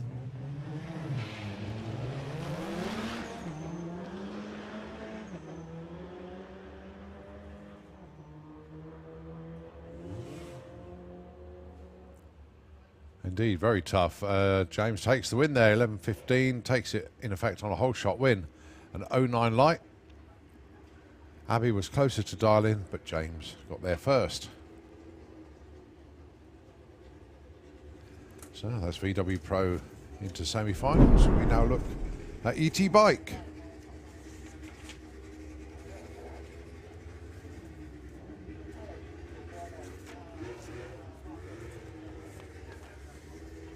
This is to set the semi-finals. Two races and a bye to come at you.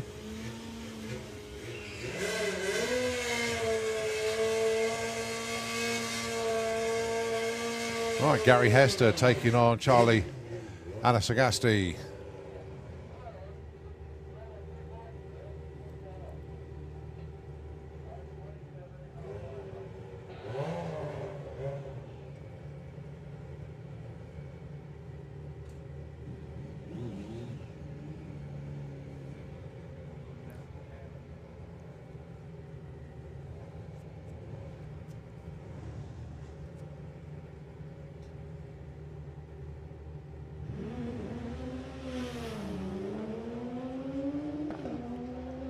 Quite sure what's going on there.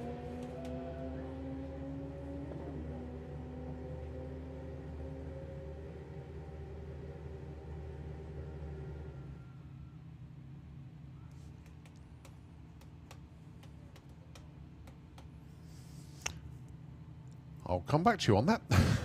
I'm not quite sure.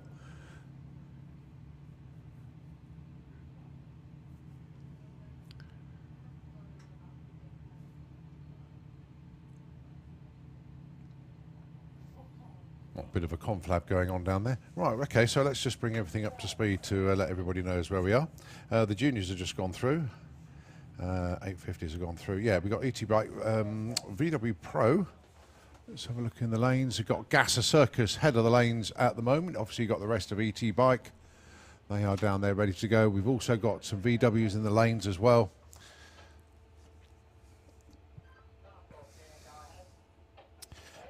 We have got jet cars at 3 o'clock as well, so they're still to come round. I know we've definitely got Fire Force 2.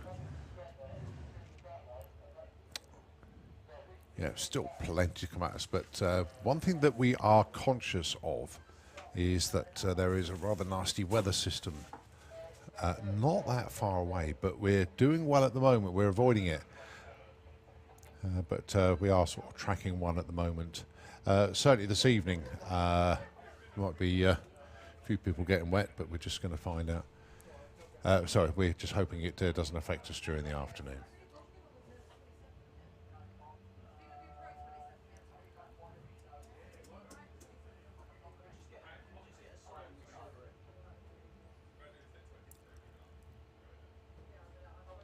Right, so whatever that was, looks like it's been sorted.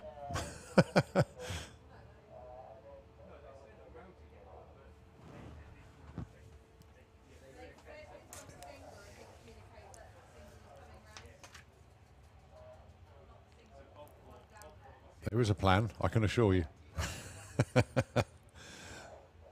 We just don't know what it is yet.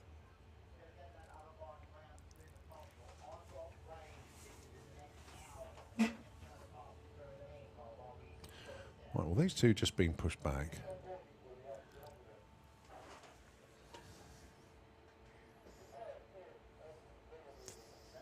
Oh, just waiting patiently at the moment. Right, bike's fired up.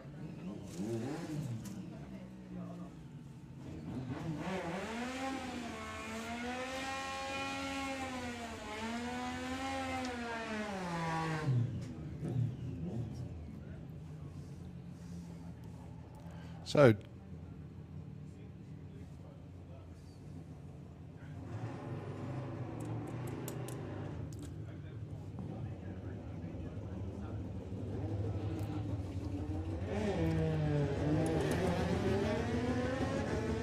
right, so Dave Grundy goes through on his bye.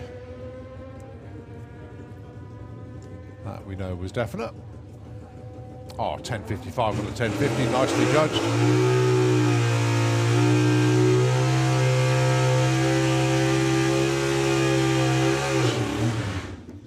So this should be Nick Playden and Scott Collier. Indeed it is. Nick Playden dialing in 10.41, Scott Collier 9.65.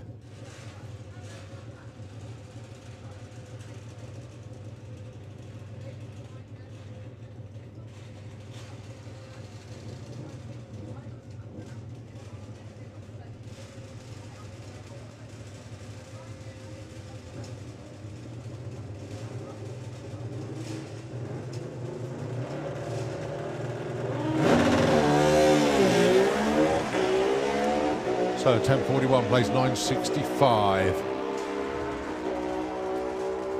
And the win light goes to Scott Collier. 9.71 takes out a 10.50. Win margin 0.6 at the stripe. And Scott will get a bye into the final.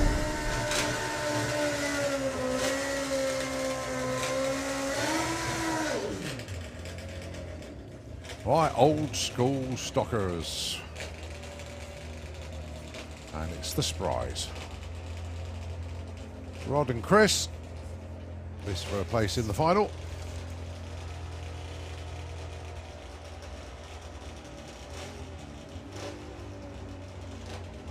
Heads up, whoever wins goes through to the final. No breakouts. Whoever's the quickest.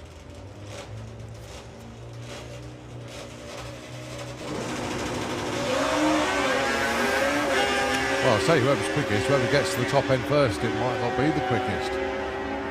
Usually is. Yep, 9.11 for Rod Spry. He takes the win to a lose out 9.96.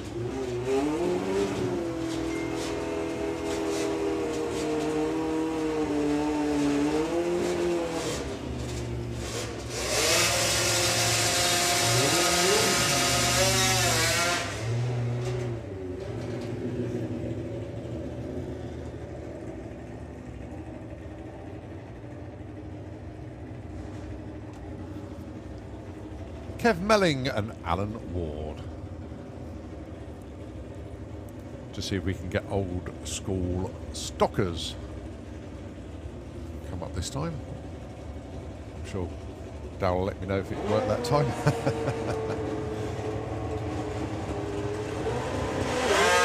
So Kev Melling and Alan Ward. Oh, Kev Melling disappearing into the distance. Went 8.53 earlier on. Goes 8.63 on this one. 10.55, nice one from Alan Ward. Here's Kevin to the final.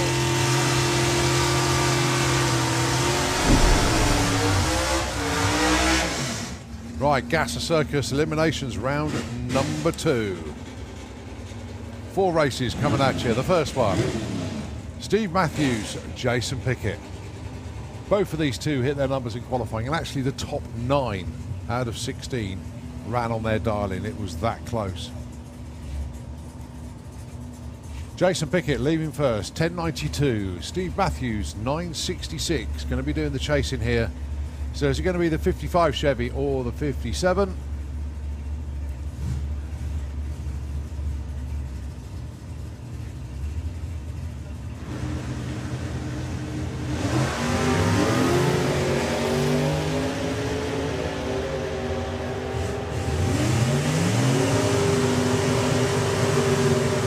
close at the stripe, but the win light goes to Jason Pickett.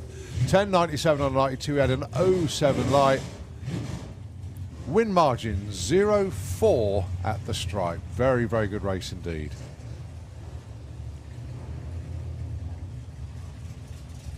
Next pair, Chris Laram and Harvey Turner. Well, considering it's Harvey's day, considering his Father's Day, Harvey wasn't exactly kind to his dad in round one. He thought he might have gifted it, but no chance. This is racing. Harvey dials 11.93, Chris Laram dials 10.60.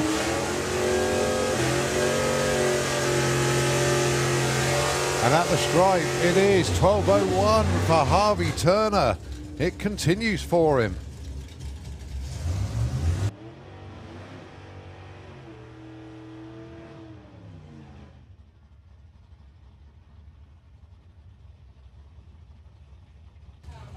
Next pair, Adam Krasinski and Simon Prest.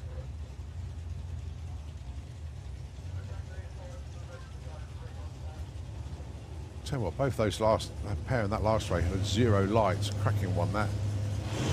Oh, but not a 0 light for Adam, unfortunately. He goes red. Simon Prest takes the win.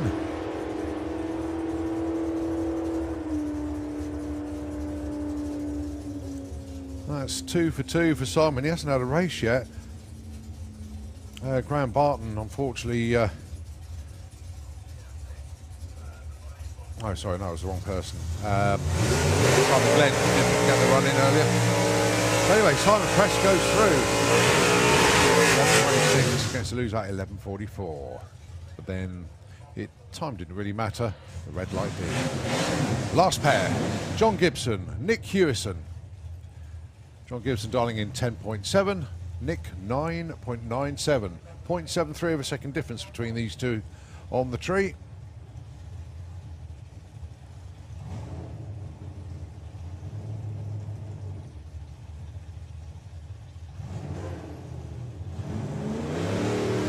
Oh, you could see Nick's car rolling forward and he triggered that beam before it went. So a red light for Nick Hewison. John Gibson gets the win. Goes 10.85 on the 10.70. And he is the winner. Well done to John. So John Gibson taking on Simon Prest. And it'll be Jason Pickett taking on Harvey Turner in the semi-finals. ET Bike Eliminations. Round 3, reset, because there was a little bit of a confusion. So now get to do it properly. Charlie Anasagasti taking on Gary Hester. Charlie dialing in 10 flat. Gary 880. This for a spot in the semis against Dave Grundy.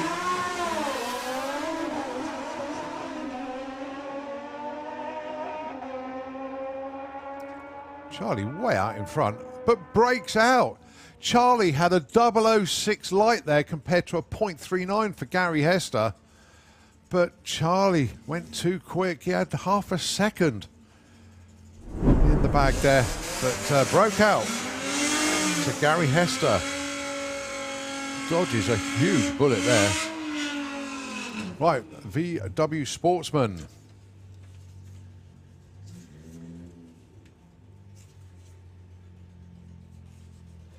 This to set the semis then. Quarterfinals.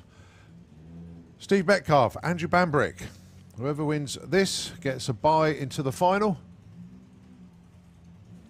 It's just the way the field works out. You have an odd number or too many cars for a 16 car but not enough for a 32. Just the way it works. Oh, Steve Metcalf goes red, so Andrew Bambrick can take it easy. It was only a 008 red, but a red is a red, unfortunately, for Steve. Andrew is going to be into the semis, but all he needs to do is break the beams, and he's into the final. 13.69 for the win. All right, Nigel Gregg and Phil Jones, pick your Audi. Is it going to be the A6 or the A3? Is it going to be the Turpitz or the Dragon Wagon? 15.55 plays 14.60. It will be the A6 going first.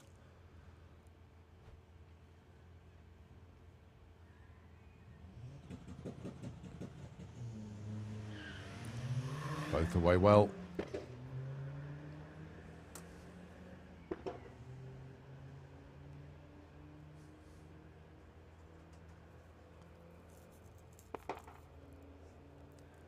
And it's Nigel Gregg that takes that 15.62 on a 55, beats a 14.77.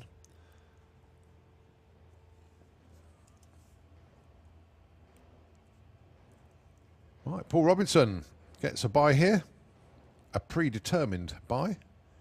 So he's into the semis where he will race Nigel Gregg, and it'll be Andrew on his own, the other side of the ladder. Right, looking into the lanes now, we have Sportsman ET coming around the corner.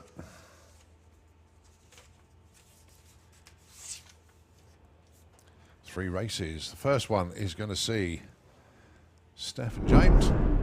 It's going to be Mont Blanc taking on the BMW. 15.8 for the Touareg and 13.87 for the BMW.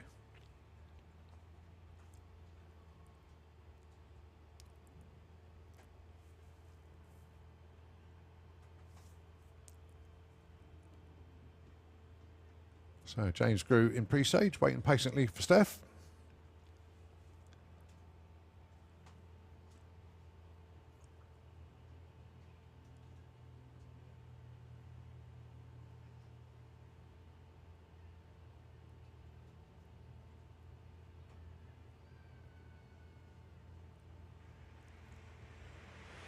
Oh, Steph Pateman, you could see the car rolling before the red came, sorry, before the light had got to the bottom.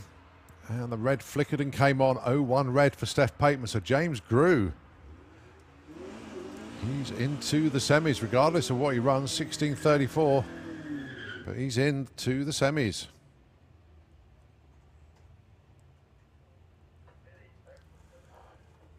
All right, the dual fuel racing teammates. Carl Magadera and Steve Mellors. Steve Darlington 16.05. Carl 12.60.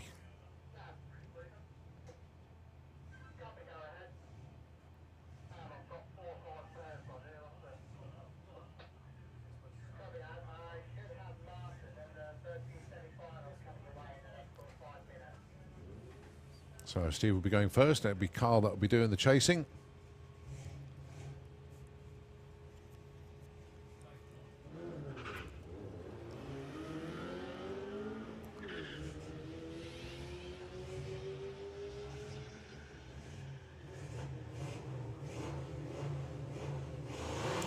Well, I think Carl's drawing alongside.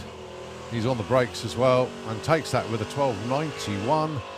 Against a loser at 16.10. Steve very close to his dial-in, but unfortunately the half-second reaction time didn't help him at all. So it is Carl who gets the bye into the final. The last pair then, Chris Cresswell, Simon Swarbrick. This to take on James Grew for a place in the final.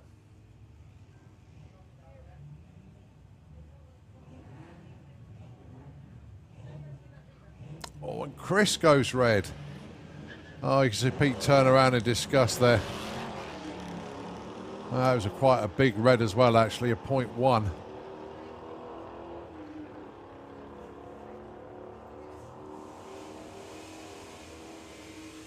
So it is Simon that continues. Right, we got more of our street weekend. The driver's going to put some runs in. Quite a few are in the lanes at the moment. They've been waiting patiently, just trying to get some of our eliminations done for our sportsman races here this weekend. But we are doing very, very well indeed. Also been informed that Martin Hill, where are we? Due to run at 3:10. They're going to bring it forward a little bit. I don't know by how much, but they are going to bring it forward a bit. And that's purely because we have got this weather system that is on its way. And it's not looking pretty, so we are just trying to get as much done as we can.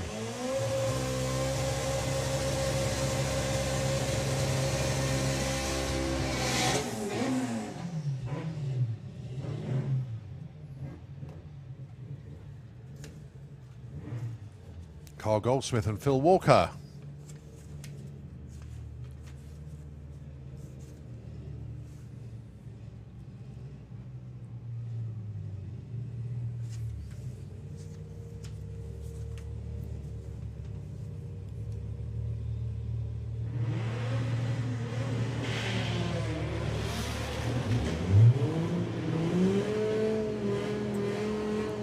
Well, let's see how Carl Goldsmith gets on. The car is actually working really well. Perhaps it needs to go on a 400-mile drive more often.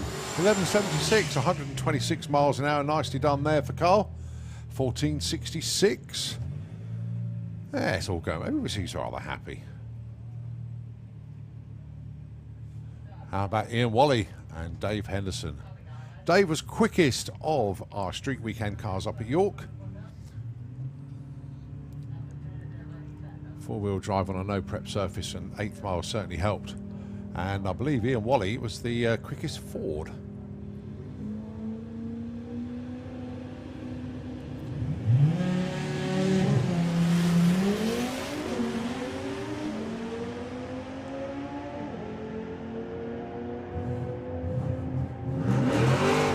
.953 place 962.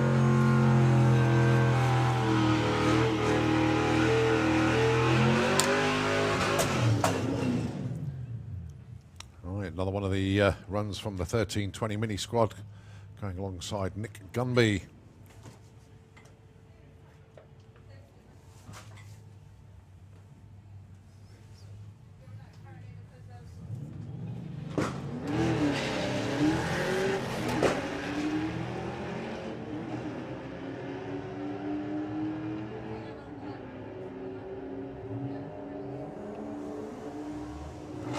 It goes 11.92. Nick Gunby, his quickest of today with a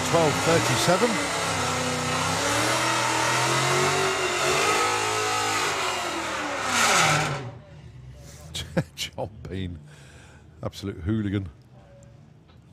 Big-ish burnout with the Mustang. Going alongside Graham Cook.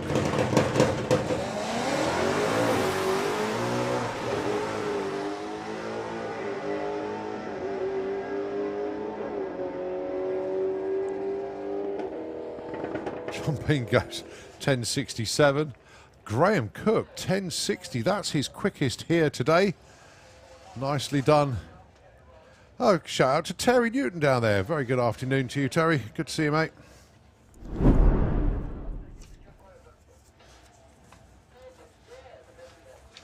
Right, Junior Drag Bike Eliminations, round number 3 coming up. This to set the final. We know that there is a bye. And that is Richard Wilcox, and he is just doing his burnout underneath the tower now.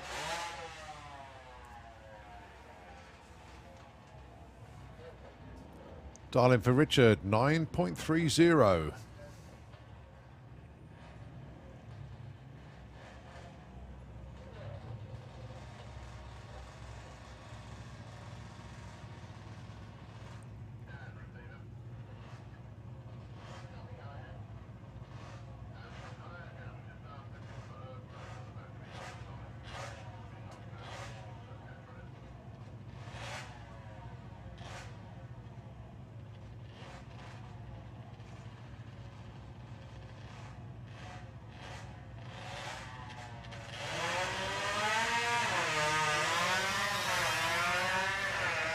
Nice hard launch. Now let's see if we can hit that 9.30 or thereabouts. 9.49. So you might see a slight dial-in adjustment for the final, but we shall see. All right, we now have a race between Maggie Smallman and Leah Morrison. This to see who will be racing Richard in the final.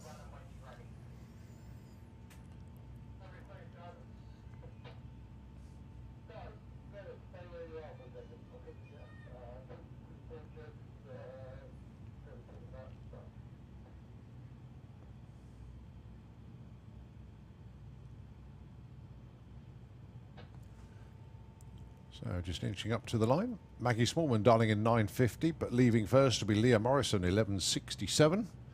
Leah in the Slick Tricks lane to the right-hand side of it as we look down on it from the tower.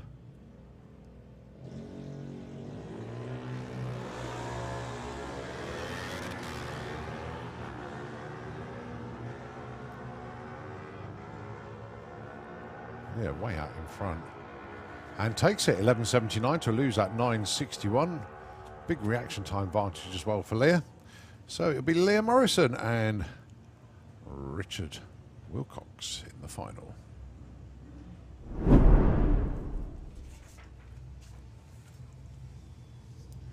More of our street weekend cars coming round. Also got Martin Hill with Fire Force in the lanes as well. I think most of the street weekend cars have done what they need to do, i.e. have got a run in today. I don't know of any others that haven't managed to get one in. Right, James Murray and Dave Smith.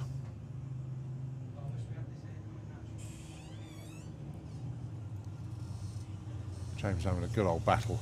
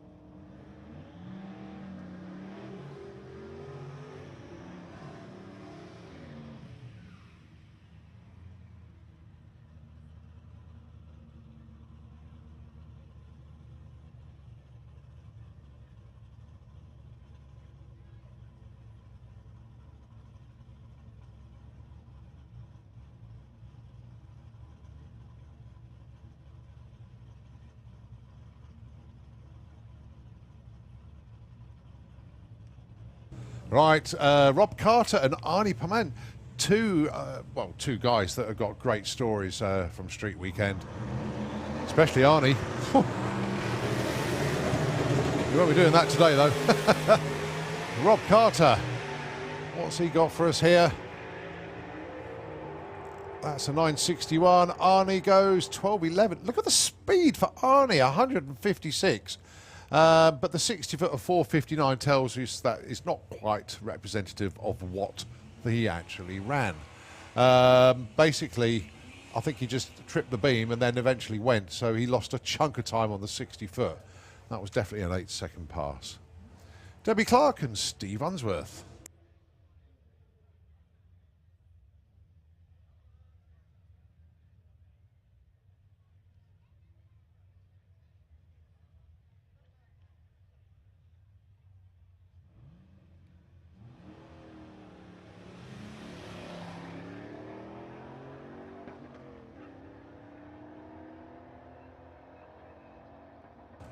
Right, Debbie Clark and Steve Unsworth. Debbie's going to get there first, 14.38, and Steve Unsworth, 15.85. That's Debbie's quickest run of today. Well done to Debbie, 14.38. They're all still having fun. That's the main thing. Oh, Justin's in the lanes as well. No, it's just been so cool, and I'm definitely doing it next year. I'm in it. I've told everybody I'm doing it. I've even told my wife I'm doing it.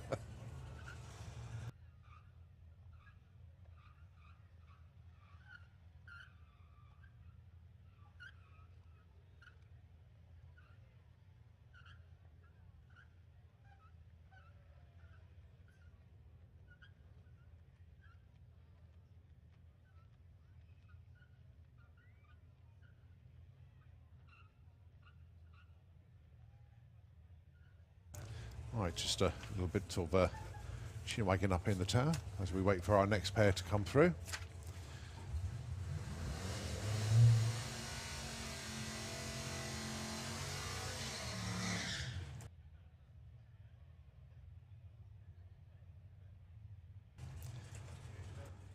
Right, so Ray Beaumont and Rhys Griffiths, and joined up here a young man that's basically done Street Weekend but hasn't been driving. No. Well, hadn't been competing, I should say. And I'm going to say now, it's just as hard when you don't race. So Rhys goes through with 11.90. Ray Beaumont goes through with 11.79. been your highlights then? Well, funny enough, the car coming through just now, it was the last drive to here, from straight to the point, and I'm driving along in my nice air-conditioned car. You see a hot rod like that, you turn the music off, you lower your window, and you overtake it as slow as you can and just absorb the whole thing. That's Because exactly when the you right see thing. things like that on the road. Yeah. Best thing to do is if you see a tunnel coming up, you make sure you go through with it, don't you? We're talking about Justin Walnut, of course, with a Vermin's Diner rat rod. He's been in the 9s today. And he's in the 9s again. 990, 134 miles an hour. And imagine driving that 400 miles over the course of the weekend. Rattling like mad, having your ears been blown out. And that was his quickest run of today. Justin came up with a great quote in the pits, actually. And someone said to us, I said, I've got earplugs in, it's still too loud. And Justin turned around and said, well, get better earplugs. It's exactly what he said. Get better earplugs. You're not going to turn it down for anything. No, and I'll shout Adam in the other lane in a minute there. Adam's never, I don't know if he's never drag raced altogether, but he hasn't done it for a long time. Yeah. So he's another one of the guys that have seen street weekends that I'm coming out. Yeah. And he's thoroughly enjoyed it. And he's not a quick car, but it's doing it. There's been quite a achievement. few that have never drag raced before that have taken part. I think Matt Henty, in the BMW. BMW, you've got the guy on the stage here. Yeah. And I've just said to all of them, you know, they're saying drag and drive.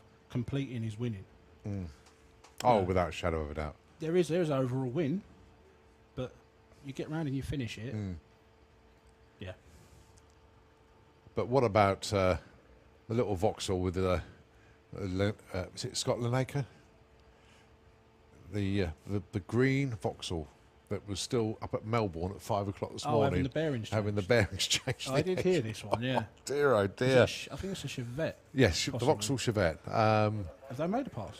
Yes, they have. So they they went have like completed? 28 seconds, literally on tick over, just to get it up the track. But they did it. So they have completed Street Weekend. I don't think the car could go any further. I think it's had it. But that was fantastic. That was determination. That was sheer grit to get that done. But anyway, it is Martin Hill with Fire Force number 2 going to be put a running. You've been up here for a jet before? Oh, it's a new experience for you. I watched the DMO up here the other night. And I were a bit.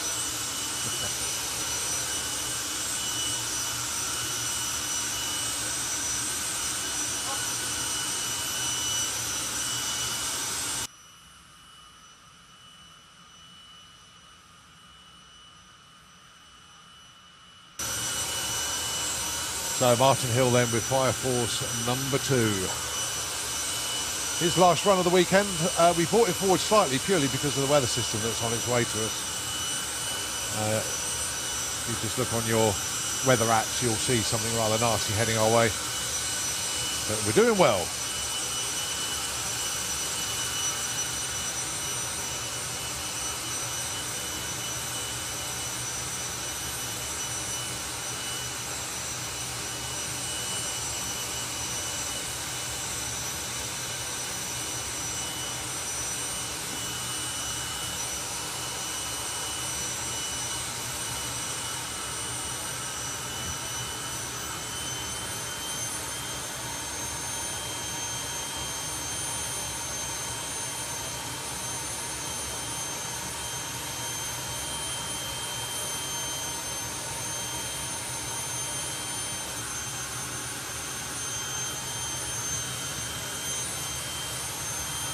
Okay, so the support vehicle gets into position.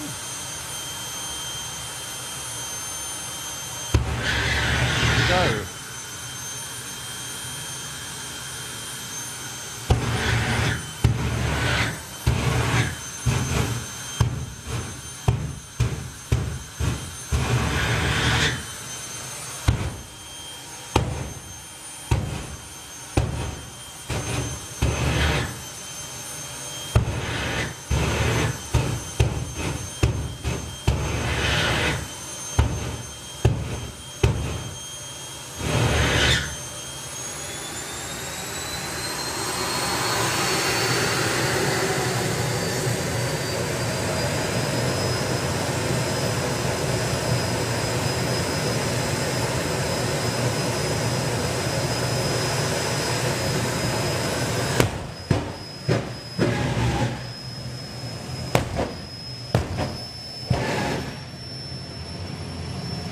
Well, it does get rather violent up here when Martin Hill goes to the second stage of the afterburner blip.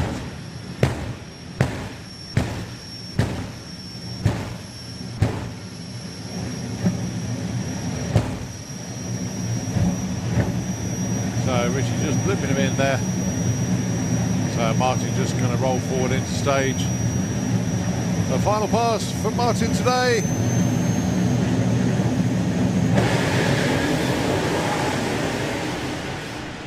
Taking off the start line with him as well.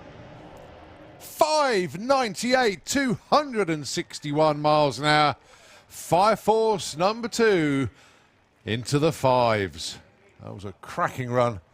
He went very low 6 earlier, but a 598 today, 261.99 miles an hour. We enjoyed that. Despite the violence. Absolutely cracking. What a weekend. Highly enjoyable.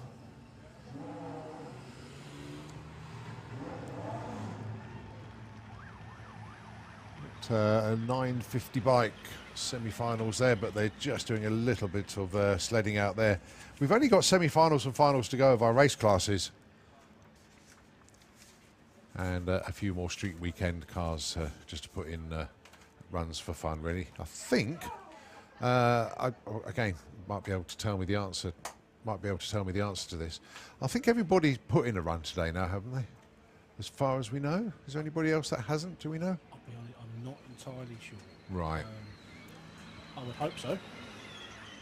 I hope everyone who wants to complete will complete. Yeah. Also, looking at the cars in the lanes, they've certainly got runs in today. And of course, there will be presentations at the end of the day as well. So, obviously, we will know who is first, second, and third, and the quickest forward and the quickest all-wheel drive, and things like that. But what we don't know, and that we won't find out until the awards, is obviously the Light Participants Choice Award and Pineapple Award. Yeah. We'll find that out as well later on. So pineapples are still circulating. Yeah, there have been some rather strange photographs of pineapples doing various things. Absolutely ingenious, that. But the problem is that the bar has been set very high with the random object being a pineapple. What can it be next time round? Well, I think maybe it should be something you need to find en route. It'd be a different thing. Yeah, it becomes a treasure hunt then, doesn't it? Yeah. I even had, I think it was Callum that messaged me earlier on. And I have to go back to messages because it is worthwhile just checking this one out. As I say, I am sure it was Callum that sent me it. Yes, it was Callum, and we were talking on commentary earlier on about going into a supermarket and buying 90 pineapples. They didn't go and buy them, Pod. They had them delivered by Ocado. The delivery driver didn't even ask a question when he dropped off the 90 pineapples. I bet he did when he was asked to. Yeah, that's true. Oh dear, brilliant fun.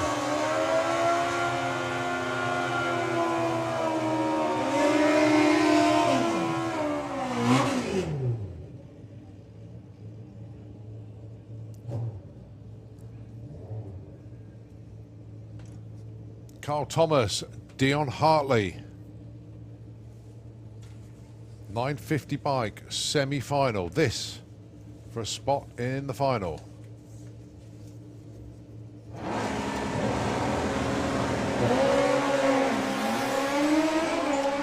And that's already determined. Carl Thomas is going to be there. A red light on the tree from Dion Hartley. So it is Carl Thomas that goes into the final. And we'll be taking on this man, Rick Sawatsky, who gets a bye into the final.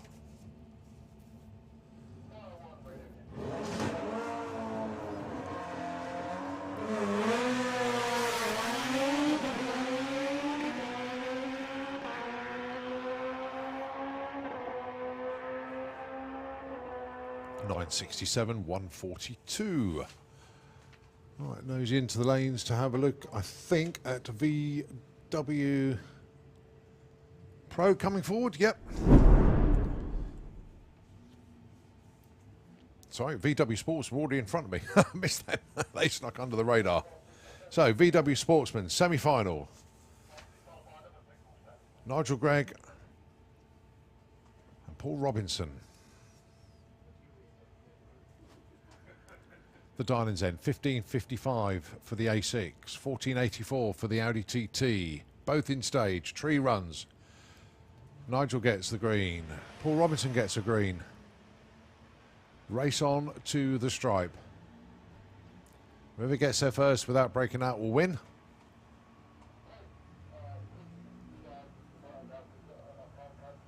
And it is Paul Robinson that takes that one. They had virtually identical reaction times of 0.17, but Paul Robinson was closer to Darling, and he got there first, and he's through to the final, where he'll be racing Andrew Bambrick. It's just the way the ladder worked out. Andrew gets a bye into the final, and he duly breaks the beams, and he's through to the final.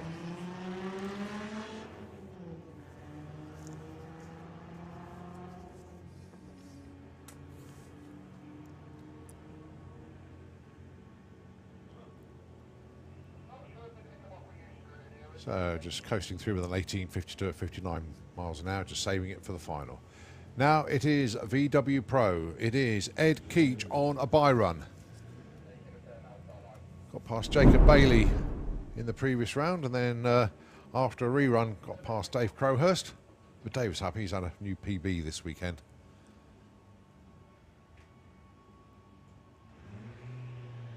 Ed Keach just doing what he needs to do to get the win. So he is through. Now we're going to see a race between James Hodson and Graham Fairhead, two very experienced VW racers, both former class champions as well.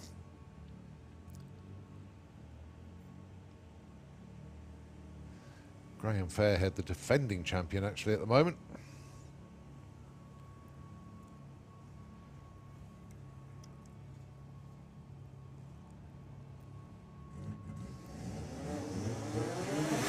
Next time we see, I think it's Bug Jam, unless they're at the Summer Nationals as well. Could be. So a very busy race season for everybody this year, as is every year. Well, just 1/100th of a second difference between him and Darling. James with a 10.89, but Graham Fairhead 10.90. Both away well. Graham pulling away. There's nothing that James can do about this unless Graham breaks out. One far off it. 10.93 on a 10.90. Graham Fairhead into the final.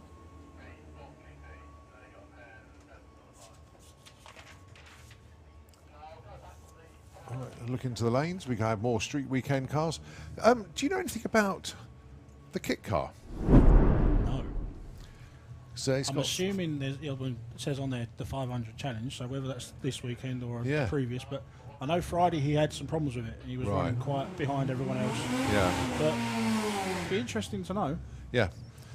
I think there are still loads of stories that haven't been told in Street Weekend, and they will all appear in due course, which just sets it up brilliantly for next year's event. We don't know when it's going to be. But it's going to be a fantastic event. I think everybody that's taken part this year has thoroughly enjoyed it. And just think, if everybody just got two of their mates to do it, you're looking at 240 cars next year. Yeah. I mean, like Tom, prime example in the Anglia, he was going to be crewing with Arnie. He was converting the car from supercharged to turbocharged. Yeah. In the end, he had an epiphany. He said, "I've got to get it done. I'm racing the car." Yeah. And that was another car on the list. Yeah, brilliant. Yeah, much easier doing a turbo car on the road than it is a supercharged one, because obviously you don't need boost when you're driving from A to B. So, yeah, if you supercharge it, it's running all the time. Yeah, he finally realised the supercharger didn't work on his setup, and this is the start of his new turbo life. Yeah. Scrabbling for grip out there. Find some eventually.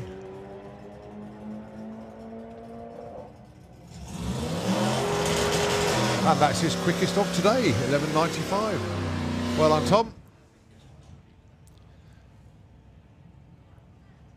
Well, Mark Bracking did pop up earlier on today. He was one of those one and done at SantaPod. He went at 10.2. He said, yeah, I'm happy with that. I'm off to York. And 6 hours later, we got there. A couple of runs at York. Then he came down here, done a run. He goes, that's it, I've done it. And I didn't think he'd be out again, but he's changed his mind. He's back out on track. Going alongside Abby Unsworth.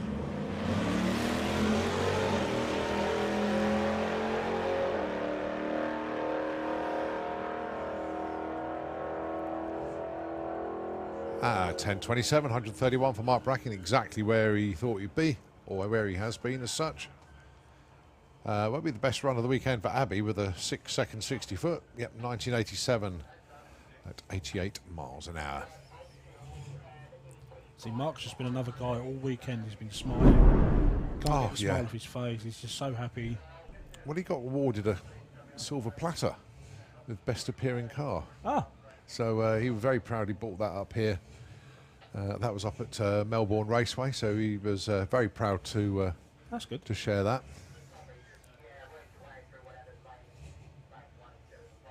One thing that obviously you've been doing this weekend is having the SICK magazine. Do you think SICK is actually going to cover this event? Will that be a part of, or will it be able to get anything in it? So there's been talks. I've emailed them and said, could we do a feature? And it was already in the talks, so there hopefully will be. Yeah. It's looking more likely than not. Yeah. It might be that it takes a few. I mean, because the magazine's only out every 3 months. That's right. Yeah. And it is America's season at the moment. Yeah. So I'm sure if it does and when we'll publicise it across all the groups and let everybody know. But that's the plan. Brilliant. All right, James Grew and Simon Swarbrick. This is Sportsman ET semi-finals to set the final. James Grew dialing in 16 flat. Simon 12.22. Will it be Mont Blanc or will it be the Pop? 16.25. James Grew gets there. He takes the win. He had a better reaction time. Simon had the better run. But it is James Grew that goes into the final with the Touareg. Going to go alongside this man in the final. Carl Magg, of course, with the Tesla.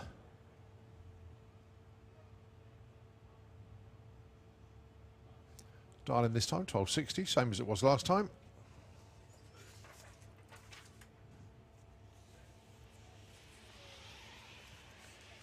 As he quietly makes his way up the quarter mile.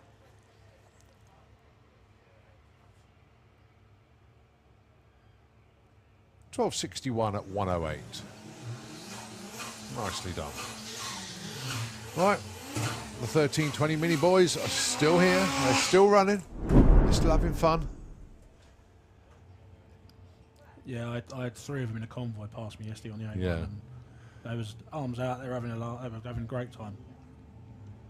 When I got my Mini over to 1320 to have it serviced earlier on this year, they were saying, "Oh, we're going to do that street weekend." I didn't realise they're going to have 3 cars, so I thought it was just one.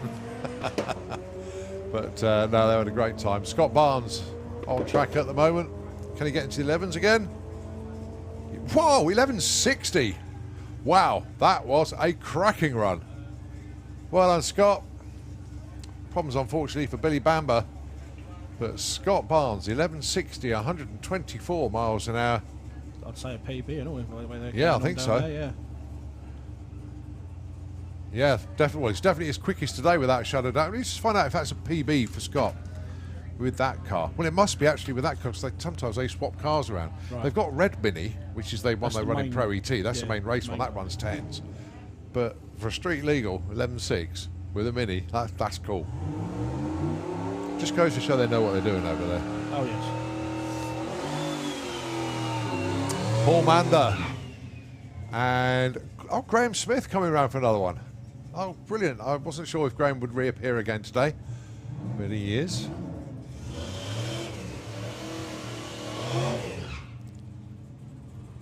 Yeah, Graham very much wanting every opportunity. in that car because it's worked so hard getting it. Yeah. Well, I think he stopped at every available opportunity en route as well. But fair to say, I mean, they had to revert to manual air conditioning, i.e. take the windows out, because they couldn't wind them down. But they're obviously all back in now.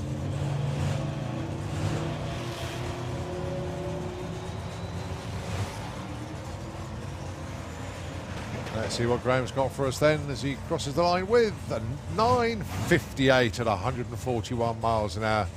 Nicely done, Gray. Orlando goes 10.87 at 138.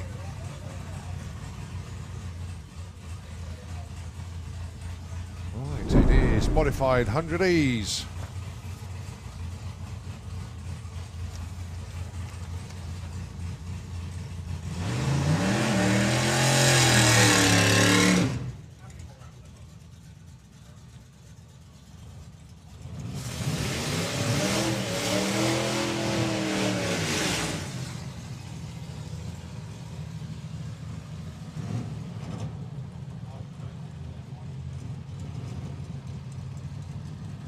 Right, this time it's Dave Mott and Stuart Flitton.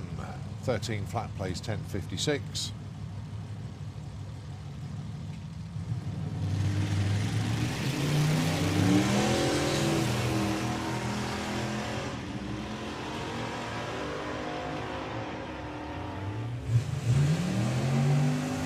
Well, Dave Mott's going to get there first with a 13.35 and Stuart backing out to 11.62.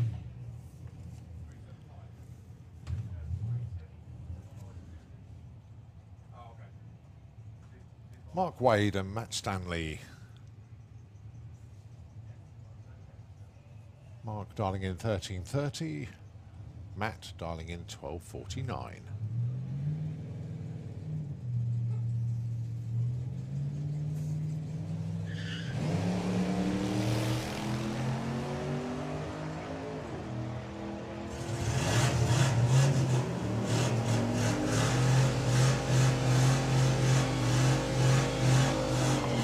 $13.55 and $12.53. Nicely judged runs, actually. Matthew Stanley only 400ths off. That's pretty close at the stripe as well.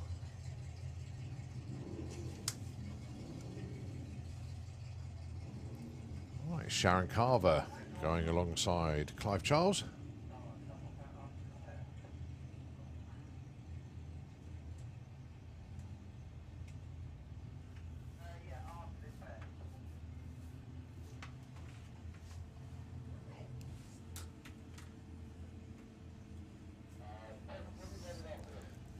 So dialing's in 11.72 for Sharon. Clive dialing in 12.48.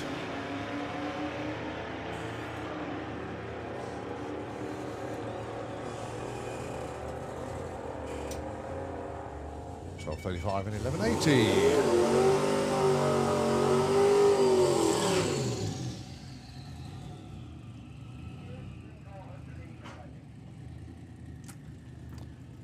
Scott Collin. He's got this little niggle that's plaguing him this weekend in the car. Not quite sure. If it works, it's going to work spectacularly well. But it's... oh, that's a much better launch. Oh, that's a much better run as well. Nicely done, Scott. 9.46, 149. Finally, finally, finally. It all works. Oh, I bet he's a happy man now. Well done, Monica. Well done, gang. Right, we move on, and this is 850 bike. Semi-finals. We know Ian Critchlow's got a bye into the final, but you've got a good battle here between Brad Head and Craig Wright for the other side.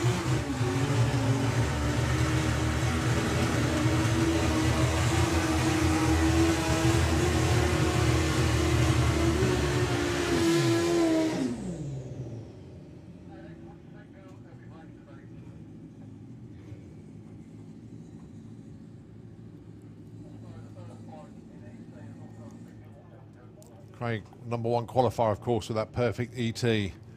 Brad has been killer on the tree today. They've both got to have their A game on. Both away very, very well indeed. It's all about who's going to get to the stripe first without breaking out, and it goes to Brad. Oh, he takes it 8.54 against a loser 8.55. Both of them had 0 lights. They both did their job off the line, but it is Brad that goes into the final.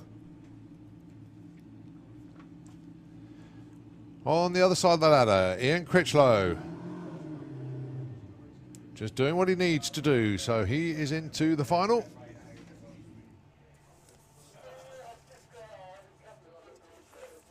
We have only got 3 classes to set finals. And this is one of them. ET bike.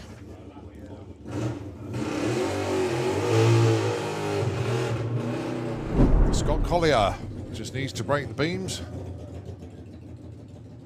That's exactly what he's going to do.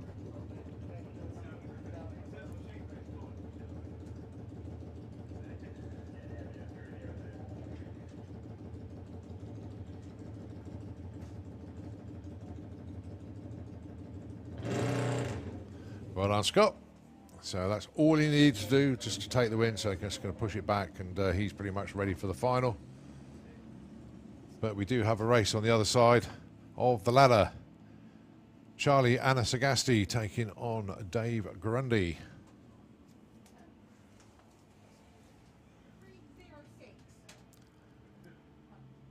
In fact, just looking down in the lanes, I can see Gary and Dave ready. I can also see Gasser Circus down there. Some of our street weekend people are there as well.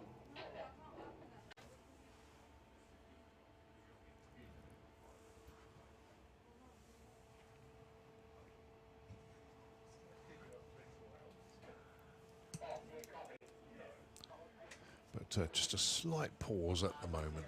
Just having a look in the lanes. Yeah, quite a few of the street weekend cars are coming down into the lanes.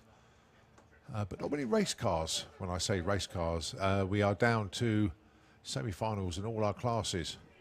And as I say, there's only Gasser Circus, Comp Bike, and the other semi-final in ET Bike to get done. But just a slight pause at the moment.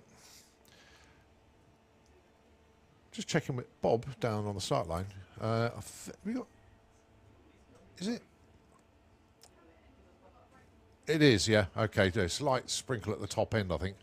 So we are just on a weather hold at the moment. So Nitro FM 96.2, if you can just take it away just for a moment. We are just on hold for a moment. Thanks very much indeed.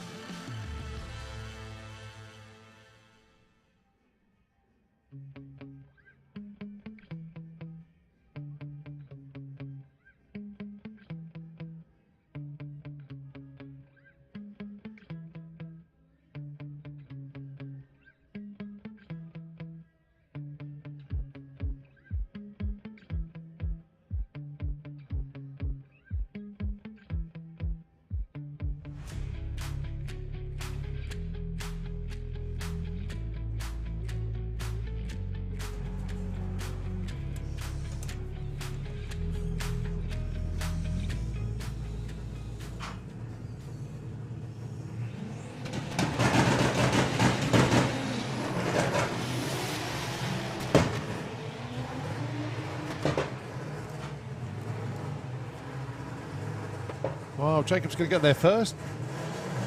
Gets an 11.13, 138 with a load of wheel spin off the line. Nice one, 56 with the Wanger. And it is John Brewster with Unfinished Business doing some testing yesterday. He dials 11.12.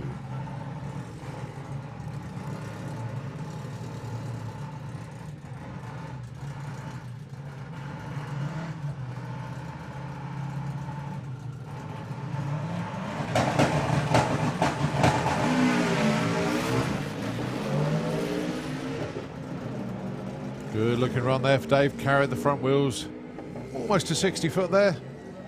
Goes 9.53, breaks out by 300ths.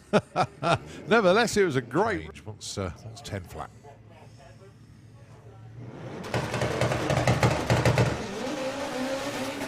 Not too much wheel spin off the line either. Looking pretty good. Oh, missed a gear there, I think. And goes 10.96 at 98 mile an hour. So.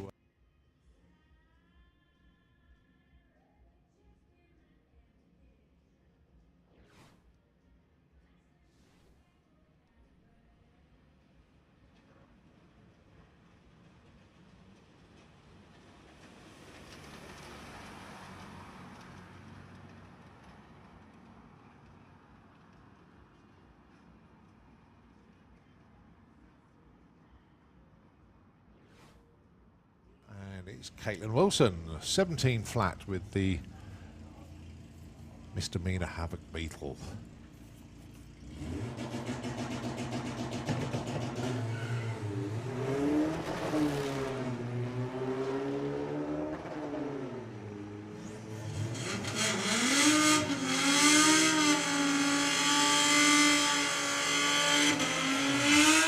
.14.24 breakout by 500 there for Karen. Caitlin goes 17.07 into.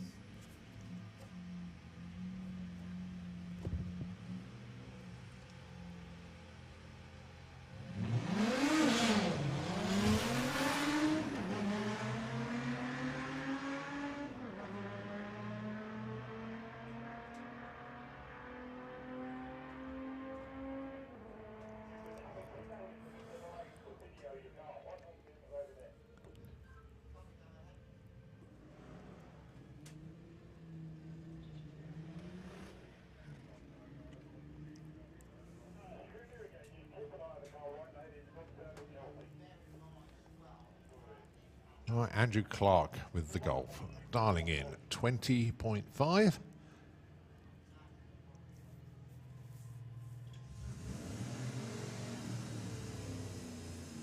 Goes 23.31. Zero course seal defending champion. And Georgina Smith, 15.9 with the GLA Racing Supra.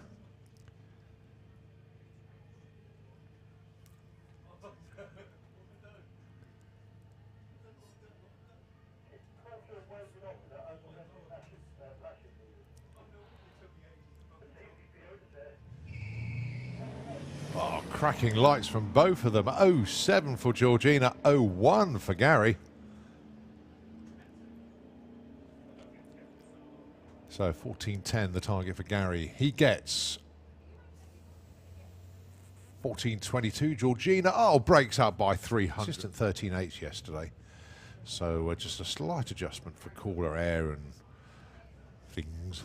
And Chris Cresswell looking for a 15.30.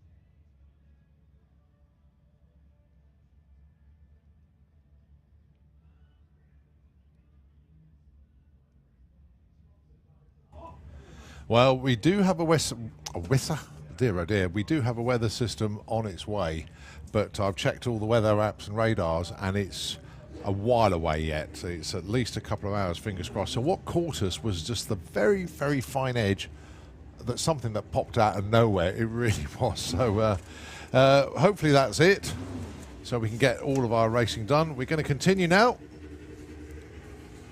As I say, we have only got 3 classes to set finals. We've got the second semi in ET Bike coming up. Gary Hester and Dave Grundy.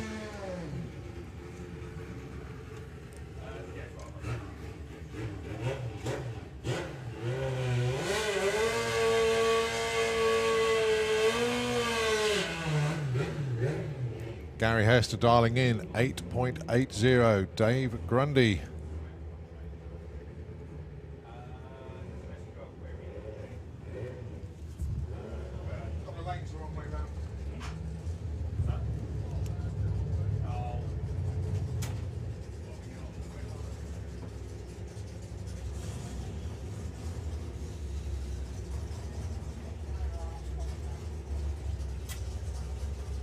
Okay, that's better. Right, 880 for Gary Hester. Dave Grundy, 1050. Dave will be going first. Off he goes. There goes Gary in pursuit. It's a green light drag race. Whoever gets to the stripe first without breaking out will win. It's close to the stripe, but it is Dave Grundy that takes it. Win margin 0-4. It's going to be Dave Grundy taking on Scott Collier in the final of ET Bike. This is Gasser Circus, semi-final number 1. Simon Press taking on John Gibson. Simon will be leaving first, 11.05. Quarter of a second later, the tree will run for John Gibson, and he'll set off in pursuit.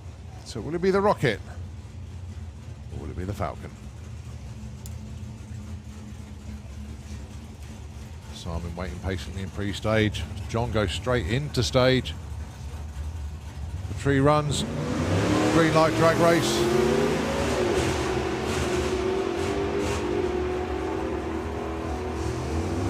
Very, very tight at the strike, and the win goes to Simon Prest.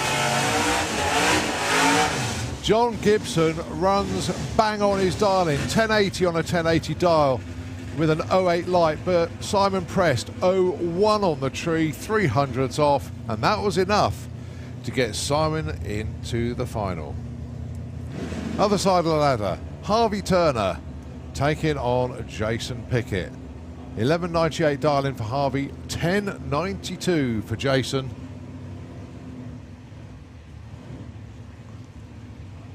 Both in pre-stage. Both going to stage together. Oh, and it's a red light for Harvey Turner. It's going to be Jason Pickett into the final.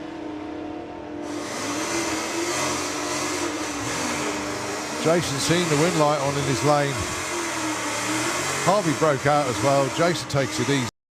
Pickett taking on Simon Prest in the final of Gasser Circus. Right, some more street weekend runs coming up. We're just looking in the lanes to see Comp Bike. They are down there.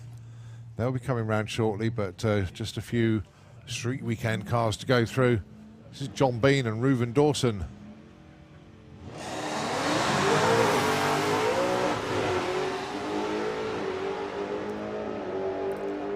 Oh, good looking runs for both of them. 10.53 plays a 7.52. 7.52? That can't be right. I don't know what happened there. Well, if if Reuven could claim that one, I'll tell you what, he shot up the order. Oh dear. That was an odd one. He had a 60 foot of 2.8 and a 330 foot of 0.87. Right, yeah, slight glitch in the timing system there. And I think it's more to do with the reflectors out there. Right, Dave Smith and Victoria Smith.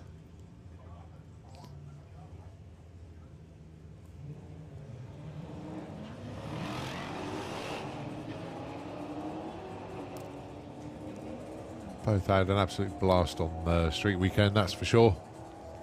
Victoria going to get there first with a 12.14. And Dave with his quickest of today with a 12.91.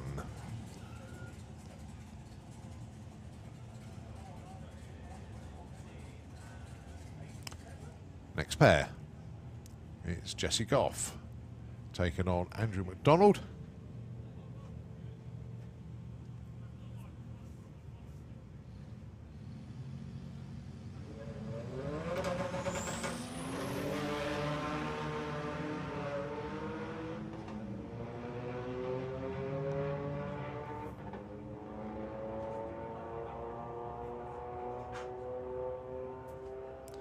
McDonald goes 14.13. Jesse goes 16.09.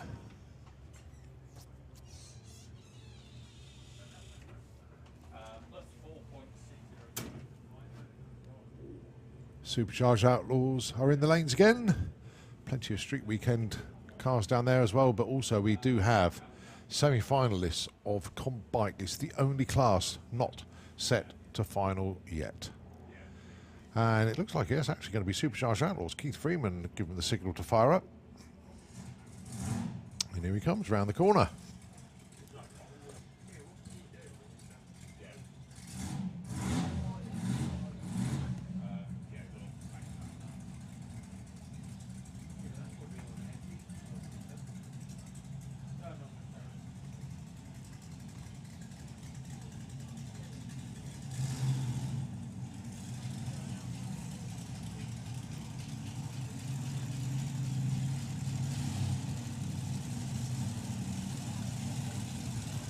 Bit of a traffic jam. I think they both were going in the same lane then.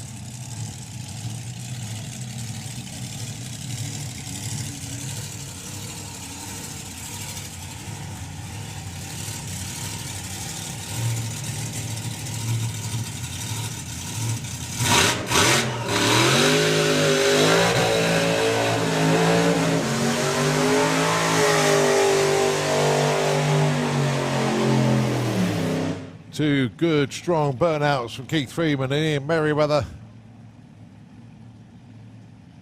Final time we're going to see the Supercharged Outlaws this weekend. Been a highly entertaining class. Great runs from everybody. Let's not forget John Willard joining in with them yesterday. Just hurt a couple of parts, so haven't been able to run today, but they will be back in a couple of weeks' time at the Summer Nationals.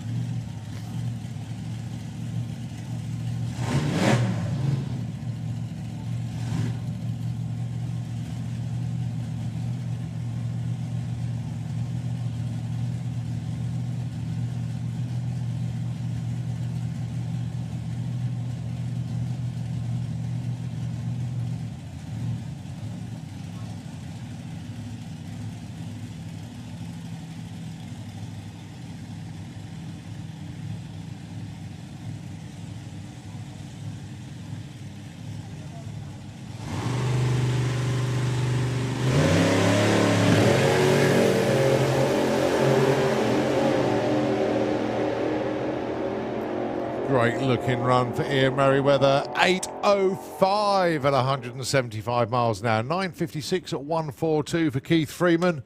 But thanks for the entertainment, gang. We absolutely loved it this weekend. Very, very well done indeed. And congratulations, obviously, to Ian and Selena for the wedding anniversary as well. Celebrating that here at the pod. And where else would you want to do that? Well, maybe in the Seychelles or the Maldives or something like that. But no, it's at the pod this weekend.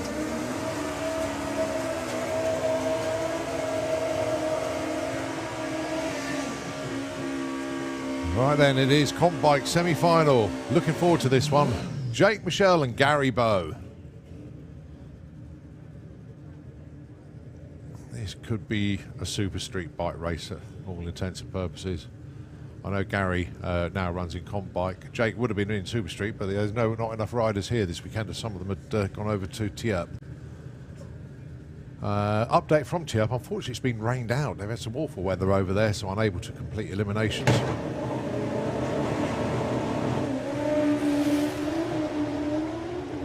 God, both razor sharp off the line. That is a cracking race. And it's a 6.98 from Jake Michelle, takes the win over a 7.14 from Gary Bowe. 216 miles an hour for Jake. So he's through to the final. Other side of the ladder. Mark Dainty and Dave Smith. Again, this could be a super street bike race. Mark Dainty, again, another one that's a step back to comp bike, if you like, from super street bike. But hasn't slowed him down anything. Mark in the 7.0s. Dave Smith in the 7.2s today. But it is a race to the other end. Whoever gets there first wins.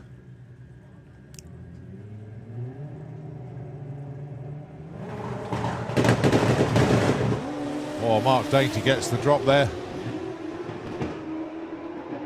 Oh, but problems for Mark, and Dave Smith rides around him. Dave Smith takes the win, 7.37 at 202, 7.95 at 179 there for Mark Dainty. So it is Dave Smith going to take on Jake Michelle in the final. So that's all of our race classes now set to finals.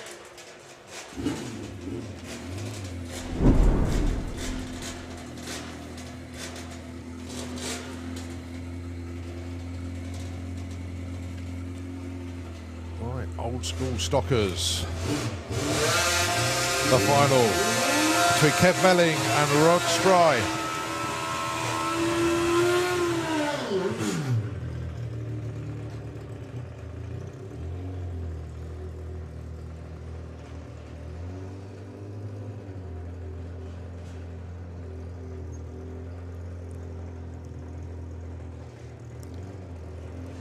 Normally we do try and have a little break between semis and finals, but with this weather system coming in, we just want to get it done.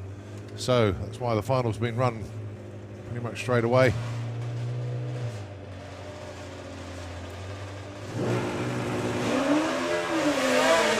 Oh, Kevin's bike wouldn't launch, so it's Rod Spry on his way. And he's going to take the win with a 9.17 at 142. Well done indeed to Rod. Commiserations to Kevin. It's the first time the bike's let him down this weekend, and it picked its moment in the final to do it. But nevertheless, great racing and great entertainment from the old school stockers. It's junior drag bike up next. And the final is between Leah Morrison and Richard Wilcox. Leah dialing in at 11.67. Richard a 9.40. 2.27 second difference on the tree. Leah will be going first. And then it's down to Richard to try and catch and pass and yet not break out. Obviously Leah wants to stay in front and take the win.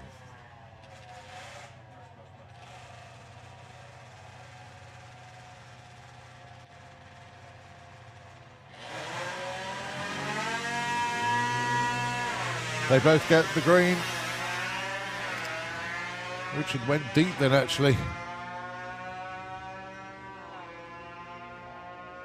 And it is Richard Wilcox that's going to be lifting a first place trophy once again this year in junior drag bike. Congratulations to him.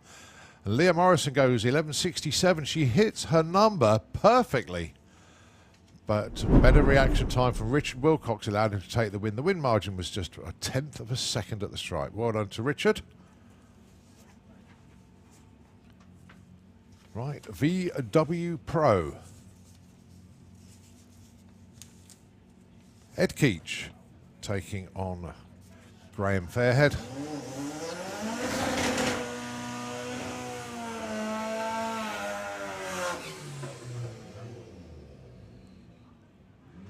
So the Misfit Type 3 taking on the VW Golf.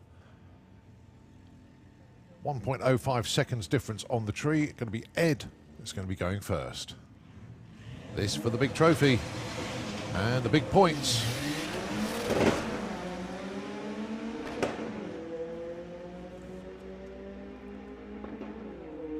Looks like Graham's drawn alongside. And Graham takes the win. 10.91 on a 10.90 dialing. Very, very well judged indeed. I lose out there for 12.11. Graham taking the win there in VW Sportsman. Paul Robinson and Andrew Bambrick. Paul was your number 1 qualifier. Andrew was number 2 qualifier. And they meet in the final. Paul will be going first. 14.89. Wound it back a bit. 13.23 for Andrew. But Paul is your defending national champion. He gets the green, as does Andrew.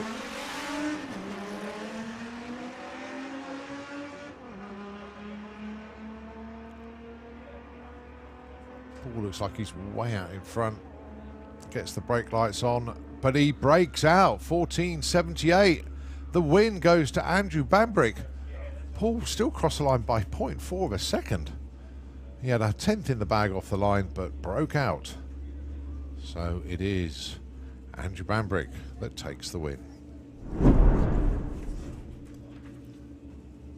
Onto 2 wheels, and it's 950 bike.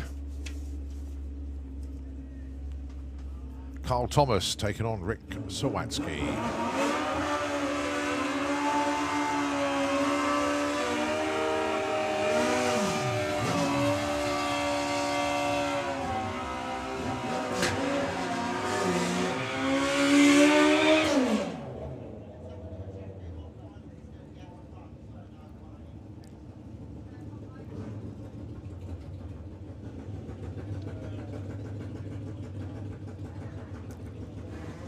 So 950 bike, Rick Sawatsky, Carl Thomas, both into stage. Oh, it's a red light for Carl Thomas. Rick Sawatsky takes the win. It was an 0-1 red. Oh, that's a painful red, that one. 61. Well, it didn't matter. 9.52 for the win there for Rick Sawatsky. The final of ET Bike. Scott Collier taking on Dave Grundy.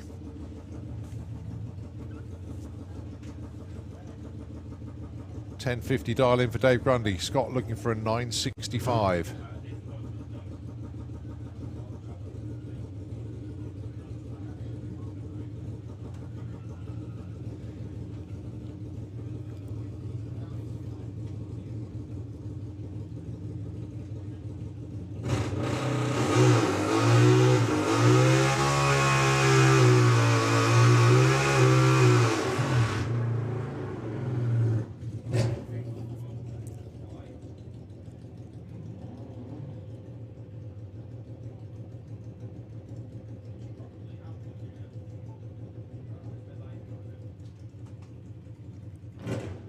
So the final of ET Bike then.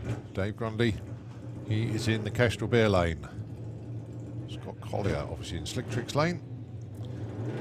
0.85 difference on the tree. There goes Dave, there goes Scott.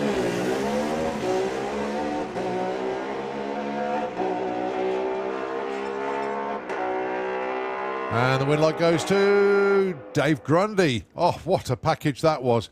10.51 on a 10.50 dial-in. 0-1 light for Dave Grundy. Brilliant. Scott Collier was not far off. 0.8 light, a 9.66 on a 65. Both riders right on their game there, but it is Dave Grundy that takes the win. Great final, that one. Really, really great final. 760 heads up. Brendan Clancy and Billy Gain.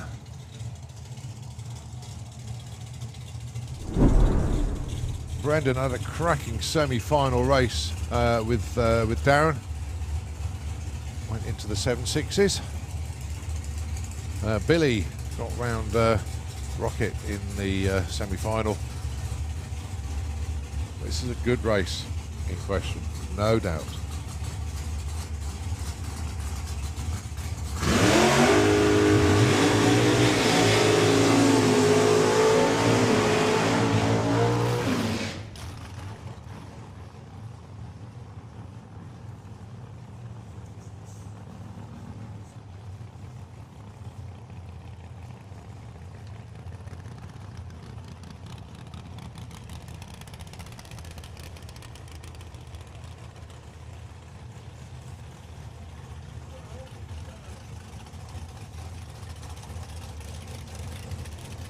Okay, the obligatory pre-race burnout now completed. They come back behind the line. The crew arm the chutes for Billy. That's Billy's dad down there.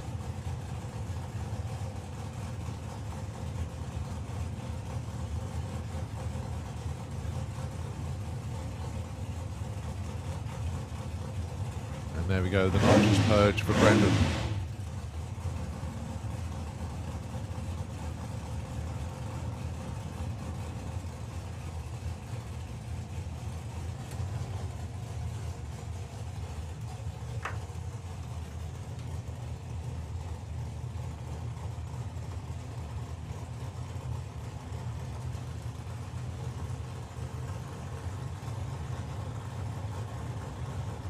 The final then of 760, heads up.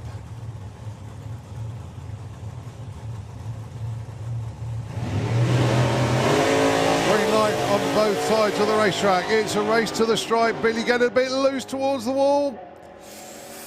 It's not over yet though. Brendan takes the win with an 8.16 against the lose out 9.19. They were both to the 8th at 5.17. Billy had the better light off the line. Billy was ahead, but the closing speed allowed Brendan to go by. What a final. So Brendan Clancy takes the win in 7.60 heads up. Sportsman ET final. James Grew, his first ever final in Sportsman ET, going alongside actually a previous class champion in Carl Mag with the Tesla. Just a quick timing system reboot. We will be back with you. We have just got, what, 6 finals to go. 5 finals to go.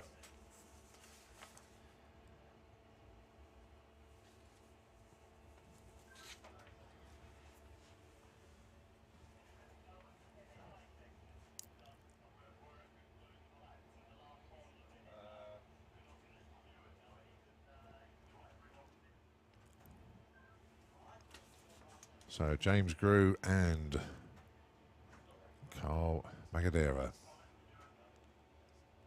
Mont Blanc is the name given to the Touareg. I like the way they come up with that one.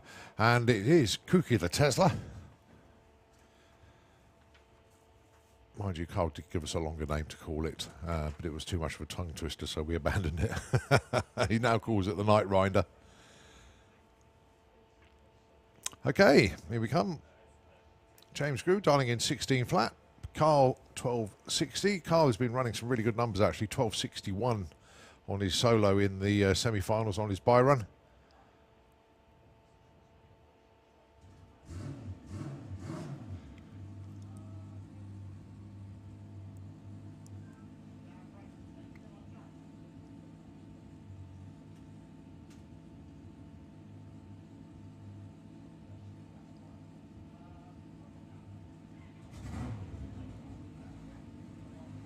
So James sets off. And there goes Carl. So it's down to the Tesla to catch and pass, if he can.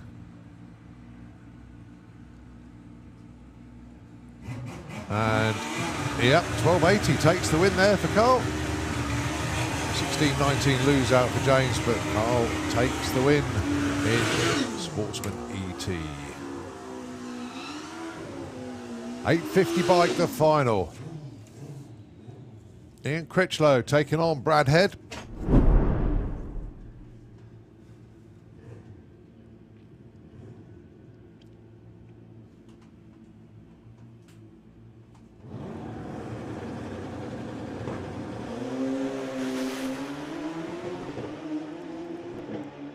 Nothing between them off the line. And it is a win for Brad Head. Ian Critchlow breaks out. He got there first, but an 8.46 was too much. Brad Head takes the win with an 8.56. Well done indeed to Brad.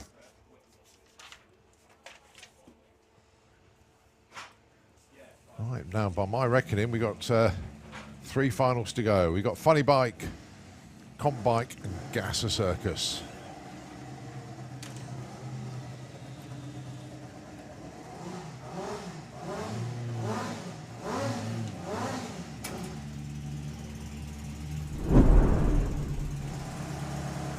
so this is Funny Bike. Lorcan Parnell taking on Dave Peters.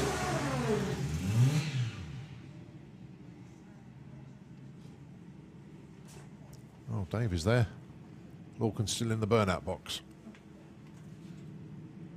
Oh, just need to restart the bike.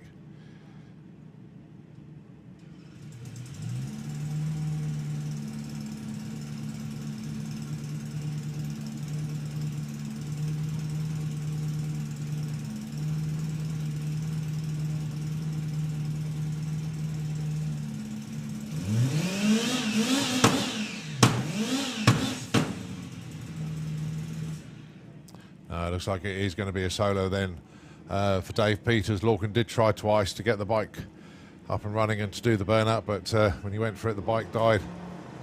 So it is a solo for Dave Peters to take the win here in a Funny Bike.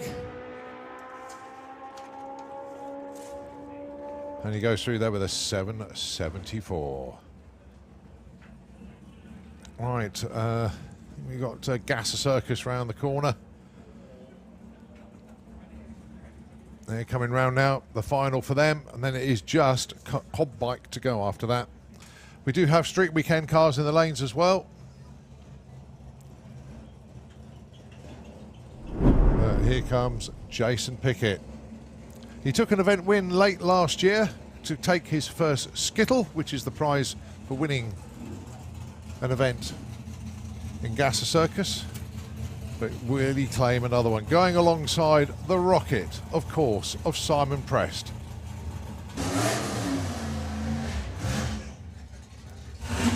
So as I come forward, we find out the Darlings then. 11.05, the Darling for Simon Prest. Jason Pickett will be a 10 of some description. We'll wait and see when he comes through.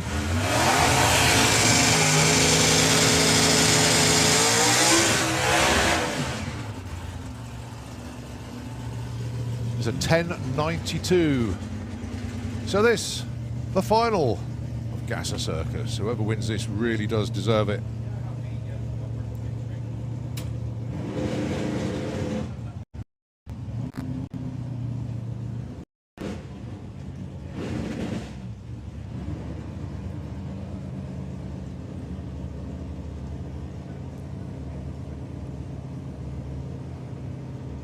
.13 difference on the tree. Both in pre-stage.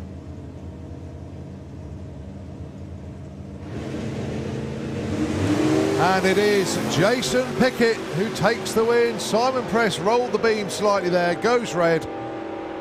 Jason Pickett takes the win. He goes 11.02 to 11.06 there for Simon Prest, but it is Jason Pickett representing Williams Brothers Racing this weekend, taking the win in Gasser Circus. Congratulations to Jason, to Keith and to Spencer this weekend. We have one more race class to go, and of course, Street Weekend.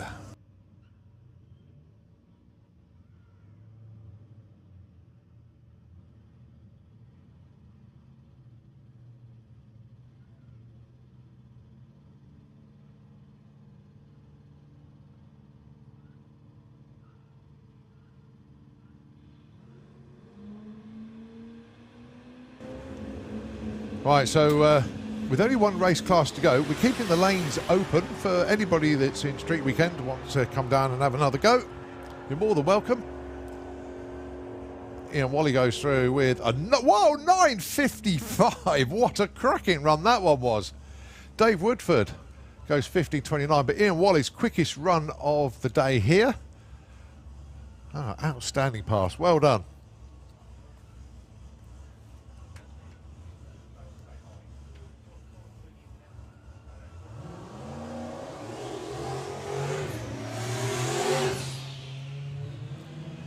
Arnie Pamant coming down for another one. He had a brilliant run the last one, but unfortunately he had tripped the beams before he actually went, so the clock started running. So even though it's an awesome 150 mile an hour plus run, the 11-second ET didn't match it. So he's come down for another one. Going alongside Stephen Gilmore, he's had an absolute brilliant time this weekend.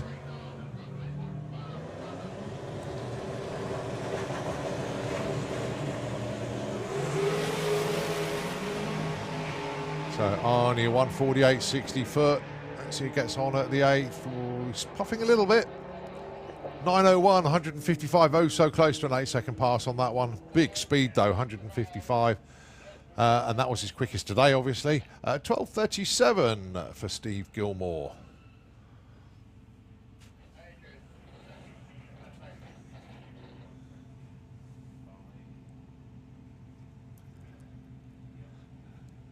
Just looking at all those street weekend races down there, including like Al Mack, Justin Warner. It's like something out of Street Outlaws UK down there. I really like that look. Brilliant. As I say, the lanes are open for anybody in Street Weekend who wants to come down and put a run in. As I say, we've only got one final to go in our race classes. We've managed to stay ahead of the weather, thank goodness, because that could have spoilt a lot of things today. But it's managed to dodge us. There is a weather system coming, but we've managed to delay it till around about 6 o'clock. So according to weather radar, that is, of course. So we did catch the edge of something, but we've been very fortunate indeed. If we look over towards Bedford, where it's coming from, it's looking a bit grim over there. But we are okay at the moment.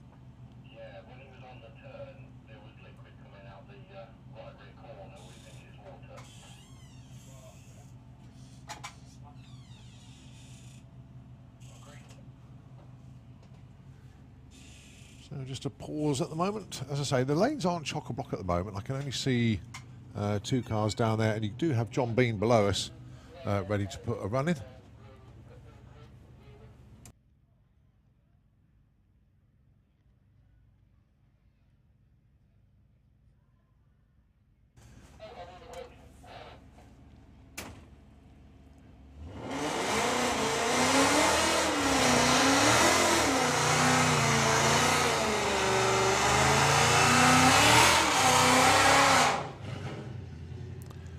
John Bean come down for another one.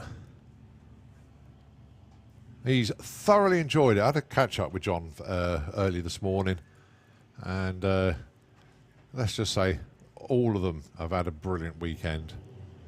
They really have, yeah.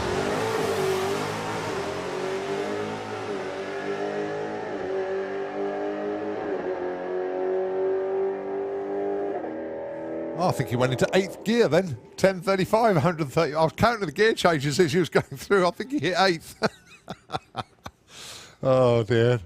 He goes through with a 1035 at 134. Just running one lane at the moment. So maybe a tiny bit of fluid that came out of Arnie's car on that last run in the Kestrel lane. So they're just making sure it's all A-OK. Andrew McDonald with the local Skoda.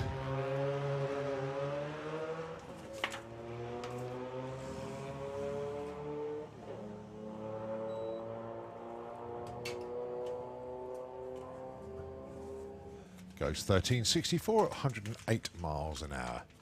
Jesse Goff next.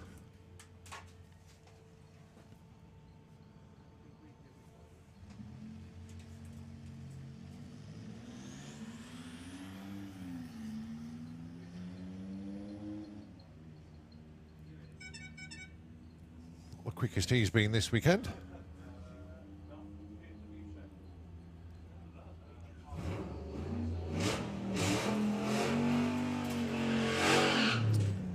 Well, we keep talking about this weather system, just having a couple of text messages come through, thanks to Michelle Walker, actually. She's absolutely chucking it down in Northampton, and that's the general direction I think it's coming from. So, yeah, it is coming, but we've dodged it. Once again, the pod has his own little bubble, if you like.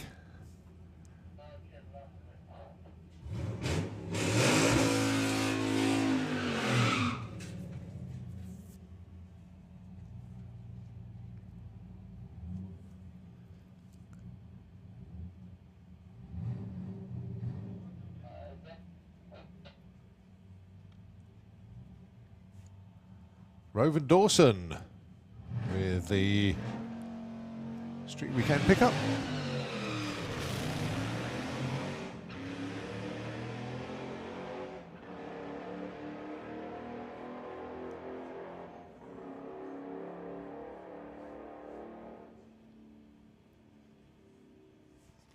Goes through with a 12.26, 119 miles an hour.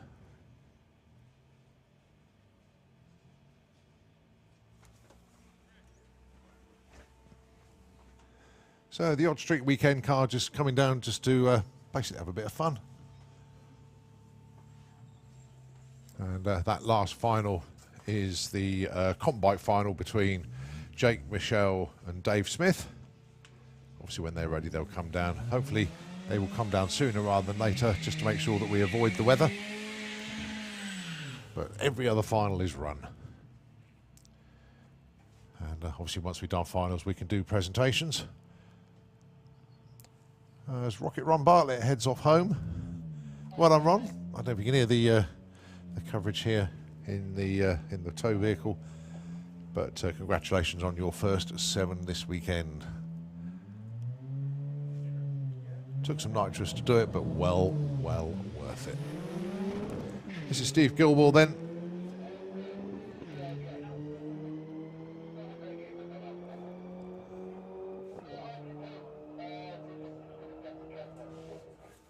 Steve goes 12.71 at 111 miles an hour.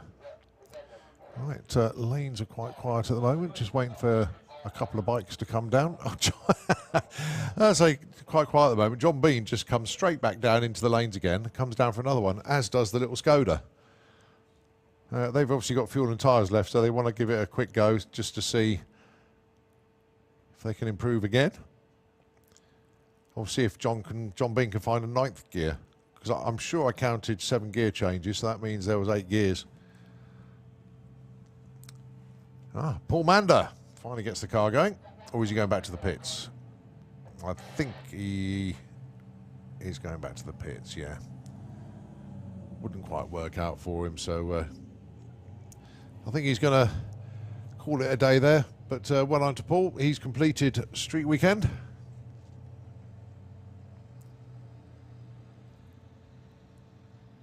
I'll tell you, whilst I just do a little bit of track prep out there, going to rest the vocal cords for a minute and go over to Nitro FM 96.2, and we'll take it back when cars come back round. I know John Bean's moving, but he can't go on track at the moment.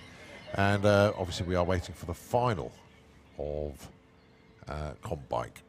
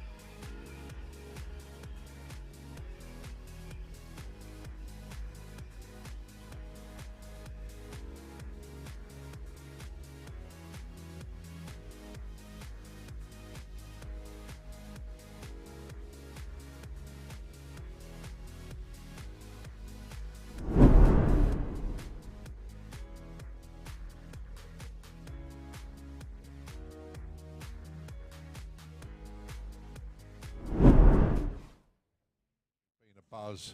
The car is here. I had a good look at it this morning. Met John for the first time, having had plenty of messages over the internet over the last few years. But I know it's only going to be a checkout pass for him, but John Willard with the Aussie Outlaw is in the lanes, and he'll be coming round with the supercharged Outlaws. Not only that, he said, can I go alongside Paul Dale with his Anglia? And Paul going, too right you can, or words to that effect. So that's what we had it.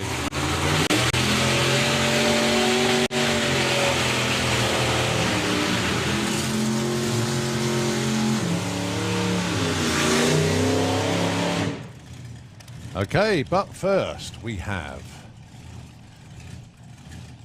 Keith Freeman. Now, Keith has just been on it this weekend.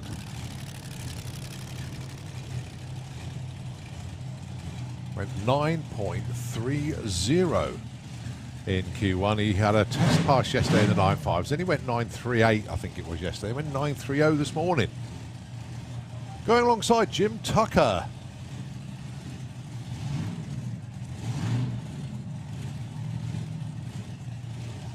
Jim on his first pass, nice and easy, just a gentle feeder, if you like, a 13.78, but obviously looking to get a more representative run in this time round. So pick your Ford from 1930.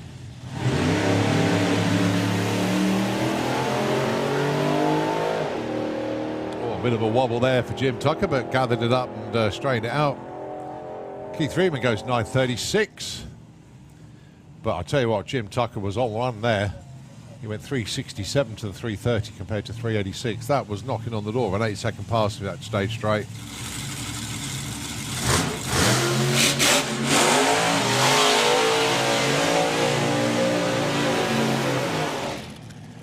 Right, next up then, Aaron Windridge. He's one of those perfect examples of a driver whose foot takes over from the brain when he's doing a run, because once that foot is down, it ain't lifting for anything, despite the brain trying to tell it to lift. The foot's going, no, I'm going all the way, son. You hang on. But no, he's a great young lad, is Aaron. Drives the wheels off this thing. Going alongside the new excuse locker favourite, Ian Merriweather. Can you move the 1,000-foot blocks as I lifted too early? We haven't even got any. That was brilliant, that one. Ian, as I say, I'm going to frame that one. So Ian Merriweather went 8.17 in Q1. Best excuse for not running a 7 ever. Hi to the Fadster once again. I know he's probably tuned in watching.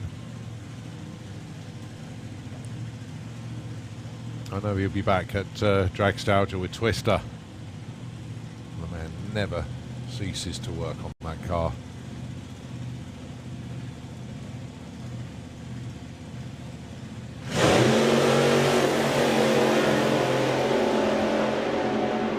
Okay, Aaron taking the whole way around. Ian hasn't lifted this time. Oh, 8.04 for Ian Merriweather. 9.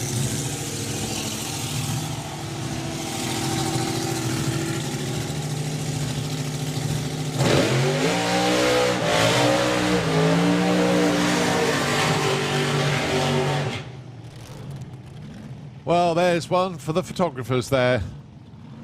John Willard doing his first burnout here at SantaPod Raceway. The Team Atlantic team, all with the team shirts on, just lining up behind.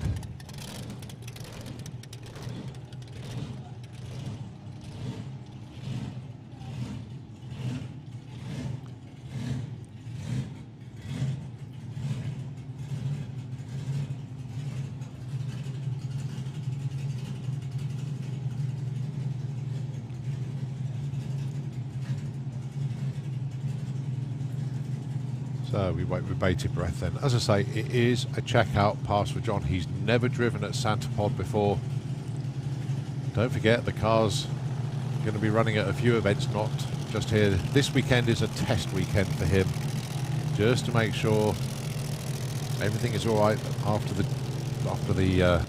shipping of the car over here. He's probably only going to get about 3 or 4 runs in all weekend, but it is purely testing. I don't want to hurt the car whilst they're here, although every single person.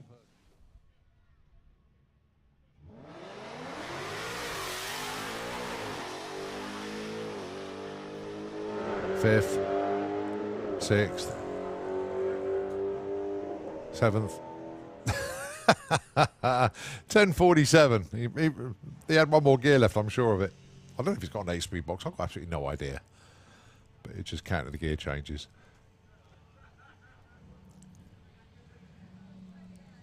Right. Goffin McDonald again.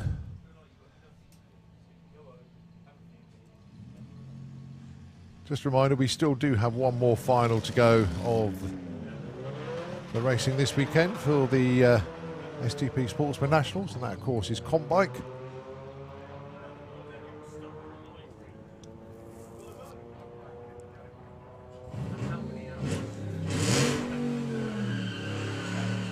(2018) and 1380.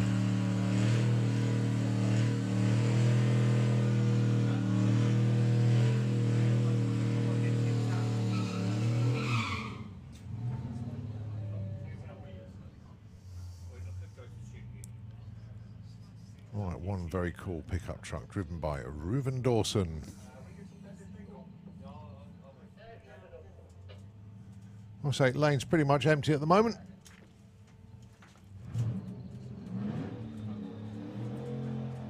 Oh, keeping it everything off the line there was Reuven.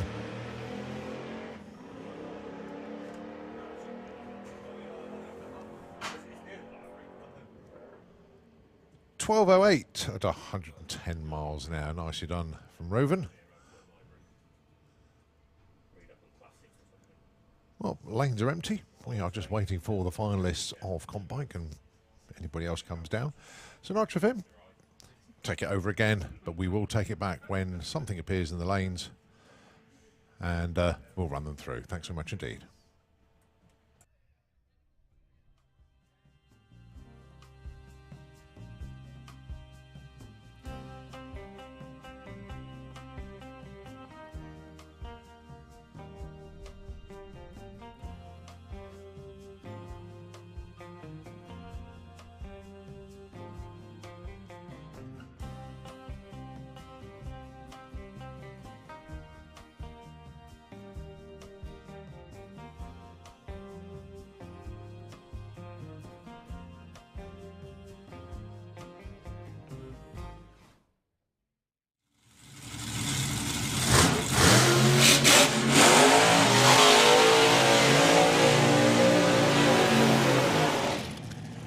Right, next up then, Aaron Windridge.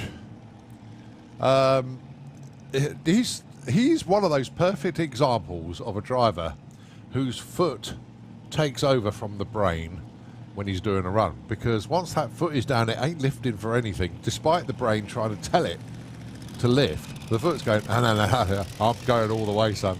You hang on. But no, he's a great young lad, is Aaron. Drives the wheels off this thing. Going alongside the new excuse locker favourite, Ian Merriweather. Can you move the 1,000-foot blocks as I lifted too early? We haven't even got any. That was brilliant, that one. Ian, as I say, I'm going to frame that one. So Ian Merriweather went 8:17 in Q1. Best excuse for not running a 7 ever. Hi to the Fadster once again. I know he's probably tuned in watching. I know he'll be back at Dragstalgia with Twister. The man never ceases to work on that car.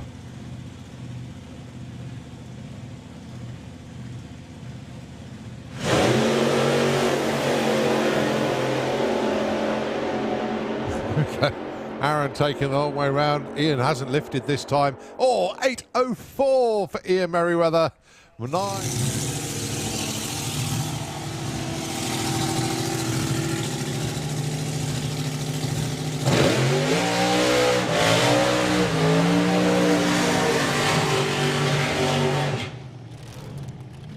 Well, there's one for the photographers there.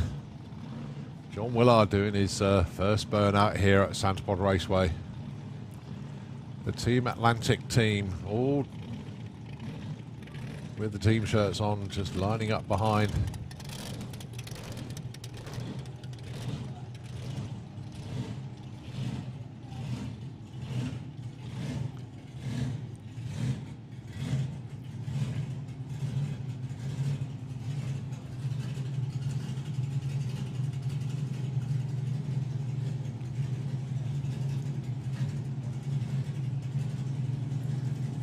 So we wait with bated breath then. As I say, it is a checkout pass for John. He's never driven at SantaPod before. Don't forget, the car's going to be running at a few events, not just here. This weekend is a test weekend for him, just to make sure everything is all right after the shipping of the car over here. He's probably only going to get about 3 or 4 runs in all weekend, but it is purely testing. I don't want to hurt the car whilst they're here, although every single person in the UK will do everything they can to keep him running should any parts break. But John very kindly let me sit in the car earlier on today.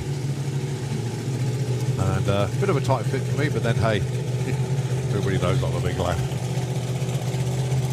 So Paul Dale already has run 8:21. He went slightly quicker than that in testing yesterday.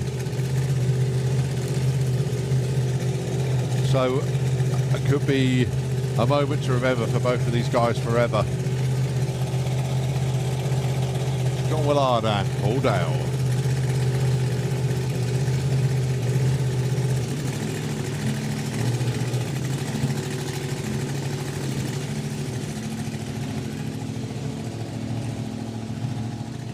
Look at the size of the rear wing on John's car. It's huge. We love it.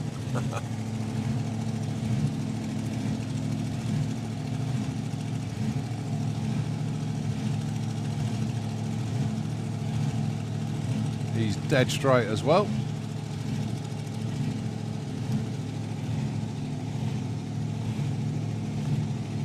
So, Paul Dale straight into stage. A little bit of miscue there, but hey.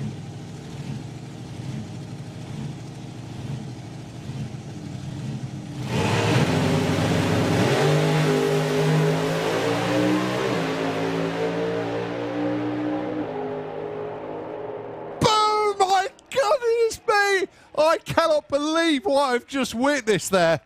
That was supposed to be a checkout pass. He just went 673 at 206 miles an hour.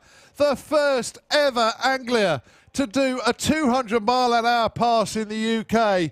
And it was on his checkout pass. 206.05, 673. Shots fired. 8:15 at 169 for Paul Dale.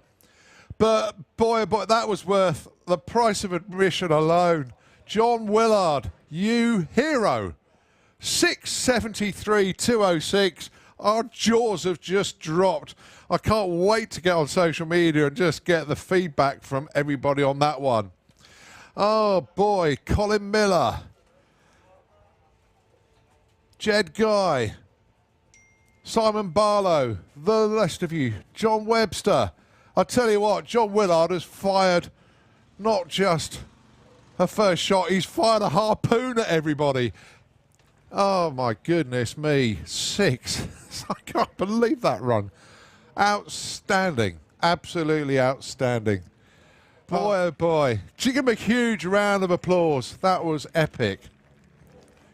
I'm going to have a word with the gentleman that just joined me upstairs here. Got to get instant feedback. I know there's still sportsmen racing out there. Joined by Mick Taylor. Mick, wow. Try and put that into words without swearing. Wow. What else can you say? That was incredible, wasn't it? Absolutely incredible. Absolutely. That was a checkout pole. I know. That was nuts. I just cannot believe what he just did.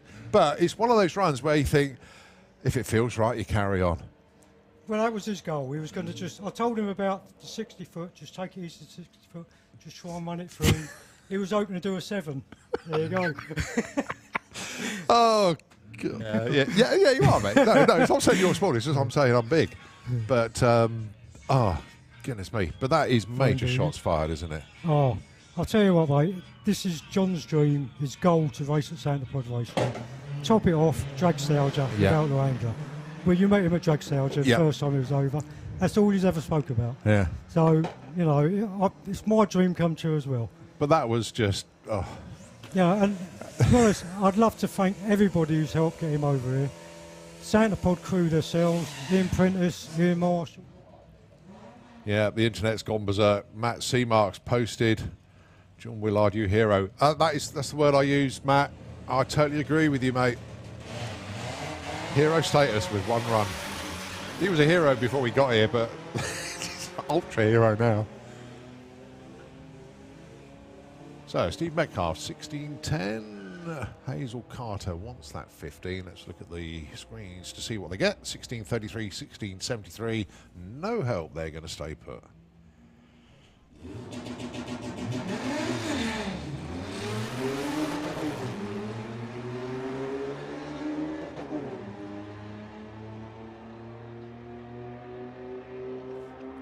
So Andrew Bambrick looking for a 13.21. Caitlin looking for a 16.86. Or 13.32 for Andrew. Stays number 3. 1 on a 14.72 dial-in in... No, sorry, 14.72 on a 14.71 dial-in in Q1. He went 14.71 with a 5 on a 14.71 dial-in in Q2. He's number 1 qualifier at the moment. This time he dials in 14.71. Alongside Lorraine Large, 15.90. The fun this weekend for Lorraine is to try to get one of her runs to match a dial-in. It's been up and down a little bit.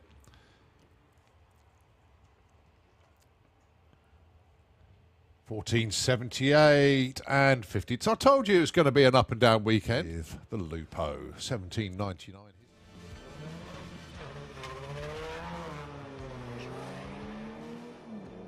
So Andrew McDonald probably going to get the most number of runs today. He's just hot lapping. Goes 14.12. 12.12 there for Matt, which basically means that the lanes are empty again. Ah, no, maybe not. I can see one of the comp bike finalists, and that's Dave Smith.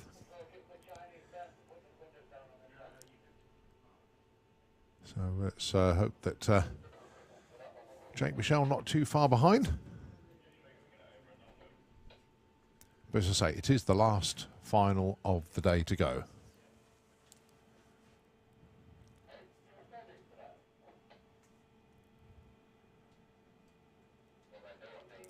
Bearing in mind, actually, that we're going to be doing trophy presentations underneath the canopy by the catering area due to the weather that's coming in. It'll be on a separate microphone over there, so we won't be using the main PA as such. We're still taking both down there so we can hear it. Ah, here we go. Jake Michelle's appeared. So the final of comp bike. Just getting Jake set to go, just getting his crash helmet on and his gloves and his lanyard, of course, and we'll be set to go with the last race of the day, the final of comp bike.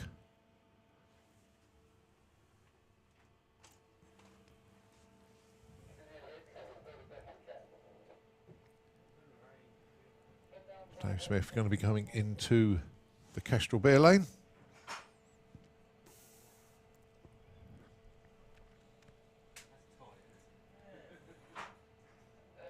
And of course Jake will go in to the Slick Tricks lane.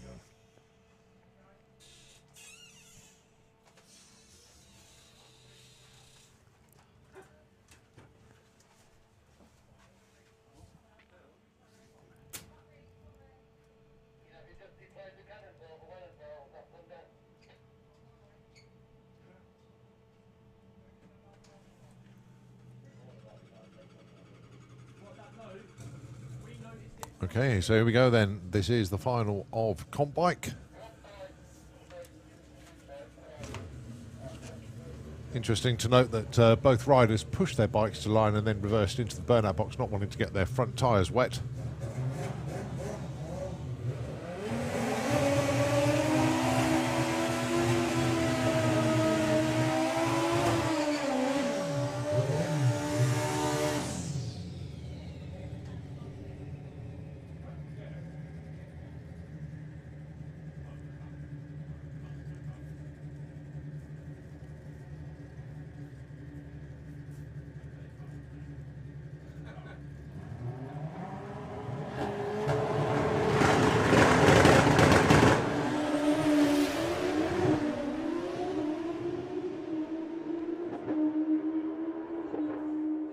.701 Jake Michelle, 788 Dave Smith.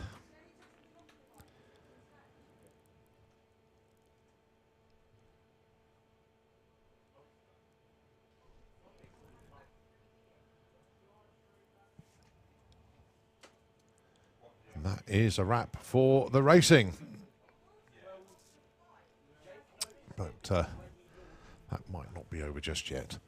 Okay, I don't know if anybody else is coming down into the lanes at all, because that's certainly all of our finals run.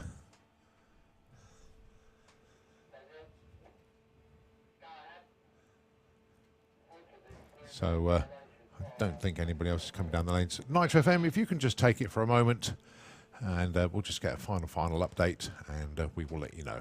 Thanks very much indeed. Back to you shortly.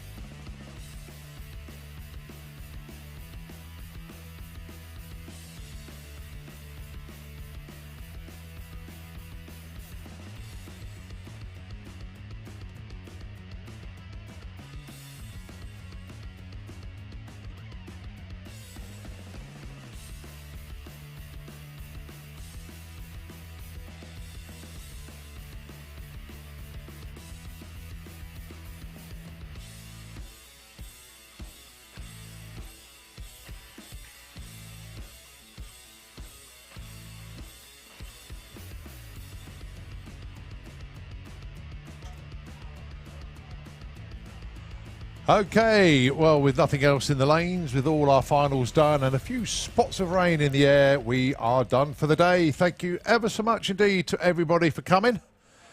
We do have trophies to give out, and that is under cover, where, thank goodness we are doing it undercover, because this weather system is now almost on top of us. So you can head over to the catering marquee area. That's where we'll be doing our trophies for this weekend. And actually, yeah, there's a few big dollops appearing on the windows here in the tower as well. So if everybody can head over to the catering area. And that includes street weekend presentations as well. The time now is, just gone 4:30 in the afternoon. If we can start those presentations in around about, 15, 20 minutes time, that would be absolutely brilliant. We're going to sign off from the tower. And we will see you all very soon. Thanks ever so much indeed to everybody for coming along today, and of course everybody tuned into the live stream as well. Managed to get the event done despite absolutely lashing it down in Northampton at the moment. It's been a bit inclement all over the place. Even in Sweden they've had to call the meeting at Tjört because of the weather, but we managed to get it done before the weather comes in now. And we know it's coming because we can see it. Thanks ever so much, everybody. As I say, trophies 15-20 minutes over in the marquee by the catering area. But until then, we'll wish you a safe journey home, and we'll see you next weekend for I can't remember what show it is next weekend. But there is a Sunday show here, Romney Brung on Saturday. Then the weekend after, it is, of course, the Summer Nationals. We'll check out from here now. Nitro FM just going to take over the airwaves once again, but we will see you all soon.